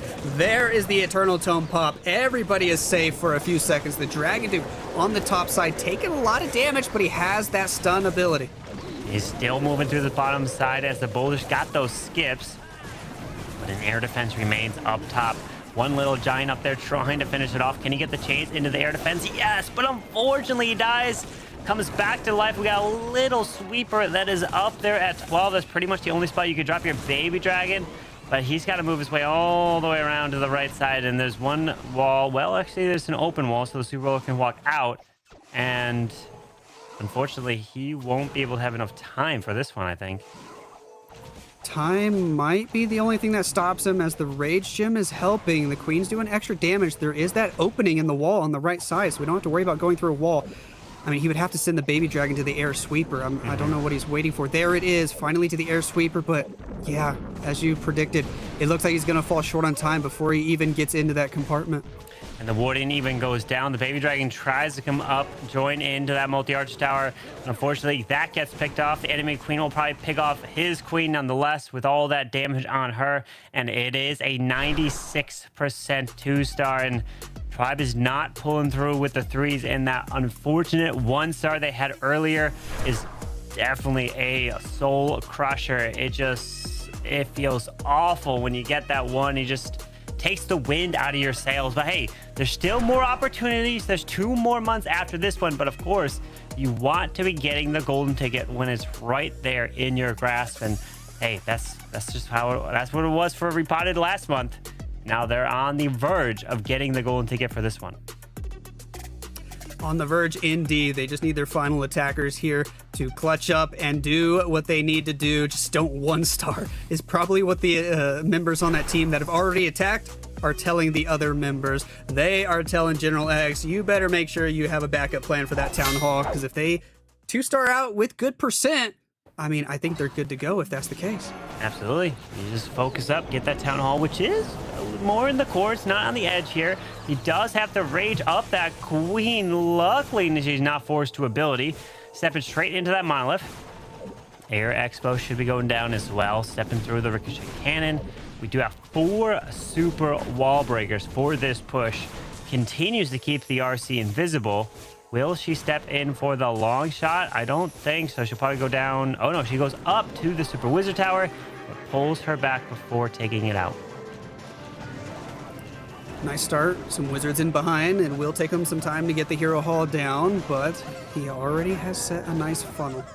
Able to think about the next phase as he redeploys the queen and the warden down to the bottom side of the base. Skywagon is in. The super bowlers will be placed, and he should be able to slowly make his way into the core of the base. There is no overgrowth spell on this one. No recall spell on this one. Just going heavy with the spells to help rage up his units, and as well as the freezes and the totems to distract.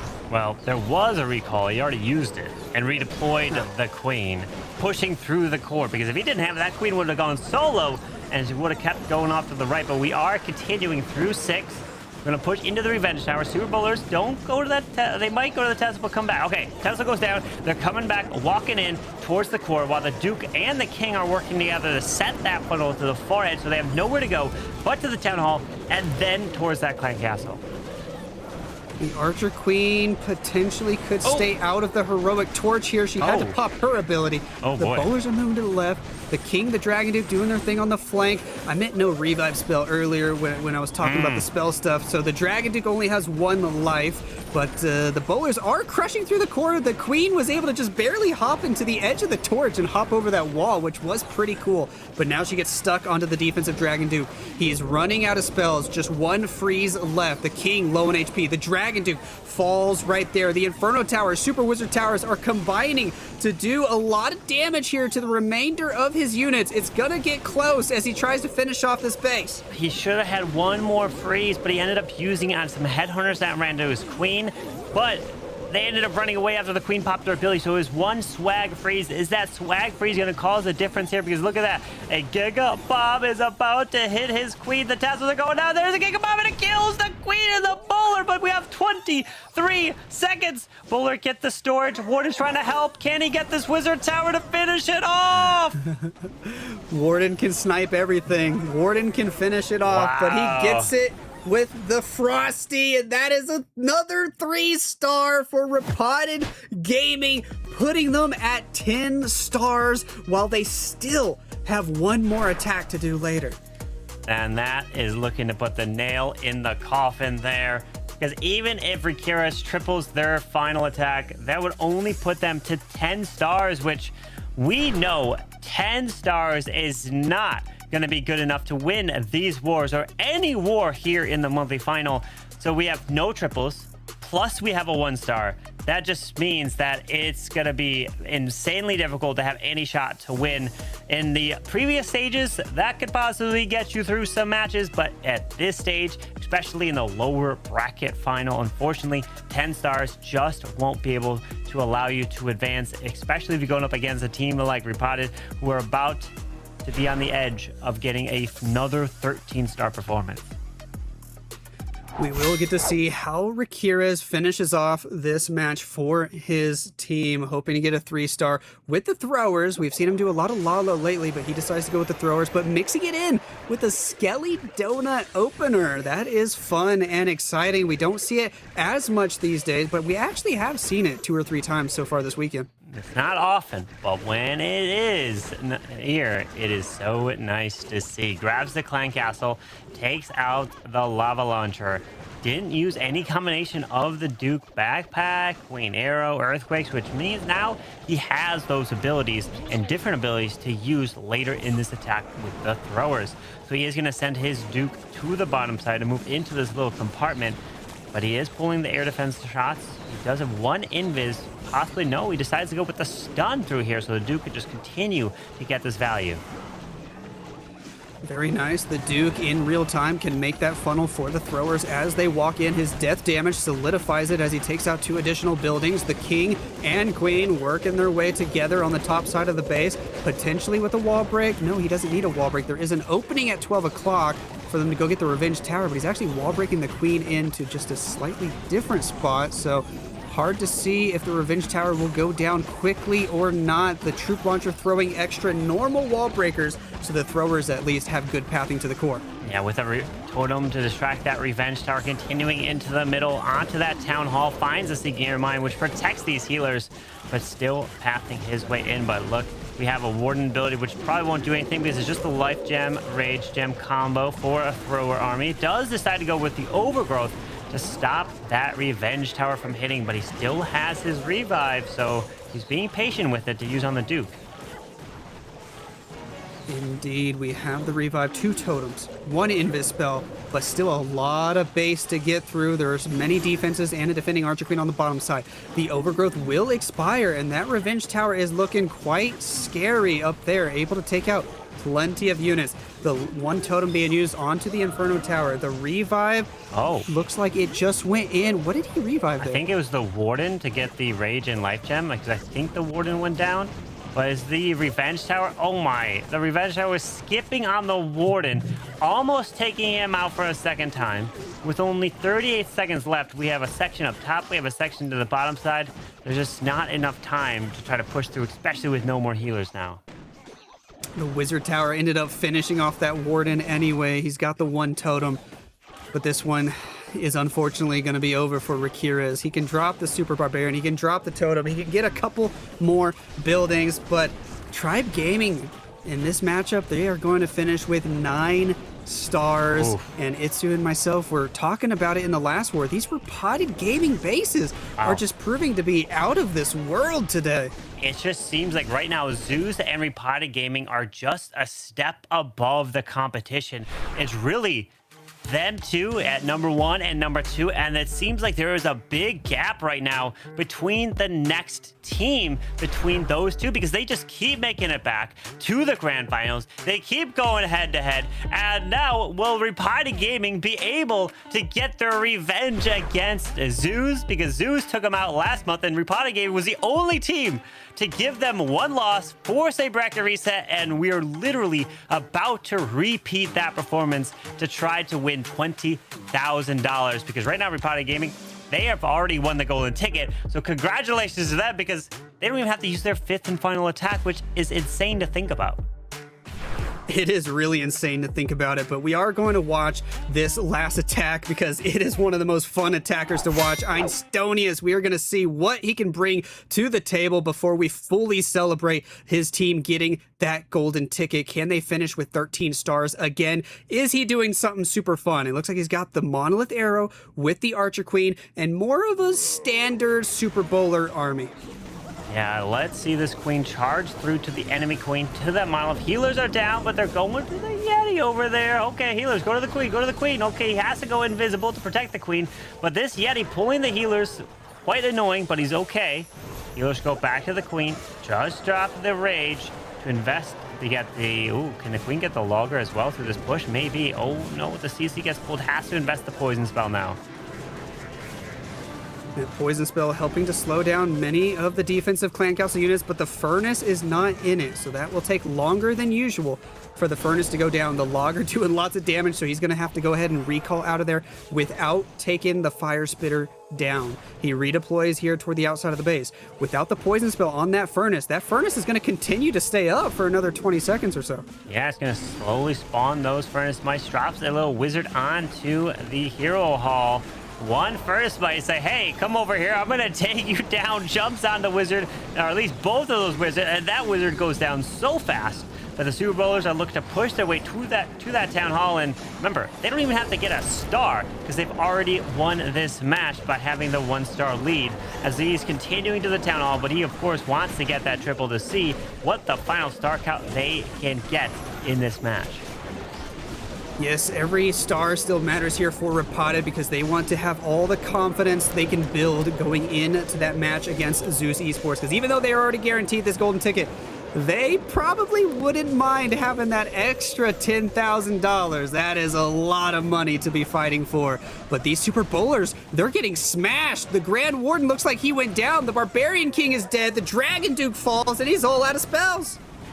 Well, it's all good. He is smiling still. You know, it might not triple, but what matters is that Repotted Gaming will be getting the second golden ticket of this year. They will be joining Zeus Esports in the World Finals later this year, which means that we will potentially see them head-to-head in the World Finals if they match up there. But not only that, we're going to see them head-to-head in the very next war after this in the Grand Finals. So still a fantastic war for Repotted Gaming, but a huge war for their base building. And Enosis gets a 70% 2-star, but it's all good because the second golden ticket is awarded to Repotted Gaming. Congratulations to them.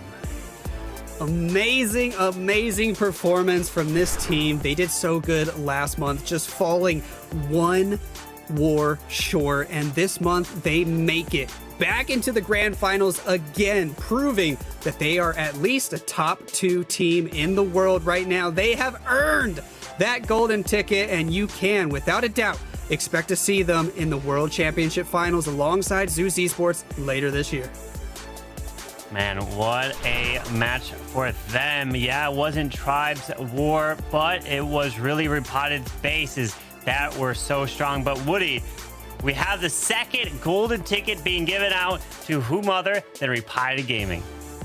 It is a march of eternal champions in this World Finals matchup. We see teams that have taken the crown before returning to the battlefield victorious and triumphant.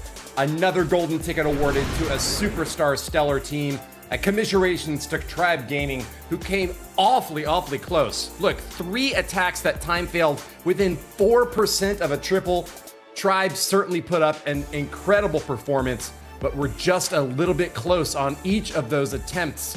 Ever short of that critical 100%. Repotted Gaming, meanwhile, with less percentage than Tribe, will be moving on to go back to the grand finals with a golden ticket in hand and an opportunity to win 10,000 more Lex.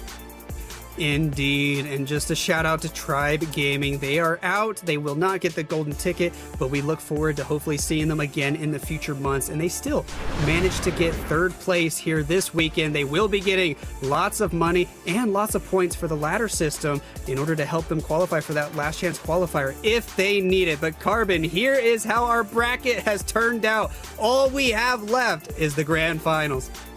Is this, are we back in June? Because it seems like it's the same thing happening. Repotted Gaming coming from the lower bracket, taking on Zeus Esports, who have the advantage from the upper bracket. So that means Repotted Gaming have to not only win the first match, but force a bracket reset to try to earn that $20,000, because second place takes home $10,000. So now this grand finals is literally worth an extra $10,000 for every single one of these players here, or at least as the total for the team. But the MVP of this match is going to go to General X. Who would have thought? What a great war and a great 3-star from him.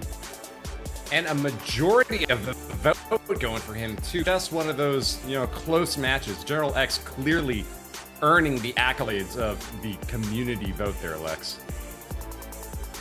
Indeed, it was obvious the community is voting for General X here with that awesome attack he had. Just a stellar performance from this team.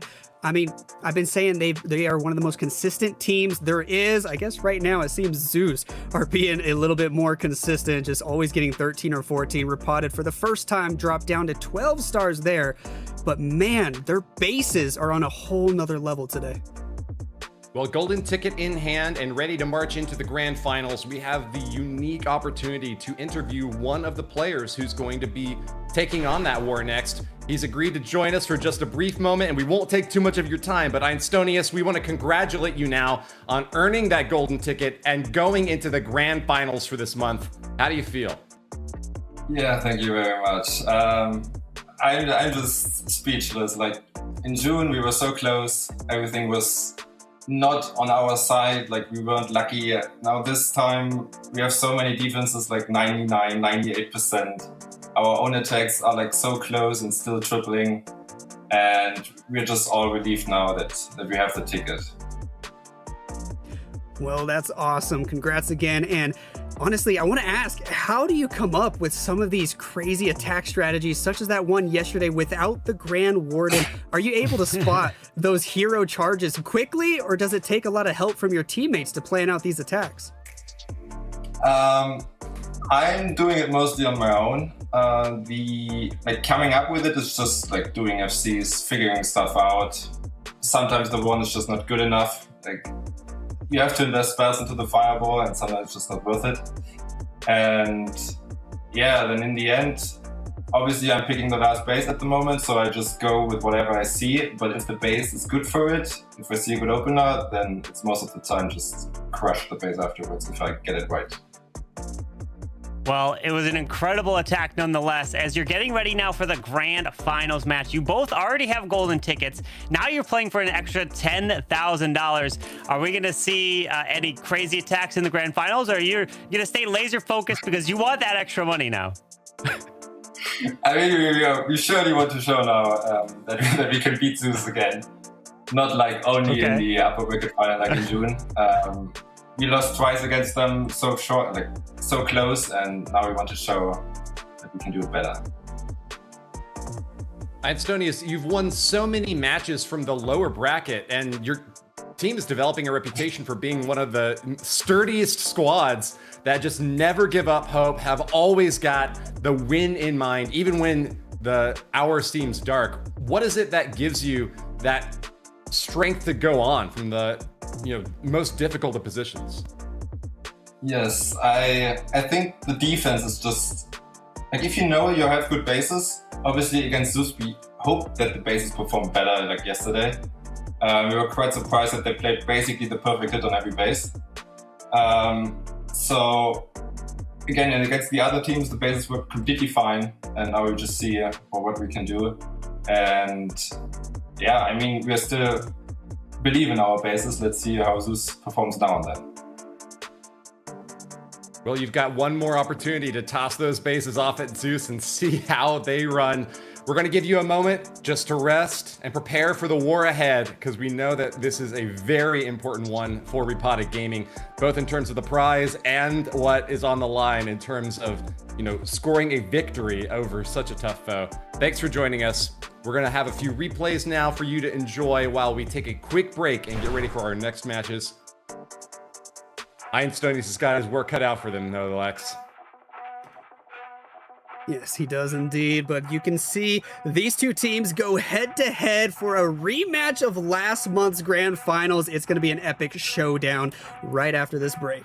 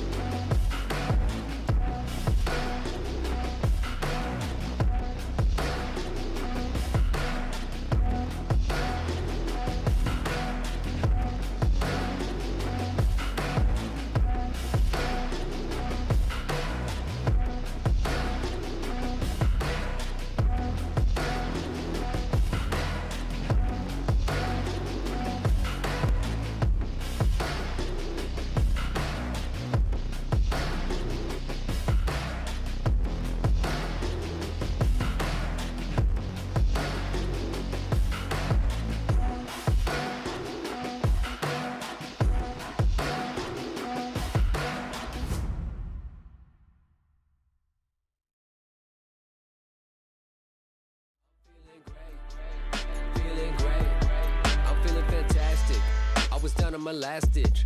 Did some mental gymnastics and I pushed past it. I zig and I zag, I'm elastic. Others fell off, but I lasted. I'm made of steel, not plastic. My measures were drastic, but now I'm relaxing.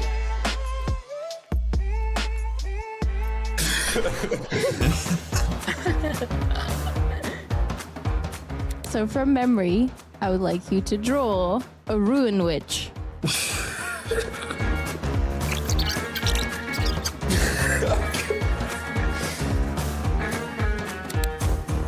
What is this?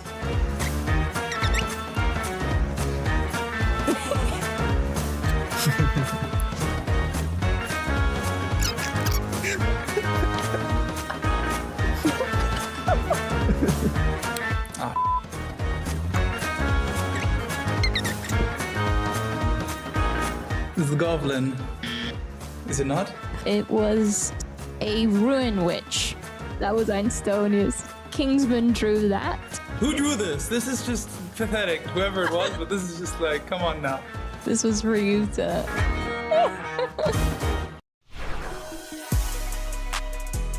High standards on the artistic front from Kronos, matching the standards set in the game. But all fun aside, the art is over, and it's now about the war. Zeus Esports and Repotted Gaming are going to be coming up next. We're welcoming back Itsu to the desk. Sir, we've got just a couple of minutes before we get into the next segment. What did you make of that last war? I mean, for me, just the big question is how can Zeus approach the basis of Repotted? Because we have heard from Einstonius that yesterday they pretty much played the perfect entry on every single base. Can they do it again? Because so far their bases today are defending incredible, and that was really the highlight of the last match, I feel like. Well, we've got a couple more minutes to rest and think about how they might try to tackle these bases. Until then, let's go back to Coco, who's got a little bit more entertainment for us. When you watch a Clash of Clans attack, it's easy to focus on the attacker. But what if the battle actually began long before the first troop ever hit the ground? Whilst attackers are studying how to crack a base, builders have been studying how they are going to try. Builders are reading the meta, predicting the entries and testing the baits, and ultimately trying to create the one moment where the attacker makes the wrong decision or is forced to step outside of their comfort zone. This is the art of defense. Right now, the meta is giving them a few major threats to prepare for. Duke charges, queen charges, Duke backpacks, and pure air spam. So when the builders look at a base, they try and identify the entries that these strategies are most likely to take. And then they find a way to make those entries work against the attacker. With the current meta, attackers are looking for compartments that offer strong funneling opportunities, whilst also trying to get valuable access into the base and deal with the clan castle early. So for a builder, these become the obvious questions. Where is the attacker most likely to enter? Where do they want to go? And most importantly, how can we make that entry a trap? This is where analysts can become a crucial part of the process. Because predicting the meta is one thing, but predicting how a specific team or player approach it, that's where the real preparation begins. Once a builder has an idea of what the opponents might want to do, they have a decision to make. Do they completely bait the main attack that they are expecting, or do they prepare for everything? These are the two general approaches. A full bait can be incredibly powerful, but at the same time, it's a huge risk in a monthly final. So instead, builders will often try to balance their traps across multiple entries whilst still looking for opportunities to punish the most likely attacks. Take a Duke charge, for example. Builders can identify compartments that offer attractive value and then build traps designed to force mistakes. A Tesla combined with an air skeleton can pull a Duke away from its intended path. A Tesla can also redirect a Duke chain, completely changing the funnel that the attacker had planned. Giant bombs can be positioned to punish a fox and shorten the charge. And spring traps can disrupt a queen charge. But the traps aren't the only thing that the builders are testing. The defending clan castle troops can play a huge role in how an attack develops. The location of clan castle and timing with its lure is what builders test for. And suddenly the attack is not going to plan anymore, and that's the real goal. Now imagine the endless possibilities that Clash of Clans allows. Building a base takes time, but making sure every single trap works exactly as intended can take even longer. And on a symmetrical base, those traps need to work from both sides. As one builder explained, sometimes a single base can take an hour or two of testing because one particular entry is overpowering the layout. Builders then have to tweak the trap, sometimes tile by tile, until they can find a way to defend it. And that's just one base. The reality is, these teams are building far more bases than they will ever actually use. Builders have previously shared that they've built dozens of bases in preparations for finals. But every single one still has to be tested. Every trap has a purpose, nothing is placed randomly. So ensuring those traps work consistently against different strategies and multiple hits is what separates a good base from a great one. And sometimes the best way to test a base is to put it in front of your own team. As one builder put it, if the base is hard for my team, then the base is a really good base. But even the best preparation can't predict everything. What happens the day of when a team suddenly shows something that they were not expecting? What happens when a new strategy appears in the finals? Do they change the traps, or do they trust the plan that they've spent hours testing? The answer isn't always simple. Changing traps the day of a match comes with a huge risk. Because it's a last-minute change, it's rushed and untested. Sometimes it's better to go with a plan A than to be hesitant and change things last minute. At the end of the day, the best attackers are constantly trying to outsmart the base, and the best builders are trying to outsmart them first. Every entry is predicted, every trap is tested, every mistake is waiting to be punished, and when the attack finally begins, there's only one question left. Who outsmarted who? A terrifying arms race played out on the digital sphere with attacks and defenses ever evolving. That's the metagame right there. Carbon Finn, anything to add to that breakdown from Coco? No, it was a brilliant video there to learn the insights of how base building actually takes place, because that is something that is so kind of undervalued. People don't think about it. People just see the highlights. They see the crazy attacks. It's all about offense. But the defense is where it starts. Repotted Gaming showing how strong their defenses are, getting them to this point, and luck has also a little bit to do of helping you get a little bit of the defenses where that doesn't finish off the base, it finishes a high percent, and even your attacks finishing for those triples. So it was incredible insight there, and really love to see. I mean, Itsu, you got a lot of experience. What was your thoughts? No, I feel like she broke down the entire topic really well. I feel like one thing is clear after that video. It's a rabbit hole. You can go deeper and deeper and deeper because there is, as she said, endless options of things where you have different approaches about baiting certain entries, defending certain strategies, and so on. So it's cool, but it's kind of scary as well of how deep you could actually get with those different and endless options there. Well, we are about to get deep in the next war, which is starting in just a few minutes. Zeus Esports and Repotted Gaming have done all the work they can on building those bases, preparing their attack strategies, and getting that mindset ready. With Zeus in the top from the upper bracket, still undefeated, they're going back up against their former foes, RPG. Now with a golden ticket in each of their hands, it's all about the bragging rights and that big cash prize, Carbon. It feels like we just clicked the rewind button and went back 30 days from the June monthly finals, because it's the exact same thing here. But now both these teams have golden tickets, and both these teams will be in the world finals later this year. And now Repotted Gaming has to do it again. They have to win 2 matches in a row. If there was any team to be able to pull that off against Zeus, it would be this team. And I know Zeus is definitely nervous going up against them again because they know what happened last month, Itsu. Yeah, that's right. It is going to be a tough match, that's for sure. But I feel like, as we have discussed earlier with the current meta, it really showcases skill and highlights the most consistent teams, because I feel like the two teams who deserve it the most right now with golden tickets have gotten the first 2 golden tickets. Zeus, Repotted, those 2 teams are dominating right now and are the most consistent teams. Yes, other teams are able to get like 13 stars or something as well, but that's a lucky punch or something. For those 2 teams, those results are just normal. Well, it's time to bring in the predictions and see where the chips fall. We know how the casters feel, and it's going to be a 3-1 for Zeus Esports, Carbon.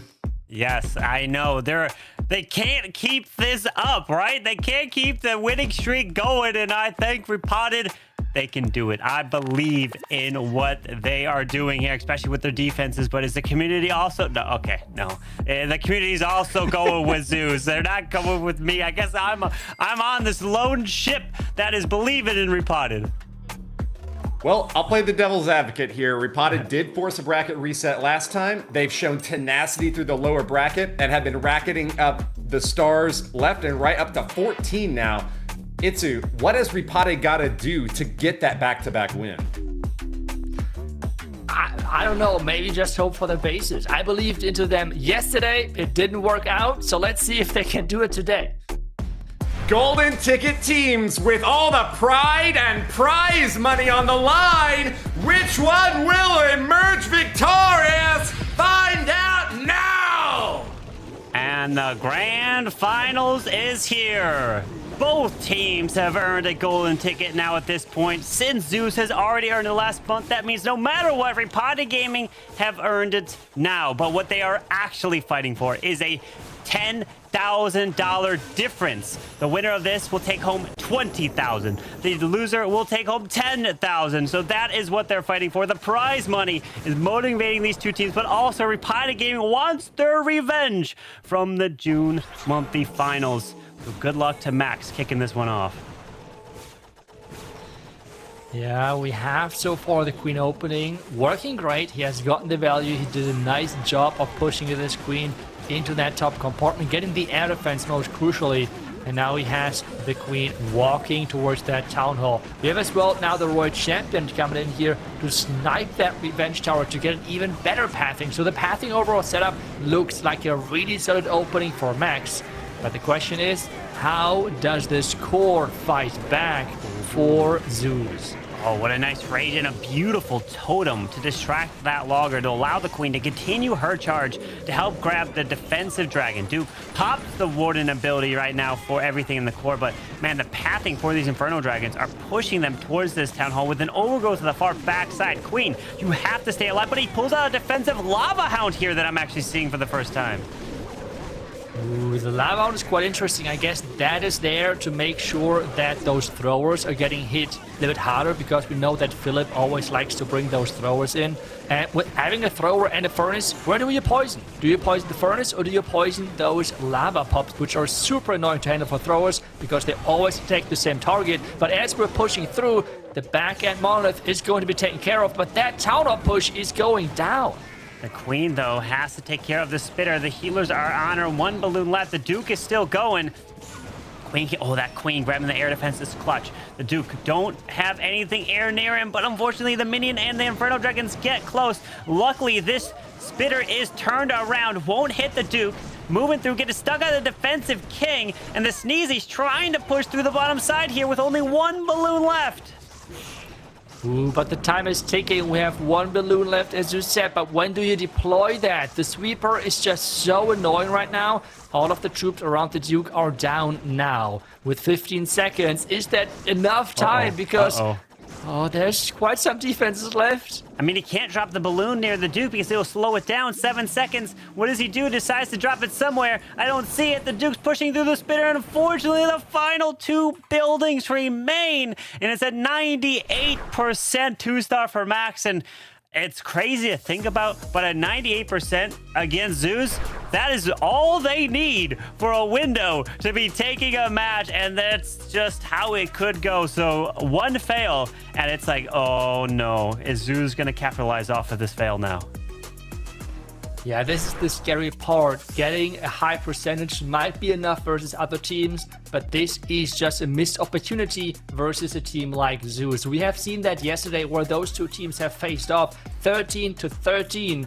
But Zeus just had the way higher percentages, and that's now the question if history is going to repeat. But as well, for me, the big question now is how the first attack of Zeus is going to unfold, because the reported bases so far seemed unstoppable. A lot of teams have struggled. They have now gotten 8 stars on defense and then 9 stars on defense.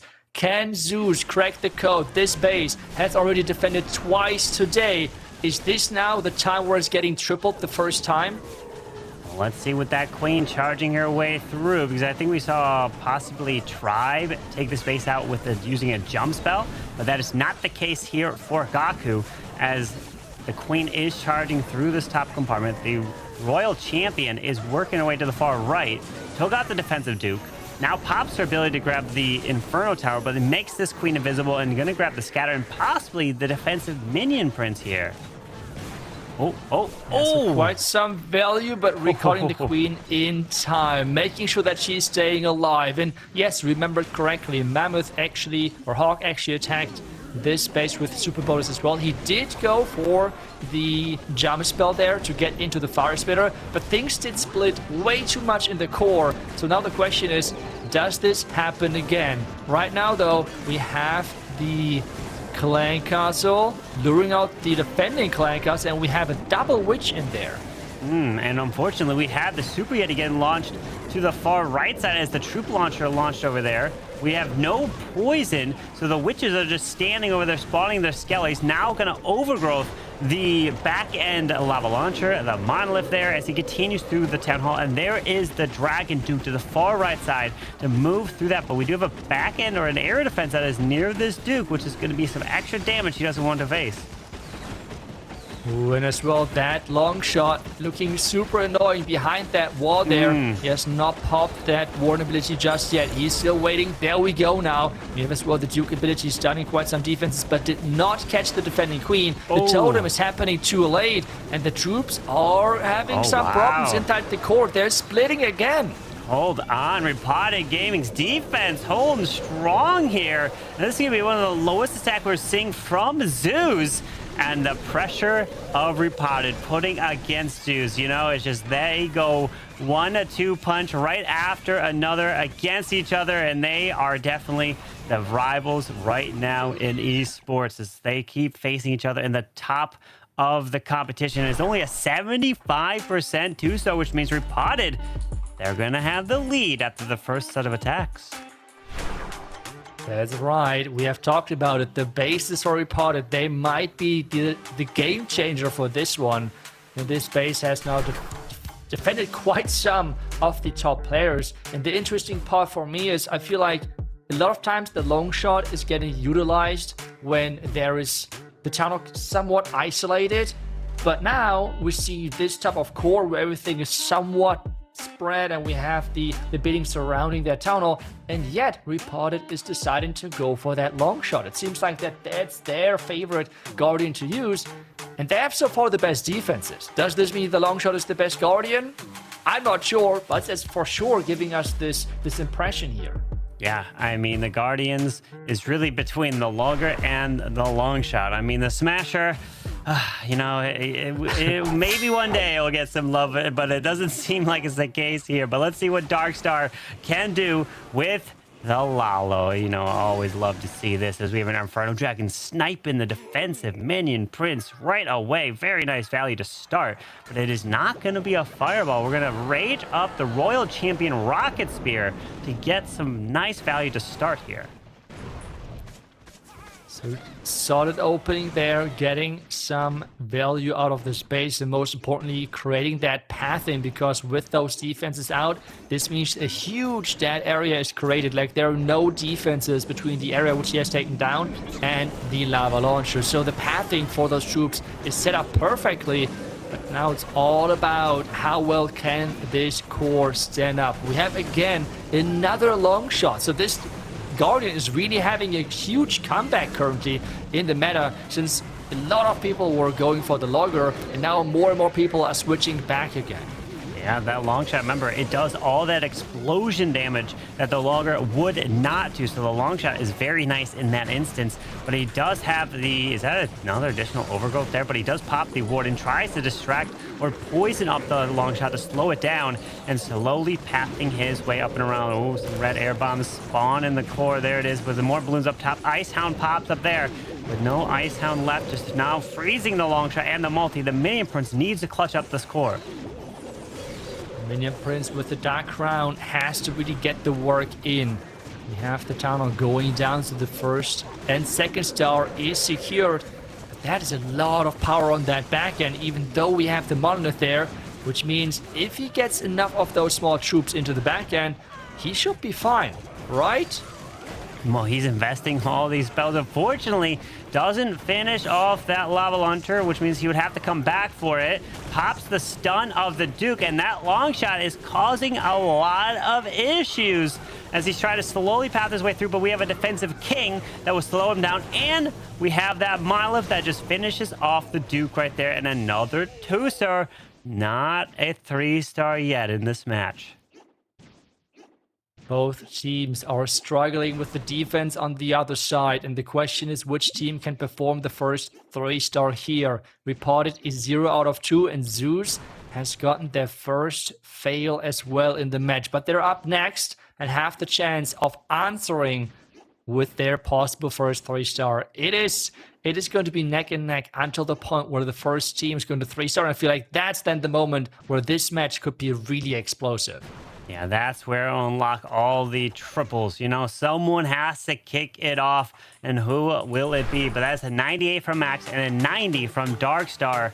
And we had a 75 from Gaku. So right now, Repotted, they have the advantage, and they will have the tiebreaker advantage going into it. So if Repotted can at least keep pace and 3-star a handful of times, then they could be in a spot where they force a bracket reset, and then they have to win the next match as well. They did that last month against, well, against Zeus. Zeus came from the upper bracket. Repotted got sent. The only difference is that Repotted won the first match this month, while last month they lost the first one. They had to go a little bit farther through that lower bracket run. Yeah, and now with Zeus' next attack, the question is what are they going for? Those long shot bases seem to really give them some problems, because long shot working better versus air in general, versus better versus, or working better versus the Duke charges, the same as throwers. Their only weakness really is the Super Bowler, but those can be countered with the right clan castle choice, with the right placement of the tornado trap, for example. We have seen that inside the core of the last base, and we see a similar setup, and they're indeed going again for the Super Bowlers, which I would expect again seeing quite a few Ice Golems and a most likely really centralized Tornado Trap here to steal even more time from that Torch ability. Yeah, with that Queen charging through the multi, air defense going down, continuing to invest these invis. It's going to grab the multi. Archer Tower has to go invis just now because you don't want to force that Queen ability. She'll step in towards that back end air expo and pulls back the Queen and healers, but I think the healer did go down to one of the Seeking Air Mines. Yeah, that hurts quite a bit. Losing a healer just like that because he did not invest the recall earlier can hurt indeed. Nice totem again. We see that time and time again of distracting that lava launcher. It's such a crucial step to make sure that there is not too much damage on those Super Bowlers early on. The Dragon Duke is here to funnel that outside compartment, the same as the King. Can they push into the core? And we have the Ice Golems in there now as well. As he pushes through, this CC is waiting, but now pops the Warden. This is the issue, is if you pop it early like this, these Ice Golems are going to slow you down, and you won't have this ability to walk through these walls to the backside. Because remember, also, when you pop the torch, yes, you're allowed to walk through the walls, but everything gets to move quicker. They move faster through the base and a little bit more efficiently. And if you can't move quicker when you're frozen, you won't get that value. But as they continue to try to get through this backside, and he does rage, gets the double bounce under the rage, but unfortunately the back end ricochet cannon, wait, it went down, I think, to a poison lizard. But the Revenge Tower is not going down, so he has to invest the freeze, and this Dragon Duke is no way going to go into this Revenge Tower unless these Super Bowlers get the bounce. Come on, can they get the bounce? That would be so crucial. No way.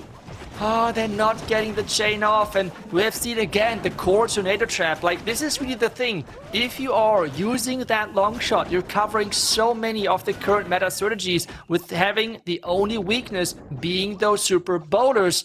And, well, if you have the right clan castle then and make sure that you cannot lure that easily during the queen charge and have the core tornado trap, this is then how you cover pretty much most of the current bases, and Zeus Esports is really struggling versus this setup. These bases from Repotted are holding, Zeus. This is wild.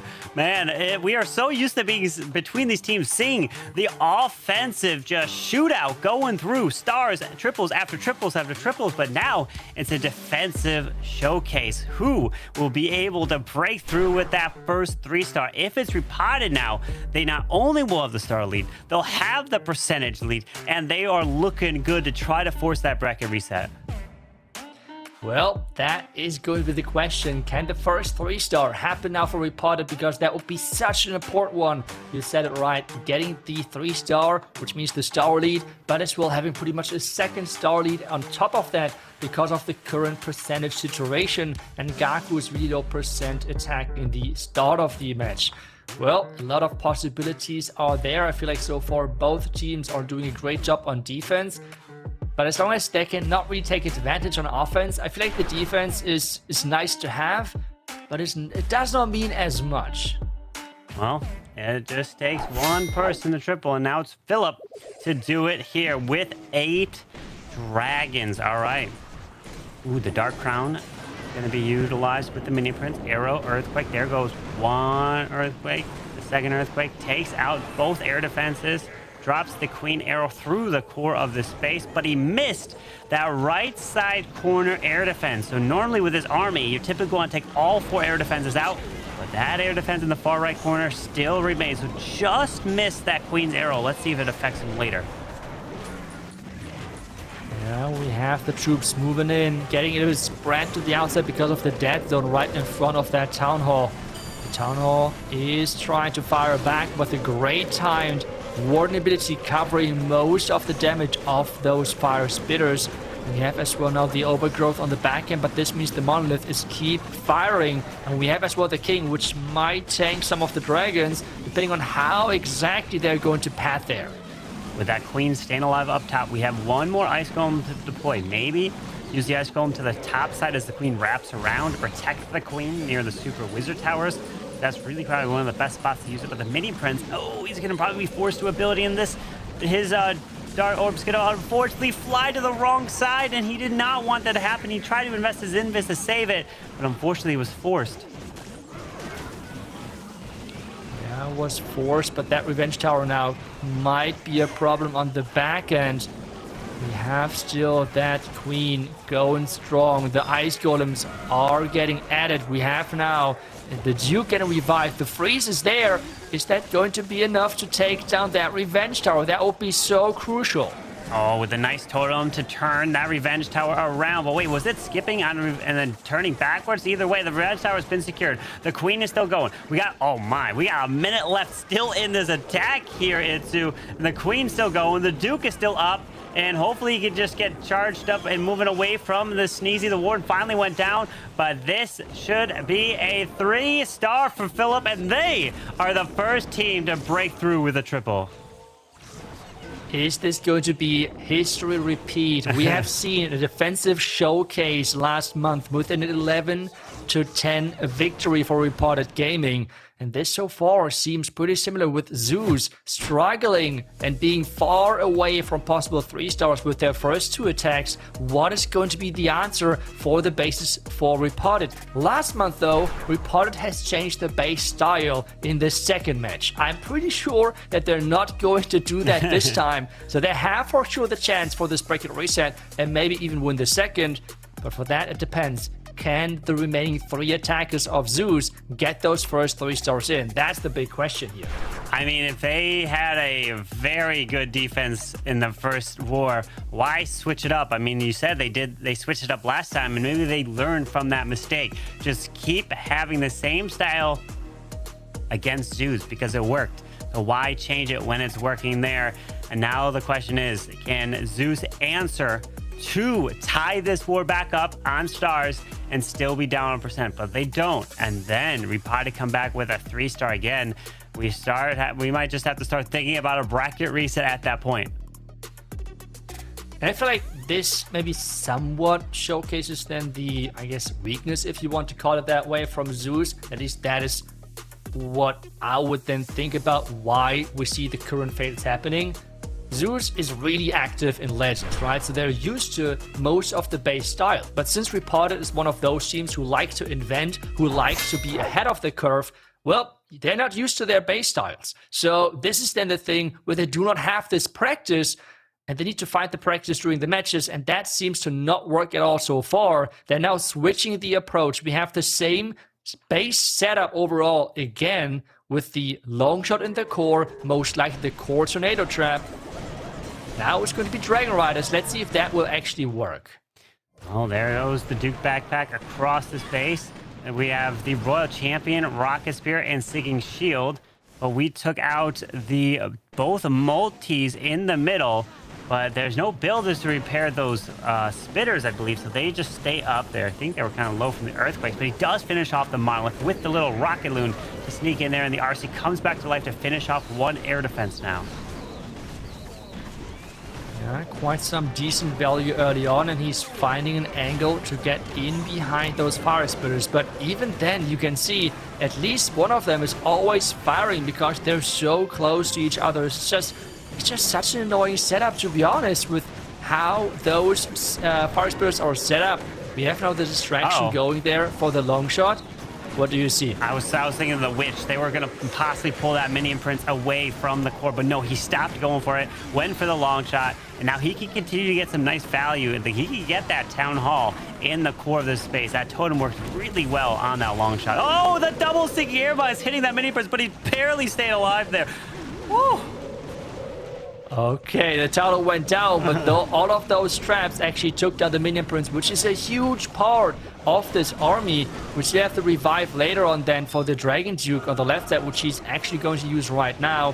When and where is he going to use the Overgrowth? Maybe for the multi-Fern Tower, multi-Arch Tower, and the air defense. I think you can catch all of them together. When is he going to use that? And yep, that's exactly where it's going to happen. And it works right there. 4 more rocket loons to come in. Probably waiting for the overgrowth to wear off to go into that multi-archer tower. But it's coming together. This looks like it could be an answer from Kazuma. And will this Dragon Backpack Dragon Rider attack be the answer against this base style of Repotted Gaming? The defensive queen's there, but she is so low. Just a little bit of damage. She will go down. And just waiting. Now rocket loons can go in. Sneaks them into the multi-arch tower. And that will go down. And we should possibly hold on. The multi is doing work with the dragon. Oh, the air defense is still up, barely alive. Oh, that should be enough baby dragons, right? 2 boogers, 2 baby dragons, and the Inferno Dragon. Hold on. That should be fine, no? I would assume so. You just never know unless there's, I would say if there's crazy traps, but he already flew over this area because the overgrowth was there, which stopped him from getting it. But hold on, just that one little air defense left. He's got to get this, right? But okay, he's got enough time. Oh boy, Itsu. Yeah, traps should be not there at all. We have seen all of the traps in the core. With the boogers in there, that's going to be the first 3-star for Zeus. And with that, they are back in this match. They're tying things up. Yes, they're still far behind on the percentage side, but they are tying things up on stars. And that's the important thing here. Okay, we have a match in our hands, Corbin. Let's go. They've cracked the base. Are they going to learn from this? Change up some of their future plans if it's the same base style? Bring something similar? Or will they stick to a Super Bowl armies, which has not been working against this base design? But now it is still in Repotted's hands. They control their fate. If they triple out, they win. They don't have to worry about what Zeus do. They could force the bracket reset if they have a 3-star that comes in these next 2 hits.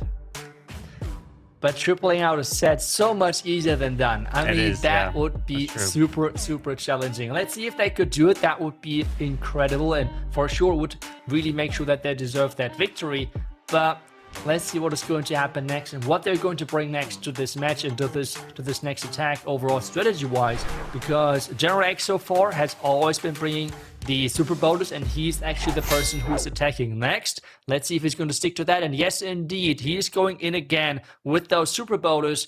And I don't know, we see again that long shot inside the core of this base. Yeah, the long shot sitting right there. Both of the spitters pointing pretty much into each other. As we got an Ice Golem to protect this queen. She's charging her way from the right side. We've got the healers as well onto her.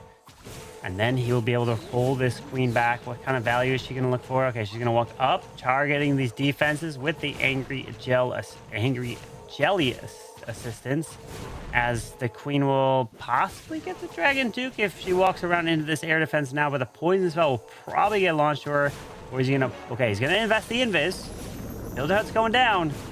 And he invests another one because he wants to get this value. Okay, Dragon Duke is next on the menu. Another invis is invested. He wants to lure out the clan castle, it seems like. Never mind, I didn't say anything. I feel like he could have waited a little bit longer to maybe lure out the clan castle even further. But it seems like that was not needed. Those Tesla, though, now might be some problems because he did not really follow that far right side. A wizard is trying to do that job quickly. But hopefully that's going to be enough to get those troops back on track. The Dragon Duke, though, is running into the main push, which is normally not really what you're hoping for. And take a look at that, Corbin. There are so many skeleton traps. There's a lot of traps popping here, but Ice Golems are now getting lured out of the CC, so he's going to have to deal with that clan castle. But it looks like Super Bowlers are kind of walking to the left side. Little bit of a split here. He needs to continue to push into the core. He did wall break, leading towards the core. There is the Warden now, but hold on. The Duke is in the core. The King's to the far left. Can he continue to walk through these walls? And actually, a brilliant stun there of the Duke. Kind of stunning all of the spitters, raging up these bowler bounces and continuing to walk through these walls. Ooh, those bowler bounces, getting the first back-end super wizard tower.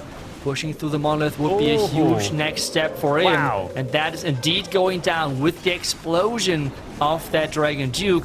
The action figure giant is beating on that wall. That attack looks super solid. Oh, yeah. The Dragon Duke actually going in with this army worked so nicely to have that stun. Just stun everything up in the core and got some fantastic value. And General X gets a 3-star for Repotted Gaming. Now putting pressure onto Ryuta and Stars. They're going to have to triple just to keep pace to tie this war up. Ooh, you said it. You said it right. They have the faith in their own hands. If they triple out, they're going to win this. And Zeus have to hope for a defense, which is not a position they're usually in. And at the same time, they have to as well triple on their side, which, looking at the basis of Repotted, is as well way easier said than done.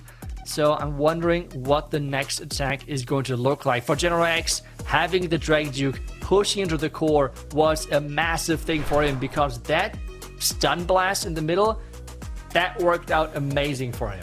Yeah, it was fantastic. The value to just stun everything, stop it from attacking, and then, of course, just pairing it with the heroic torch of everything walking through the backside, even made its way to the backside monolith and walked out of that compartment and just crushed the core of this base. So a great attack that came in from General X, who, you know, always gets named the MVP, stepping up for his team. But, of course, we still have 2 more attacks from Zeus, but the last attacker from Repotted Gaming is going to be Astonius. We spoke to him earlier today. We've seen some wild attacks coming from him this weekend, but pressure is going to be on him. If he triples, doesn't matter what Zeus does here. But if Ryuta doesn't 3-star, that's a way less pressure added on to Astonius.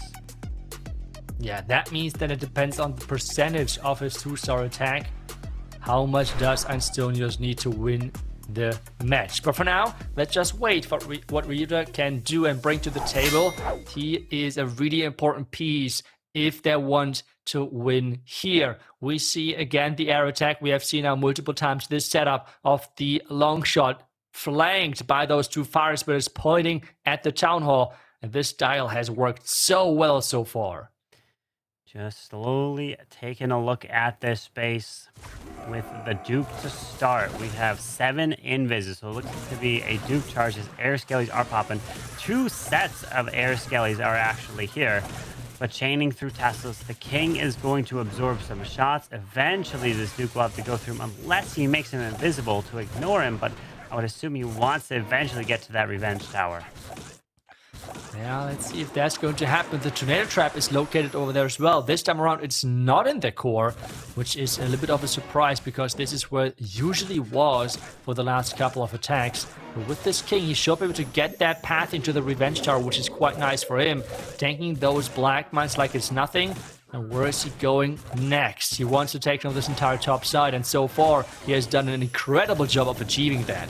Yeah, nice start for the Duke, grabbing some fantastic value, especially with that King being down. You don't have to worry about getting stuck on him later in the attack. But time can always be ticking. A minute has surpassed in this hit. Going invisible, another one to the left to push this Duke still towards this poison spout tower. To take that out, he will explode. Probably, will he take out the defensive Duke? No, okay, the defensive Duke does remain. But then very nice charge to start. He's going into that cleared area. We have 1 minute 40 seconds left, so he has to be quick here. The Hound is popping. He does not have an ice block spell here. We have some Inferno Dragons on the outside to push everything further inside. The first Fire Spitter starts shooting here. We have the Healing Tome and Life Gem combination. The Totem is there, but the double damage defense in the middle with the Monolith and the Mojagir Tower, they're just melting those totems. Yeah, he's just got to push this troops into the core. Giga Bomb, it hits the Mini Prince, but actually the Mini Prince is not going to the middle. He's going to the edge of the space, and his champion went down. The enemy queen finally going down at the 6 o'clock side, but what is going to target this Town Hall? He's only got the Inferno Dragons, a couple of Baby Dragons there, but that multi-gear cannon there is just so strong. Just absolutely pushing right through. Luckily, he did get that Town Hall down, and the Mini Prince ability goes off, but there's still this back section of the Spitter and the multi waiting with a defensive Mini Prince. I'm wondering if he has enough power here. I was about to ask when is he going to revive that Dragon Duke, but there is no revive anymore with this army composition, so this power is completely missing, and it seems like the bases are defending yet again. Wow. Zeus Esports do not have an answer for those bases.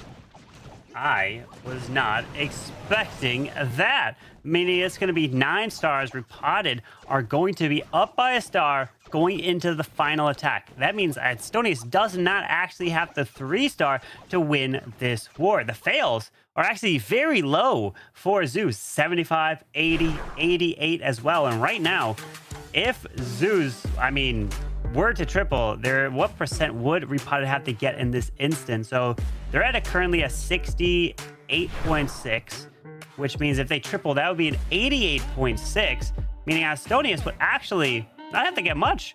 He just has to get a 56% 2-star in his next attack, and that is a victory to force a bracket reset. Well, that sounds manageable. I think, yeah, that's possible for him if he's playing the number game as well, and that would mean that we would have that bracket reset again. Repotted coming from the lower bracket, forcing the bracket reset again. I just hope that they're going to have and switch up their plan for the second match, but for now, let's just see if Enosis gets that first. The threshold isn't the highest, but we have seen crazier things happen, so let's not jump to conclusion too early. But 2-star, what was it, 56%? 2-star, 56, yep, that's correct. Well, let's see if we can do it. Good luck. 2-star, 56% is the mark, and Estonius has to hit for a victory to force the bracket reset. And again, remember, $10,000 difference is what these players are fighting for. Each one of these teams are already guaranteed $10,000. You win, then you can earn $20,000. But Repotted Gaming have to win this and the next one, force that bracket reset in order to pull that off. But this queen is charging down south with that Monolith Arrow, trying to take out the defensive Duke, possibly looking to grab the defensive or the rage, or not the rage, the revenge tower. But he's got no more super wall breaks here. Yeah, letting the queen get some value there, but for now, he has to recall at some point, right? He's losing some healers, losing a lot of hit points there. And there we go, recall has been invested. Is the pathing good enough to get them towards the town hall? We have said it. Pretty much just the 2-star is needed. He thinks about if there's a safer approach, I guess. But, well, he just enters from this bottom side, which, I mean, it's not too far from the tunnel, right? Yeah, but you never know what can happen here as the king is off to the far right. He's going to look to funnel the right side. Duke's coming over there as well. And he's going with the Skywagon. So my only question is, what's the plan to get through these walls? Drops a rage. If he had a log launcher, yeah, that would open up the walls, no problem.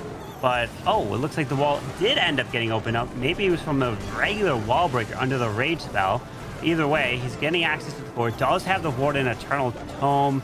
And, or maybe, does he have the Eternal Tome? I know he's probably got the torch to walk through these walls, possibly. As he will make his way to the town hall. They will bounce onto it. They will take that down. And he's already got the 1-star. He's got the 56. And they've got the victory guaranteed right here. And we will be forced to a bracket reset. That is insane. Let's see if he's getting any further, or if this is just all about the 2nd star and saving that one, because I feel like that revenge tower is staying up and taking down all of the healers. But I think he does not really care about that one. He will be happy that he has accomplished what is needed for his team.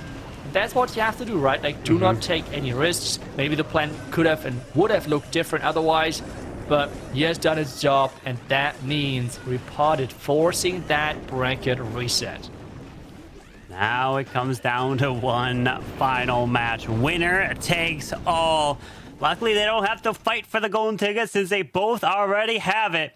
But we have one more attack to come in from Stars. Let's see what he can do. Can he deliver the 3-star to tie this war up? But they won't be able to get the percentage on their side. And again, remember, we will have one final war after this, no matter what, to crown the July monthly final champions. That's right, we are having that bracket reset, but let's see what Stars does. I mean, for them right now, since I do not expect that they are changing the base, like I do not think that Repotted is going to change the base style, right? For Stars now, this is just practice, right? Like, it's all about figuring out how to crack the code. Like, what do they have to do to get those bases down? Because we have the same base setup again. Is it even the same base just rotated? I don't even know at this point anymore. But the thing is, it's always the town hall in the core. We have both fire spitters pointing at the town hall with then Clan Castle, Lava Launcher, Monolith, and the multi-gear tower all inside that core, because what this does is it really gives the direction for the attacker. At the same time, any totems to distract the long shot, the monolith, and as well the multi-gear tower, they just melt those. Yeah, that will go down so fast. So they are stacking it all in the core. But let's see Stars charging through against Max's base here. Looking to take down the defensive Duke. Does do that, continuing right on through into the multi. The chains coming through into the core, but the multi will go down. We have the super wizard tower going down, but if he clears this compartment, the gigabomb, does invest that invis, but he has one invis left for this Duke. One invis left, but is the value good enough? We have seen now multiple times, well, they have now then entered behind the fire spitters.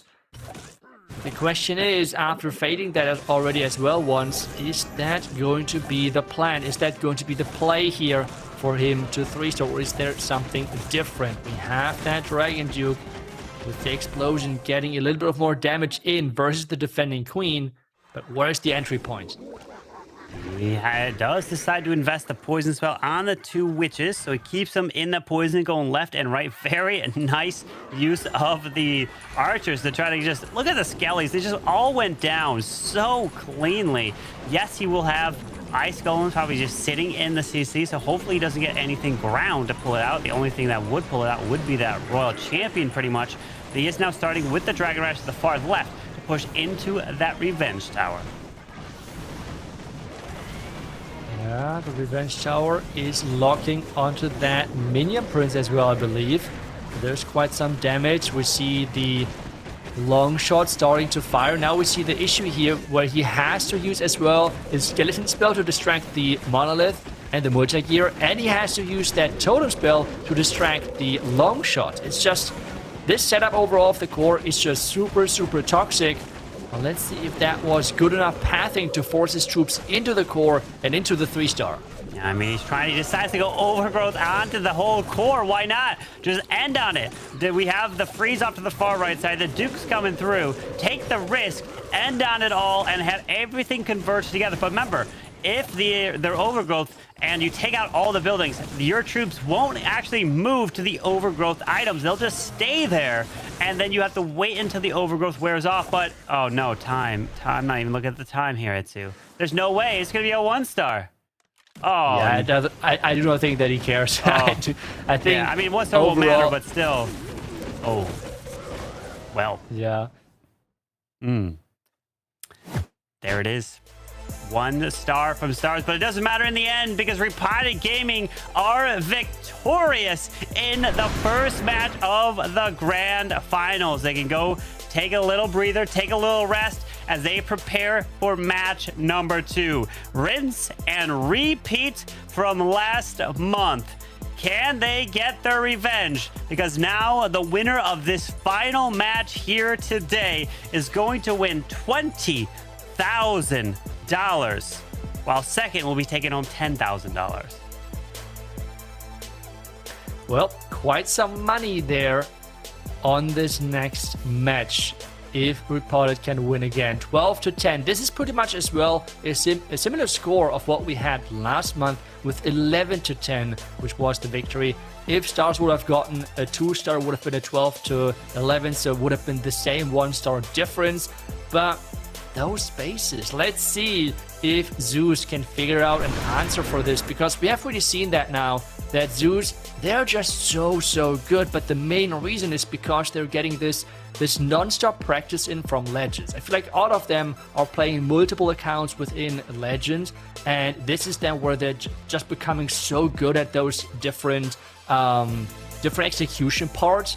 But there's a specific meta of base inside Legends, and Repotted just completely revamped that with the setup of their bases, and this just right now is giving Zeus a huge headache. All right, this might be a stretch, but hear me out. Let's fast forward to the World Finals right now. All right, we're over in the Okay. We're in the World Finals. We've got the bracket. Who knows what the other teams are? But I feel like we're watching the storyline of Zeus coming to the Grand Finals, Repotted Gaming getting sent to the lower bracket, forcing a bracket reset and coming down to the finals. I feel like this is just going to be a repeat of what we'll see later this year. But before we get to the final match, who was the MVP of this one here? Well, we all know who it was. We see General X, and who actually voted for Stars there? You guys are evil. But hey, General X for sure the deserved MVP for this one. And I mean, he and his team, I think he as well is one of the masterminds behind their bases.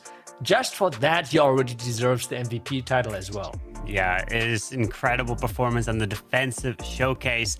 And now it comes down to one final war this weekend. The winner taking home the prize money. Both these teams already have that golden ticket, so they are preparing. They are ready to send that final war request. As they do it, we're going to take a short break and be right back.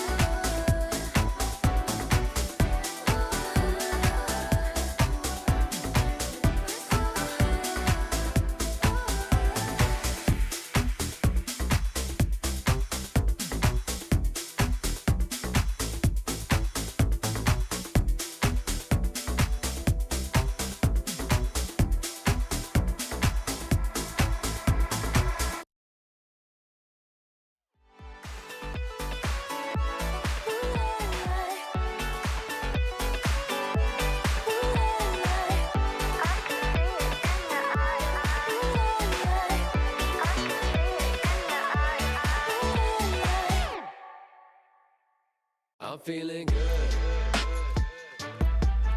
Feeling great. I'm feeling good. I'm feeling great. Feeling great. I'm feeling fantastic. I was down on my last ditch.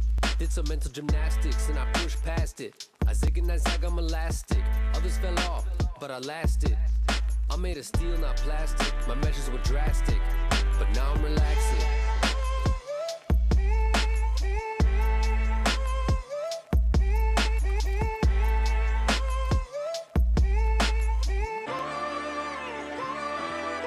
I'm feeling good.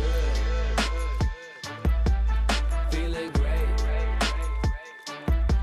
I'm feeling good. I'm feeling great. Feeling great.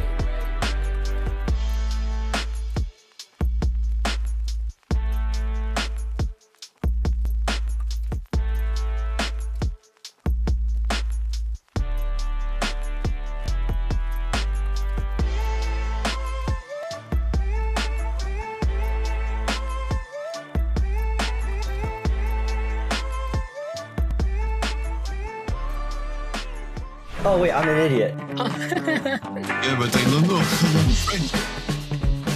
Bomba? Warbreaker? 巨大スケルトン。 El rompemuro. Is that a giant bomb? Actually, no, it's a wallbreaker. Wallbreakers? Has to be the Archer Queen. El duende. ゴブリン。 I want to say the goblin, but probably not. Goblins. Goblin? This is a goblin. This looks like a lightning spell. Zap. Tesla Farm? It's not the zap spell, right? For the Electro Dragon or Electro Titan? スーパーウィザードタワー。 I would have said Firecracker would have been my last guess, but it's also wrong. Druid? No. Alguna defensa, bueno, sería el lanzalava. What was it? Multi-Inferno Tower? Because I see the minus in the middle. It is! Let's go! Well, we have just dropped a massive meteor on your expectations. We have completely reset the bracket. Although, maybe we shouldn't have been so surprised that this was going to happen. It's what happened last month. We saw Zeus take the win there, but it just feels like Repotted is picking up so much momentum now, Lex. It is indeed, and it's fun to see their base designs going into today, because I don't know if they had anything like this last month. Itsu's been hitting on it all day long, but their base designs have been really, really amazing and really coming in clutch for them here on day 2. Itsu, the reset of this bracket completely changes the mindset for these teams. And, you know, as I heard you mention earlier, this is going to be a rough run for a squad that's now pushing the, midnight hours over in Japan to try to keep that focus going strong. On the other side, Repotted picking up another win seemed like the lower bracket masters and just have got this bottom rung figured out. Do you expect for them to take a win again? I mean, this time around, I would expect Repotted to have a really good second match, because last time they switched up their plan when it comes to the bases. I do not think they're doing that mistake again. I feel like they have right now a really solid setup, which works right now really great. People will figure out then over the next couple of weeks. But for now, Zeus doesn't have this time to know how to really tackle down this approach. Like, Super Bowlers seem to not really work. The air attacks were mostly failed. So as long as they will stick to that plan, that base style, I think they have really good chances, because they get 12, maybe even 13 stars against the bases of Zeus. And it seems like for Zeus, that's quite hard score to achieve here. Well, we've got another opportunity to get some tactical knowledge from an expert. Let's send it over to Lexnos, who's going to send it to the Telestrator for some more deep dive. Awesome. Thank you very much. This is an attack from General X in the previous war, not the one we just watched, but the one against Tribe Gaming, where General X comes in with this Queen Charge Monolith Arrow Super Bowler attack strategy. And this one wasn't perfect. He had a few mistakes, but I really want to highlight some of the ways he recovered. His initial goal here was to send this Queen in on the right side of the base. He has a Rage spell. He has some invisibility spells for flex. You can see the long shot being utilized here by Tribe Gaming. We're able to hit the queen from so far away, but the constant invisibility spells allows the queen, and we can pause right here, to get that spell tower and eliminate it early before we hit the recall, and then we can kind of talk about his envision for the rest of the plan. After eliminating that right side of the base, he wants to bring in the super bowlers from this bottom area. He can first start with some wizards over here on the right side of the base alongside a Yeti that will be able to easily snipe the archer tower. They're finishing off that right side funnel. Then you can see the pathing shaping up for bowlers to come in from the bottom side of the base. He wants to send them where these purple and red arrows are, into the base through the core. He notices this dead zone, this natural dead zone on the left side right here that he can use as a funnel, barring any potential hidden Teslas that he has to check for. That's why he's gonna drop a barbarian over here to try to see if there's any on the outside. He's gonna send his bowlers in with the redeployed archer queen with the grand warden here on the bottom side of the base, and then you'll see, of course, that barbarian king, that dragon duke that always work together on the flank coming in from the left. They can take care of the outside. They can get the air defense. He wants them to clear as much as possible so that way his bowlers, which I'll put in red again, can stay in the middle here with a nice warden ability, or some of these extra wall breakers that he did bring 4 of them, can try to get all the way to the core. Hopefully he's able to save a rage spell or 2 and push his way through the back end so we can hit play and see exactly how it starts to move from here on out as the Yeti, those wizards are redeployed or deployed. Then the archer queen will be redeployed alongside the bowlers. There's that one barbarian. He dropped it right there, checking for those outside Teslas. He didn't see any with that barbarian, so he's going to assume that it's safe. We'll actually find out there are a couple of Teslas in this compartment, and that's one of the first ways that he's going to have to slightly adjust or just hope that his units will still walk the right way. You can see the queen, the warden working their way down. The wall break on the left side of that bottom compartment is successful. The cocoa balloons coming in, the ice golem, barbarian king, dragon duke all working on the left side of the base here. The perfect flank as the bowlers start to make their way inside. Of course, the sky wagon to help assist. We do have this barbarian king on defense on the outside that we got to deal with, and luckily some of the super bowler bounces off that barbarian king actually land onto that Tesla, solidifying the funnel, so the rest of his units need to push into the core, and they will perfectly. The next thing he has to decide, do you save the warden ability? Do you pop it early? Normally we like to see it kind of saved for as long as possible. General X decides to pop it early because some of those bowlers were kind of getting low on HP. Also, the headhunters from the defensive clan castle went zooming toward that queen. They were about to eliminate her, so he kind of panicked, popped her ability, dropped a free spell, and that's going to limit his spells moving into the back end. We can pause one more time here as we approach the final push of the base. You can notice that he only has 1 spell left. He had to use a couple of them early to save his queen, to save his bowlers. Luckily, he still has the barbarian king on the outside. The dragon duke continuing to get more value, but with a air defense, an air expo, a super wizard tower, a multi-archer tower, these flanking heroes are going to run into problems really fast. They're going to take a lot of damage. We can hit play again as he moves into the backside here. He's relying on those bowlers to get more value. He wants to see if the queen can get through another wall and continue to push into the super wizard towers. With only 1 freeze, he has to be very, very careful with how he utilizes it. The healers are keeping the warden alive, so he decides to use the freeze on the inferno tower, on that first super wizard tower, keep the warden alive, keep the queen alive, see if they can push a little bit further. The dragon duke did die, but we are still moving through. If we can zoom in on these last few defenses, it would be awesome because we still have plenty of time left. 30 seconds here. The queen's having to go through a wall. The king's trying to go through a wall. He is out of spells. He's out of options. There's nothing else to do. The Giga Bomb kills the queen, and this one was such a fun finish as we weren't sure if it would work. The Barbarian King had 1 HP, but the Yeti Mites from that last Yeti that died hop on over, take out the Wizard Tower, and I think the Warden would have been able to outrange it anyway, but that was overall just a really fun attack and a cool way to see some of the adjustments on the fly from General X when not quite everything goes perfect. Hey, being able to adjust on the fly, get those fingers flying on the screen, very, very important. We know that these players have plan A, plan B, plan C, and very likely 4 teammates screaming in their ears when things go wrong. So the ability to catch that and make the adjustment, I think in hindsight, it looks so easy because you know it's coming, but in the moment, very, very difficult, as any attacker knows. Itsu, we're going to be getting ready for our next match soon. We want to take a quick moment to look back at the bracket, though. I know hindsight, once again, is 2020, but you can tell us if there were any matches from this month that surprised you, that you think stand out, or where a team overperformed expectations. I feel like just the first match right away was a big shocker to all of us. I mean, Zeus Esports, we did expect them doing well, but God's Warriors did incredible and really pushed them to their limits. So that was a, for me, outstanding match.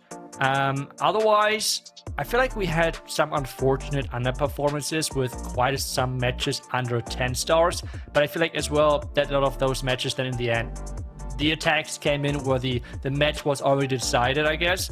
So yeah, those two things, I guess, that we have seen quite some matches below the 10-star mark, at the same time seeing some matches being super explosive and high scores. Scores reaching up into 13, 14 stars. Haven't yet seen that perfect, but it could very well come next. Then again, defenses have been holding very strong with a 12-10 scoreline in our last match. This grand finals reset, the final war of the day, is going to be the last opportunity for attackers to prove that they can overcome the hurdles that have stymied their progress for so long, Lex. Indeed, and I know Repotted have got to be feeling on top of the world right now. Obviously, this is the same spot they were in last month, and they were not able to clinch that victory after the bracket reset in June. But something about this month might feel different. I mean, these defenses have been insane, and to be able to hold Zeus Esports to 10 stars in that previous war, there's not many teams in the world, if any, that can do that. Zeus Esports won their golden ticket by winning last month's competition outright. RPG, however, have got their golden ticket just because the only remaining team already has one. I think that gives RPG all the more reason to want to fight, to actually, earn and deserve that victory, that #1 spot that seems to be conveyed with that golden ticket. And the cast of predictions are flipping on this. We were all 4 for Zeus last time, but with their last showing, it's now 3 for 4 on RPG, Itsu. I think Carbon was already on RPG, if I wasn't correct, because during the break he kind of made fun of us. Oh, you're flip-flopping, right? He was. But I feel like with how the bases have looked like, it's just understandable. And I feel like as long as Repotted is not changing that, I think they have a pretty good shot. The community on the other side does see this different. For them, it was just an oopsie match maybe from Zeus. Let's see if Zeus have figured out how to break down those bases, because I feel like this is the major thing this entire match is coming down to. Well, Lex is the only loyal one in this bunch, and he is speaking for the majority. We're going to hear his casting coming up shortly, as Itsu and Lex will get to cast this bracket reset for all the marbles. $10,000 on the line, and the championship opportunity is here. I was indeed the only caster to think that Zeus still had it in him. It's not too often we see Zeus slip up in 2 matches in a row, so I have a feeling, even though they just got 10 stars in the last war, something tells me they might just flip that entirely and hit a 13 or 14 star war. But let's see if they have it in them, or if these bases from Repotted can continue to hold strong, as Gaku makes his way in with his Archer Queen, Monolith Arrow, looks like the Royal Champion also simultaneously getting some great Rocket Spear value from the top side of the base. Yeah, so this is a rehit to the attack Gaku had earlier, and I'm now wondering if we see any adjustments made to the Repotted bases, because they would just literally rerun the attack. But this time around, we see the entry from the bottom set. So we see already the first changes here. And as well, we have the complete different follow-up. The Queen Charge was the same, but the follow-up is different. Is this going to work out now? Looks like he's going with the Mass Inferno baby dragons instead of the Dragon Riders, taking a page from Max's book. Let's see if it works out for Gaku, that Archer Queen. He still has her charging in on the bottom side of the base with the Rage, looking to see if she can get more value. She is running into a lot of trouble here, but with that Invis spell, she will continue. The Warden ability, he's got that Eternal Tome with the not the Eternal Tome, the Healing Tome with the Life Gem, helping those Inferno baby dragons to push through the core, and that Healing Tome lasts for quite a while. That does indeed. They're switching things up, it seems like. This was, if I remember correctly, the base which Stars attacked the last time. This time around, Gaku is the man to do the job.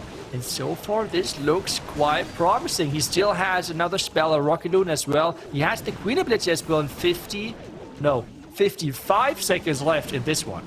It feels like 55 Inferno Baby Dragons still alive as well. That's a large group of them there, still pushing through. The freeze spell to help out this Dragon Duke. The back-end Baby Dragon Queen, of course, targeting walls and then changing her target with the ability pop. The Giant can help her get through very quickly. This one is crushed. Zeus Esports were struggling in the last one, but they start off hot on this first attack against Max's base.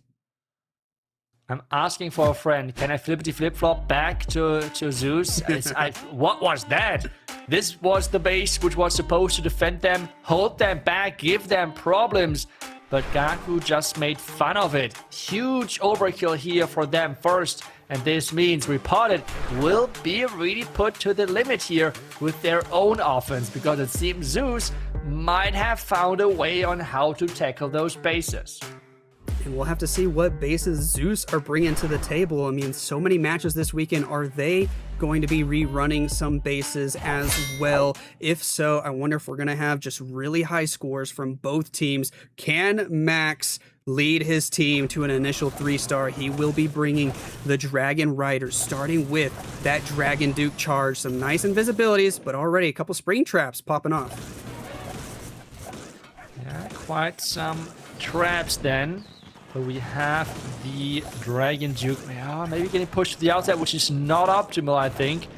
Are there any more traps hidden on this far right side? And is this fine for him that he's actually getting pushed that far on the outside? He elects to not use an invisibility spell there with just an Expo and an air defense hitting. I think the Fire Spitter might have damaged the Spirit Fox as well. And then again, not using an invis spell here for this next segment, which means he can extend this Dragon Duke charge for quite some time, but he's going to run into another kind of stalling moment here as he has to fight the defensive Barbarian King who feels like he has 1,000,000 HP. And he's still getting good value, but it's taking so much time to set up. Takes a lot of time, 2 minutes left. Is that going to be enough power? That's the main question with the Revenge Tower now. Getting taken care of, the entire Rage Tower is cleared as well. And now it's all about the push and get that close to that Town Hall and the defending Guardian. We talked about this a little earlier. The Town Hall, overgrowthing it can be risky, but timing is also very critical. He dropped that overgrowth so early that the overgrowth should expire as his units are at least to the side of this Town Hall section. They should be able to sideswipe it. The Minion Prince looks to be in perfect position to help take some of that out.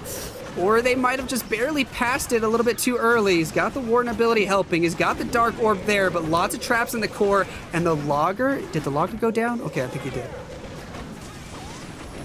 Yeah, he has the Logger out. We have now the Minion Prince with that Dark Orb going crazy in the core, but we have the Super Wizard Tower trying to somehow fight back as soon as the freeze is running out. We have Black Mites, Red Mites hitting that core, but he has so many troops left alive, and I feel like with not really any splash defense left alive, that should be the first 3-star as well. He's looking pretty strong. He's got the invisibility spell if he needs it. The air defense very low in HP. The Grand Warden still assisting. He's got a couple Dragon Riders. There goes the invis. Of course, we're going to use it. Try to speed everything up. As long as everybody has 3-stars still in this war, you don't want to swag any spells. We're going to take out that defensive Dragon Duke. Plenty of time left on the clock as he gets the last 2 buildings. Max getting it done, and both teams starting off strong with a 3-star. They both desperately want to win this war to prove that they're the #1 team in the world. Alexos, I just had a really interesting information for us. This was actually one of the bases which Repotted used yesterday. So I'm not exactly sure what the strategy of Zeus here is, that they're running now Repotted bases because they obviously tested this base, they know how to triple it. So I'm just, do we see now 1 Repotted bases versus Repotted bases? What was the plan here? I'm a little bit confused because we have seen that actually yesterday defending multiple times. Well, I guess maybe Zeus thinks beat them with their own weapons. I think that's not how Clash of Clans works here. But, well, let's see what Zeus now does next, because it will take some time for them to copy those spaces. Can they crack them first? That's really interesting, because if it's true, I mean, Zeus must have been building their opponent's bases while they were watching the wars happen yesterday, earlier in the matches. So that's really funny. But let's focus on Yada's attack as he goes in with that Archer Queen Monolith Arrow, trying to set a funnel. I'm not sure. I feel like he might have wanted the Queen to go get that multi-gear tower, but he's still getting some decent value here. He can recall when he's ready as the healers get targeted. That's exactly what he does. Okay, the Super Bowlers are pushing in. Do we see any wall break here, or what exactly is going to happen to that? Oh no, never mind. The wall is open at that corner, so they can walk in anyways. We have the King and Duke funnel doing a great job of pushing those troops behind the town hall, and that's exactly what they have to do to get this push going. Those bowlers pathing really well into the core here. We have the Dragon Duke helping, fighting the Town Hall Guardian as we speak with the invisibility spell, keeping him alive just a little bit longer. The King on the flank going to Phoenix ability, but he has set a decent funnel. There is the Warden ability, the Eternal Tome, the Heroic Torch. The bowlers are safe for a few seconds, but some of them moving down to the bottom, or is that just an Ice Golem? It might just be the Ice Golem. The Super Bowler bounces in the core as the healers continue to heal them. A freeze spell onto the Monolith as well as an Ice Golem freeze. It's looking pretty decent, but he still has to wrap his way all the way around to the top side of the base. Yeah, a long way has to be covered. The Queen ability can help him on this way. The Monolith going down is a huge part for him for getting this 3-star. Time is quite a bit left, which is good for him. And with having a lot of spells, to be more specific, an Invis and a Totem spell left for the back end, he might be able to do it as those troops, though, are falling. But that Queen ability can cover a lot of ground here. 2 spells could make the difference. We'll see. 44 seconds. If there's traps, skeleton traps, it could slow him down even further. The Queen ability has been popped. He needs the Giant to try to get past the wall very quickly. The Totem spell is in. The Grand Warden helping to add DPS to the equation. He's going to use the Invis early. He wants the Dragon Duke to get as much damage in as possible before dying. The Queen falls. The Dragon Duke is going to fall. He has the death damage, but it's all up to the Grand Warden, to the Giant. Can the Warden stay alive? No, but the Giant gets raged up. Oh, the raged up, but the Barbarian already going down, which means time is another issue for him. The multi-arch tower going down, the Tesla going down, never mind, it's not going down. So it's going to be the first defense here. It's a high percentage, but it is a defense. Wow, the first defense of this war, the 95% for Yada. Just not quite able to get it done, showing the strength of these Repotted bases. They are doing really well defensively. They got to be feeling good about that, getting the first defense of the match, and we will see if Philip is feeling strong after that, if he can take on Star's base and get them a second 3-star. Let's see if he can do that. Philip with that recall. Never mind, there is no recall, but with the Queen charge opening, which we have seen already a couple of times, in combination then as well with that rocket backpack to snipe some of those air defenses. So this is now a hybrid pretty much between multiple strategies which we have seen so far, sniping all 4 air defenses and at the same time utilizing the healers with the Queen to really make sure that she's not going down that early on. The Queen meant to walk to the right toward that Monolith section. He does have the Ice Golem. I'm guessing he's going to invest a Wall Breaker and a couple spells to see if that Queen can go take out the entire Monolith section of the base. The Warden ability early. The Dark Orb for the Minion Prince also early, trying to keep as many dragons healthy as he can as he makes his way through the core of the base. The Dragon Duke on the left, even after his backpack ability, has still been able to push through a large chunk of the base. He is starting to get targeted by so many defenses now. Everything is starting to kind of slow down. He's got a handful of spells still to go. Maybe he won't use that Wall Breaker for the Queen just yet, as the Dragons and the Wardens seem to be able to take out that Monolith. Yeah, I guess he has to get access into the back-end Revenge Tower compartment. Another Ice Golem is getting spring-trapped right away. That's unfortunate for him. And the defending Dragon Duke staying alive as well. He has to invest a totem to distract that one. But there's just so much base left, Lexnos. I mean, how is he supposed to get through all of that with only the 1 revive and the 1 totem spell left? It almost feels impossible, but no matter what, you have to prioritize percent at least. Get as much as you can because they also got a defense of their own. The Dragon Duke is in. He's got the totem, he's got the Valkyrie, he's got the 2 wall breakers. Is the queen safe, or can these ricochet cannons give her too much trouble here without investing the spell? I'm trying to think about where's the optimal spot to drop that last totem. There we go. There's the wall break. The totem has to get quite some nice value here when it comes down to protecting the queen, protecting the Dragon Duke. What is he going to go for? Which hero is he going to keep alive? And it seems like it is the Archer Queen, actually. Another wall break for dealing a little bit more damage. With that Revenge Tower staying up, that is a super dangerous backhand. It is indeed, and the Revenge Tower is going to lock onto the Queen first instead of the Dragon Duke, so she will go down. The Dragon Duke distracted by the Skellies, and it's going to be, is it going to be a 94? Because the other attack from Yada was a 95, and we're going to have a 1 building difference so far. Really good defense here for Zeus, and this means that those 2 teams are staying close with their attacks in so far. So that's exactly the match we were hoping for. Super close one. Anything can still happen with 2 attacks in on both sides. Basically at a dead draw here. 1 building might not matter too much. If there's another big fail later, we can almost consider this starting fresh again. 3 attackers each for each remaining team. And whew, this is just getting exciting because, you know, Repotted just, they really want to finally beat Zeus in a monthly finals here, and Zeus are just rolling through. I mean, it feels like they're just having fun. Of course they take everything serious, but I think it's hilarious that they're using Repotted bases against Repotted.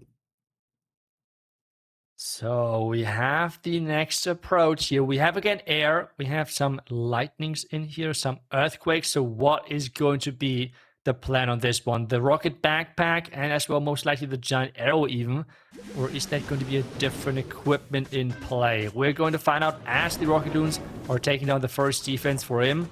What is up next? We have the earthquakes happening, we have more earthquakes happening. Where's that giant arrow? And there we go, more lightnings. That was quite some nice value.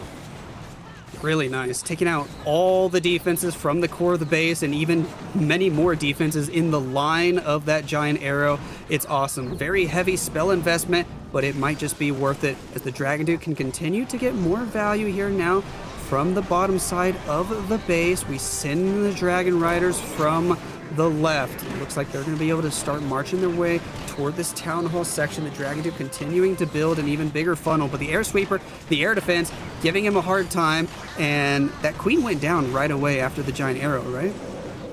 Yeah, the queen did not get too much value down there, and now the troops are splitting as well, with the Ice Hound leading the charge to the right side. Nothing is really going for that long shot in the core. The Minion Prince trying his best, but with so much damage on him, I feel like he's not going to survive for so much longer.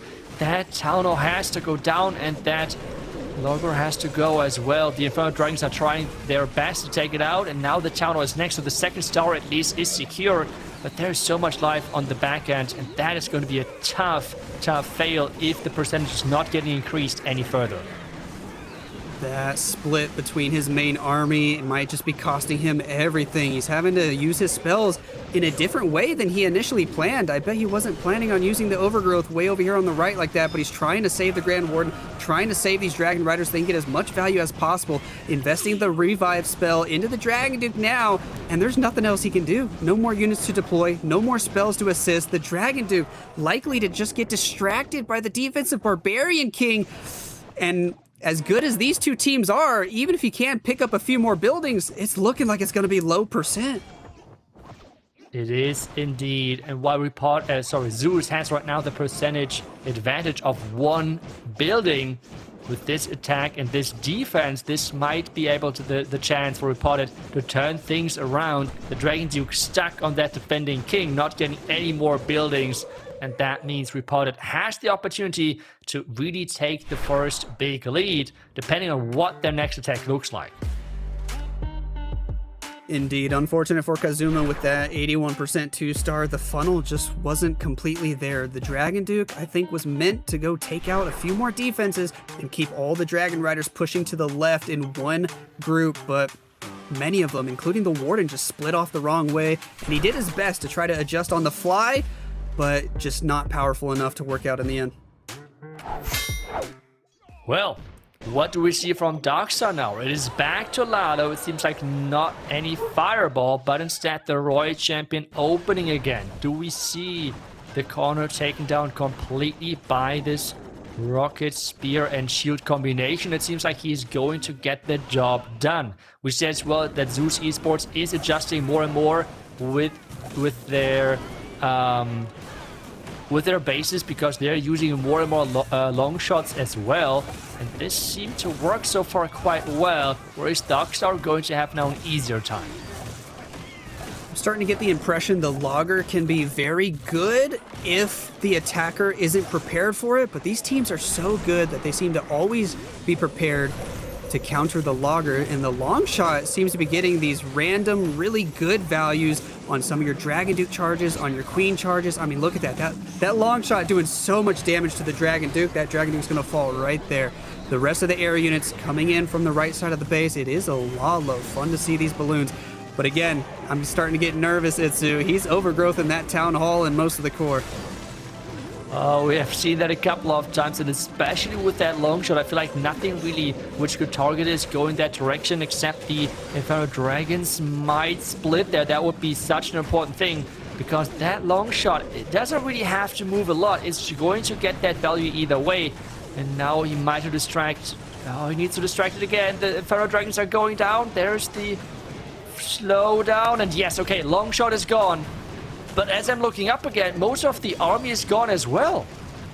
As he was trying to focus on just clearing that long shot in that Town Hall, all of his balloons and hounds on the top side of the base, they had no support from the Grand Warden. They weren't getting many spells used up there. All the balloons have fallen. The Invis spell to try to save the Minion Prince, but he falls as well. The Grand Warden with very little support left. After these free spells expire, that Grand Warden is going to be toast, and this is falling apart.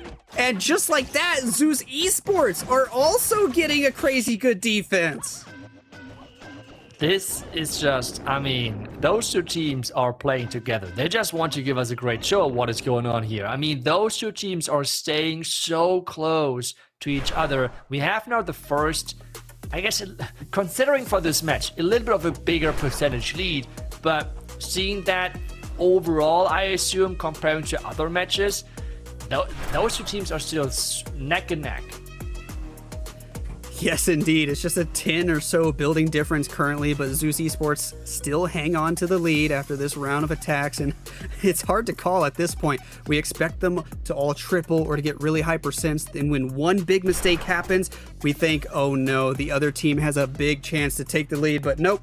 The other team makes the exact same mistake. This might just come down to the very, very end to see who is going to be able to stay consistent. Stars, instead of going last like he has been a lot of these wars this weekend, he's going fourth. Hopefully he has a good plan. Let's see.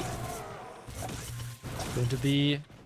It's like a similar base like the one we have seen from Max, I believe. Or is it the same? At least it's really similar, that's for sure. And he's doing a similar attack again, trying to Duke charge that corner compartment. We have seen that approach as well earlier, where then we have the Royal Champion on the opposite side, and then all of the air troops from the top one. Let's see if that's going to be the plan still, or if they're going to change things up. The Air Sweeper was pushing his Dragon Duke around a little bit. Some nice work with the invisibility spells, though, has allowed him to still make his way into this corner, continuing to get this value. The Spirit Fox goes down. The Dragon Duke starting to take a lot of damage. No more invisibility spells. With the death damage, though, he manages to at least finish off that compartment, and he has to move in with the Dragon Riders now. Plenty of Dragon Riders with the Sky Wagon from the top side. Most of the Dragon Riders with the Minion Prince Grand Warden from the northwest. Here comes that Royal Champion, but there's also Skellies. Ooh, but one shot takes them out, and that is massive for him, as he only had to use one of those spears for that.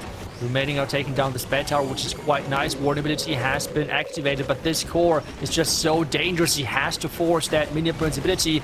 And so far, the push is looking strong. He has that back end overgrowth, which he could pop at any given point. Is that going to be enough power to power through?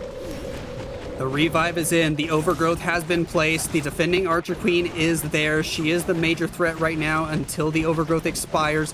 We're losing most of the Dragon Riders. We only have one totem spell left. The Minion Prince does have that Dark Crown ability. It's cool to see him doing the extra damage there. As he moves to the left, he will have to engage the Giga Bomb. It takes quite a bit of his HP away, and when that overgrowth expires, there are so many defenses there. Let's see if he uses the totem early.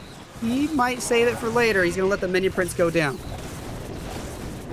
Oh, but there is so many troops right now going down, and he doesn't really get the greatest chains, especially with the minions now. The Dragon Duke passive is gone, and this might be another defense for Repotted. Stars fading again versus a similar base setup, which he has failed last match, and this is falling short indeed. It's going to be a higher percentage again, that's for sure.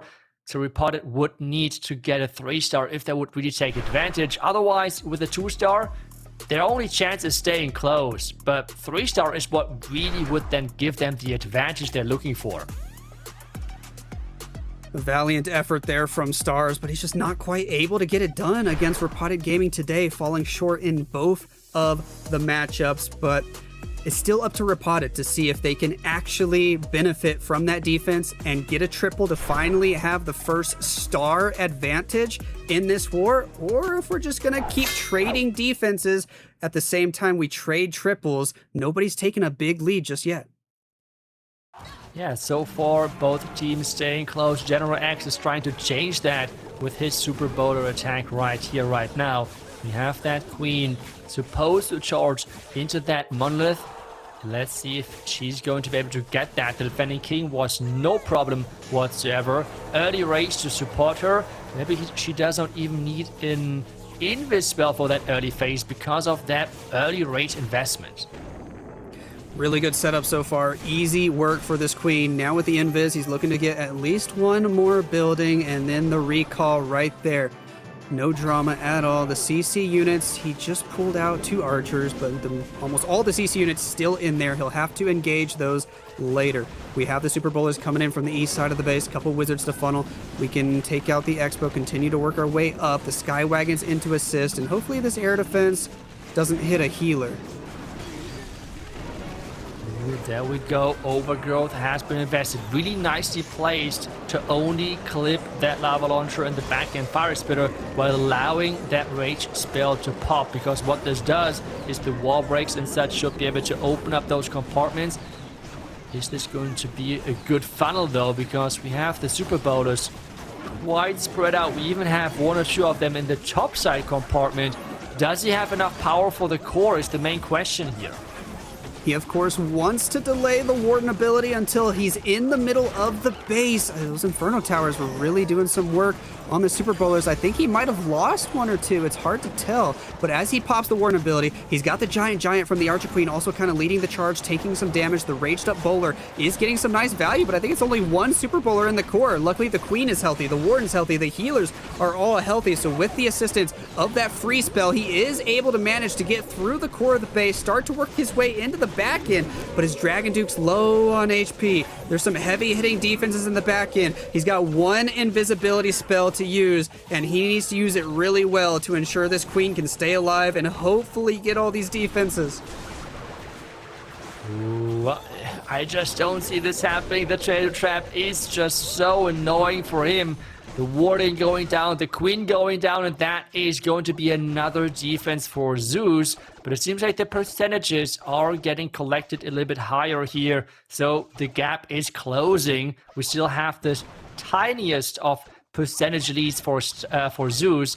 But, I mean, this match is coming down to the last couple of attacks, because going into the last set of attacks, we're having a 9-9 scoreline with only a few buildings being the difference maker in between the 2 teams. With no additional buildings here, if it's an 89%, I think we're looking at a 7-building lead for Zeus Esports going into the final round of attacks. So once again, Zeus still have that slight percentage lead if they get a 3-star. with their final attacker, they can end this match. Otherwise, Repotted Gaming still have a chance. Everything is coming down to those last final attacks. I cannot wait to get into the attacks. I want to see it right away and see who is going to win this one. Zeus have it in their own hand. Ryuta is going to have the deciding word in this one. Are they going to make it close? Are they going to give Repotted the chance of a comeback? Or are they going to take this victory? We have the throwers coming in here, and we have the stick horse and gauntlet equipment for the king. I love it. So let's see if he can get the value. And when that king with the stick horse and the gauntlet, when it works well, it looks awesome, especially paired with the angry jelly. That king, he basically feels like a royal champion, just going from defense to defense, hopping walls. Let's see the thrower pathing first, though, as the Dragon Duke starts to funnel that upper left side of the base. The backpack ability took out a few buildings here, setting things up for the throwers. They took out the lava launcher, which was the most important, of course. On the bottom side, we have the Archer Queen now beginning to work to really push the throwers into the base. The log launcher being utilized to just simply open up the walls that we want. One totem spell to distract the Revenge Tower, but it goes down quite quickly. Do the throwers walk inside? That will be the important part as well. That long shot being more annoying versus throwers than the logger, for example, is going to give him a tough time because he has to get them close. As well as the Revenge Tower, it's in reach now. But with so much damage and the Ice Golems distracting, this is not an easy task whatsoever. The king is now coming in there, trying to go for the back end fire spitter and pushing those throwers more towards the bottom side, it seems like. A minute 35 on the clock, can still be plenty of time if these units can all kind of split in different directions. The Queen's working on the east. The Dragon Duke got revived. He's working on the north. The King still hopping walls and continuing to get more value, even with the defensive Dragon Duke damaging him and finally taking him out. We got 2 more spells to invest after that freeze has already been dropped. Or do we? No, just the invis spell now. Do we use it for the Queen? Do we use it for the throwers? Luckily, the throwers still look healthy for now. Of course, he's trying to push for that 3-star, but even if you can't, every single building matters. I think he actually might be looking good. He's getting excited. He's getting excited indeed because he has just crushed this base, and we have history repeat, Repotted forcing the bracket reset, but Zeus are just having their fun with it because they're going to win another monthly finals. This is just crazy. Getting those 12 stars, which is going to be the percentage victory in the end, and it doesn't matter what at this point what Repotted can bring to the table, it won't be enough, unfortunately. That's right. Even if Repotted triple their last attack, then it'll be a percentage win for Zeus. If Repotted are not able to triple the star victory, Zeus just find a way to get it done 2 months in a row. But it is crazy, the story here. I'm sure we'll talk about it with the other casters later. I mean, just feels the exact same as last month. But first, Einstonius is such a fun player to watch. Let's see what he can do before we wrap up today's matches. Well, we have that Queen Charge Super Bowl. I feel like that is his go-to strategy when he does not have any crazy openings like what he had the last couple of times with his Fireball, Queen Charges, all of those shenanigans, which he is so good at.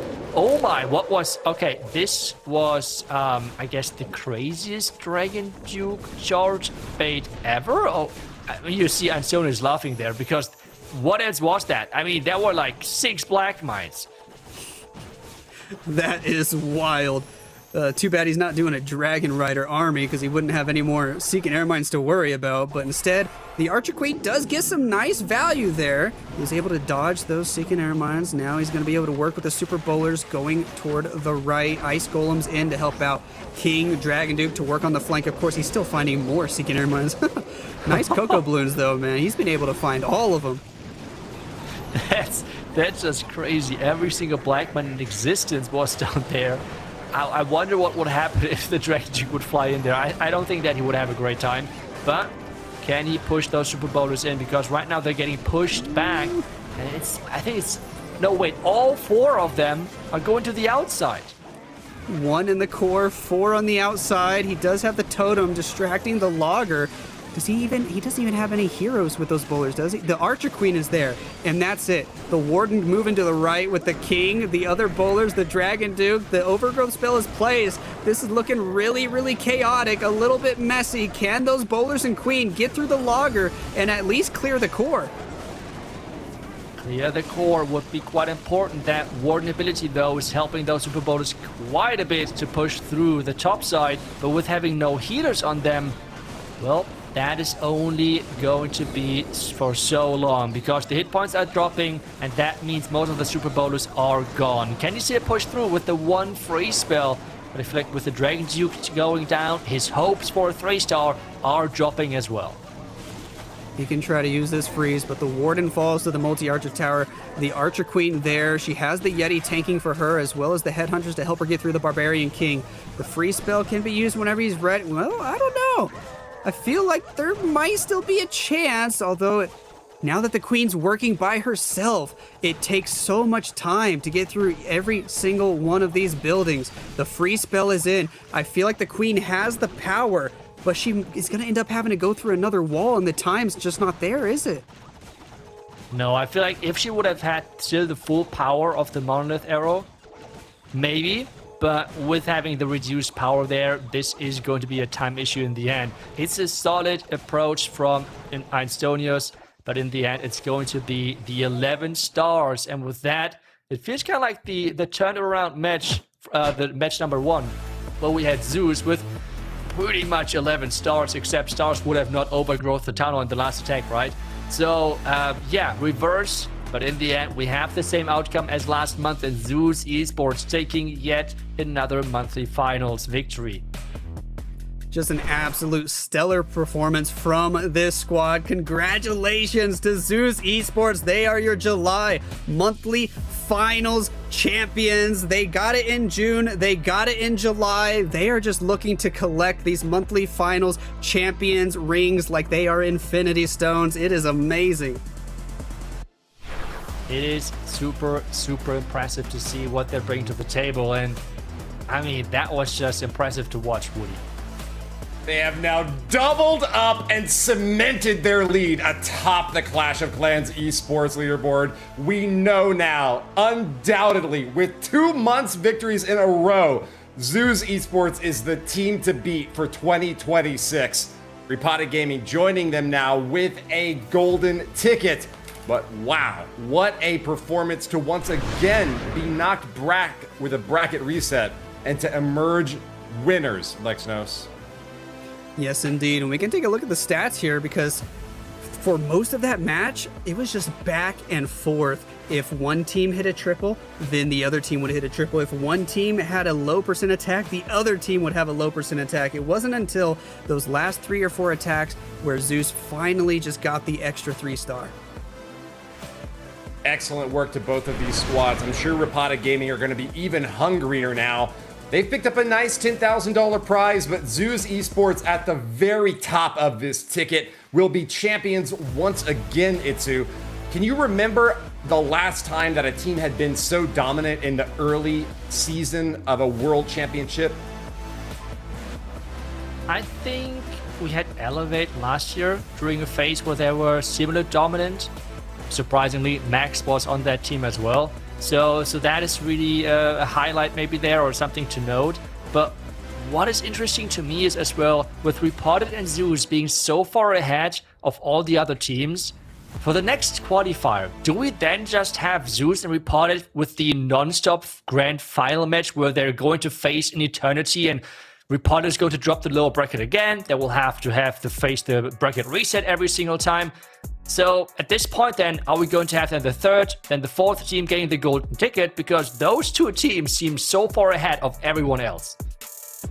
Well, it's funny you mentioned Max there, because he's another one of these top competitors. Scoring that 3-star for Repotted Gaming, but not able to pick up the win. The MVP this time around is going to be Ryuta with 48% of the community vote. Way above the next 2, but congratulations as well, of course, to Gaku and General X for earning their honorable mentions. back to you, Lex. I know that we've had an amazing month so far with lots of ups and downs. Zeus getting the bracket reset and then taking it back up on top.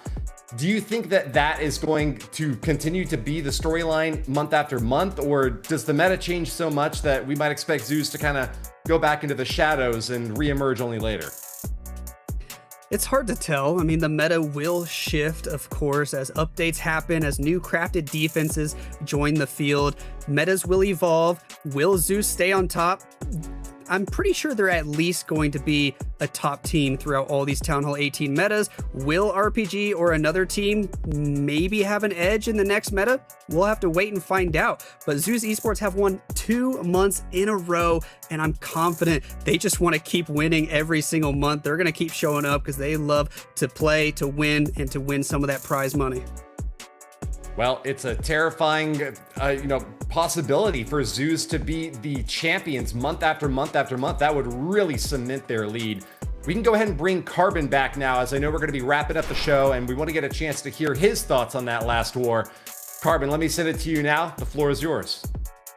Well, it felt like a rinse and repeat. Crazy that it got into the bracket reset, and hey, Zeus coming out on top. The thing to keep in mind is you can win all the monthly finals, but if you don't perform on the world stage, that is what people will remember. Unfortunately for Repotted, it is going to be another chance back at the drawing board. I mean, it's a nice spot to be in, right? Coming in second place to a team that has already been up on top. But Repotted is a squad with their sights on championship of the world finals, and to be eliminated twice by Zeus has got to make them like their nemesis at this point. Yeah, I think I would agree. These two teams are just really going back and forth with each other throughout this season, and we'll see if anybody else will manage to join them with the great defenses, with the great offensive attack strategies. But so far, it just seems like these two are dominating Town Hall 18. Well, we can go back down the line and do final thoughts once again. I'll go to you first, Itsu. Yeah, I feel like you have touched on a really good point with the different metas, because the timer in the game for the seasonal defense is going to end soon. So I guess with the August qualifier, then we're going to might already have a different meta compared to what we have right now. So we will see if the scores will change, if the meta is going to change, if like what exactly will change there. So that will be for sure quite interesting to see then.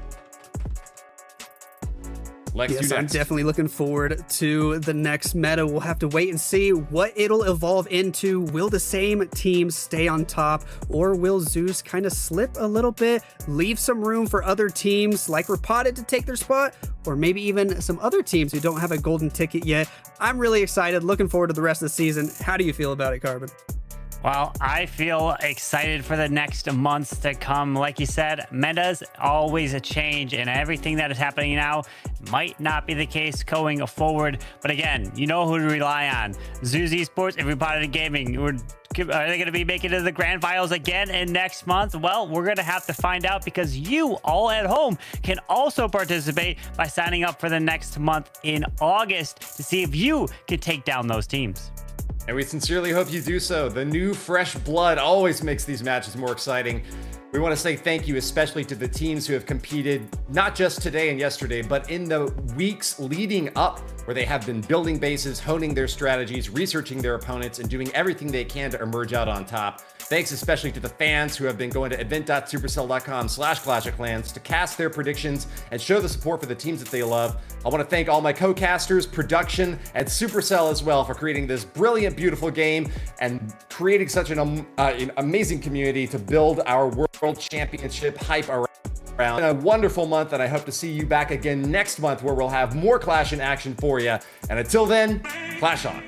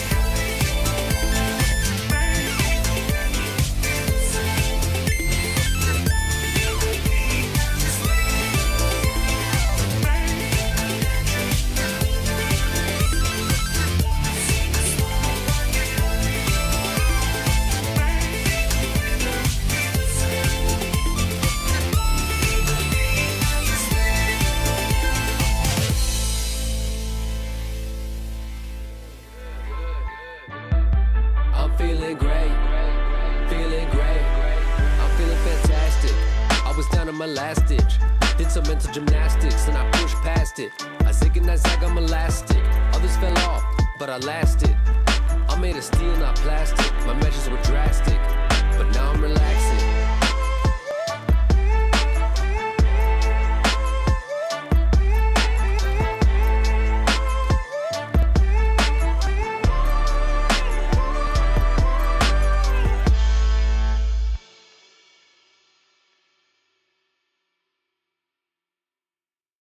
It's showtime, it's yo time. It's game time, it's go time. You got one shot at a gold mine. It's showtime, it's yo time. It's game time, it's go time.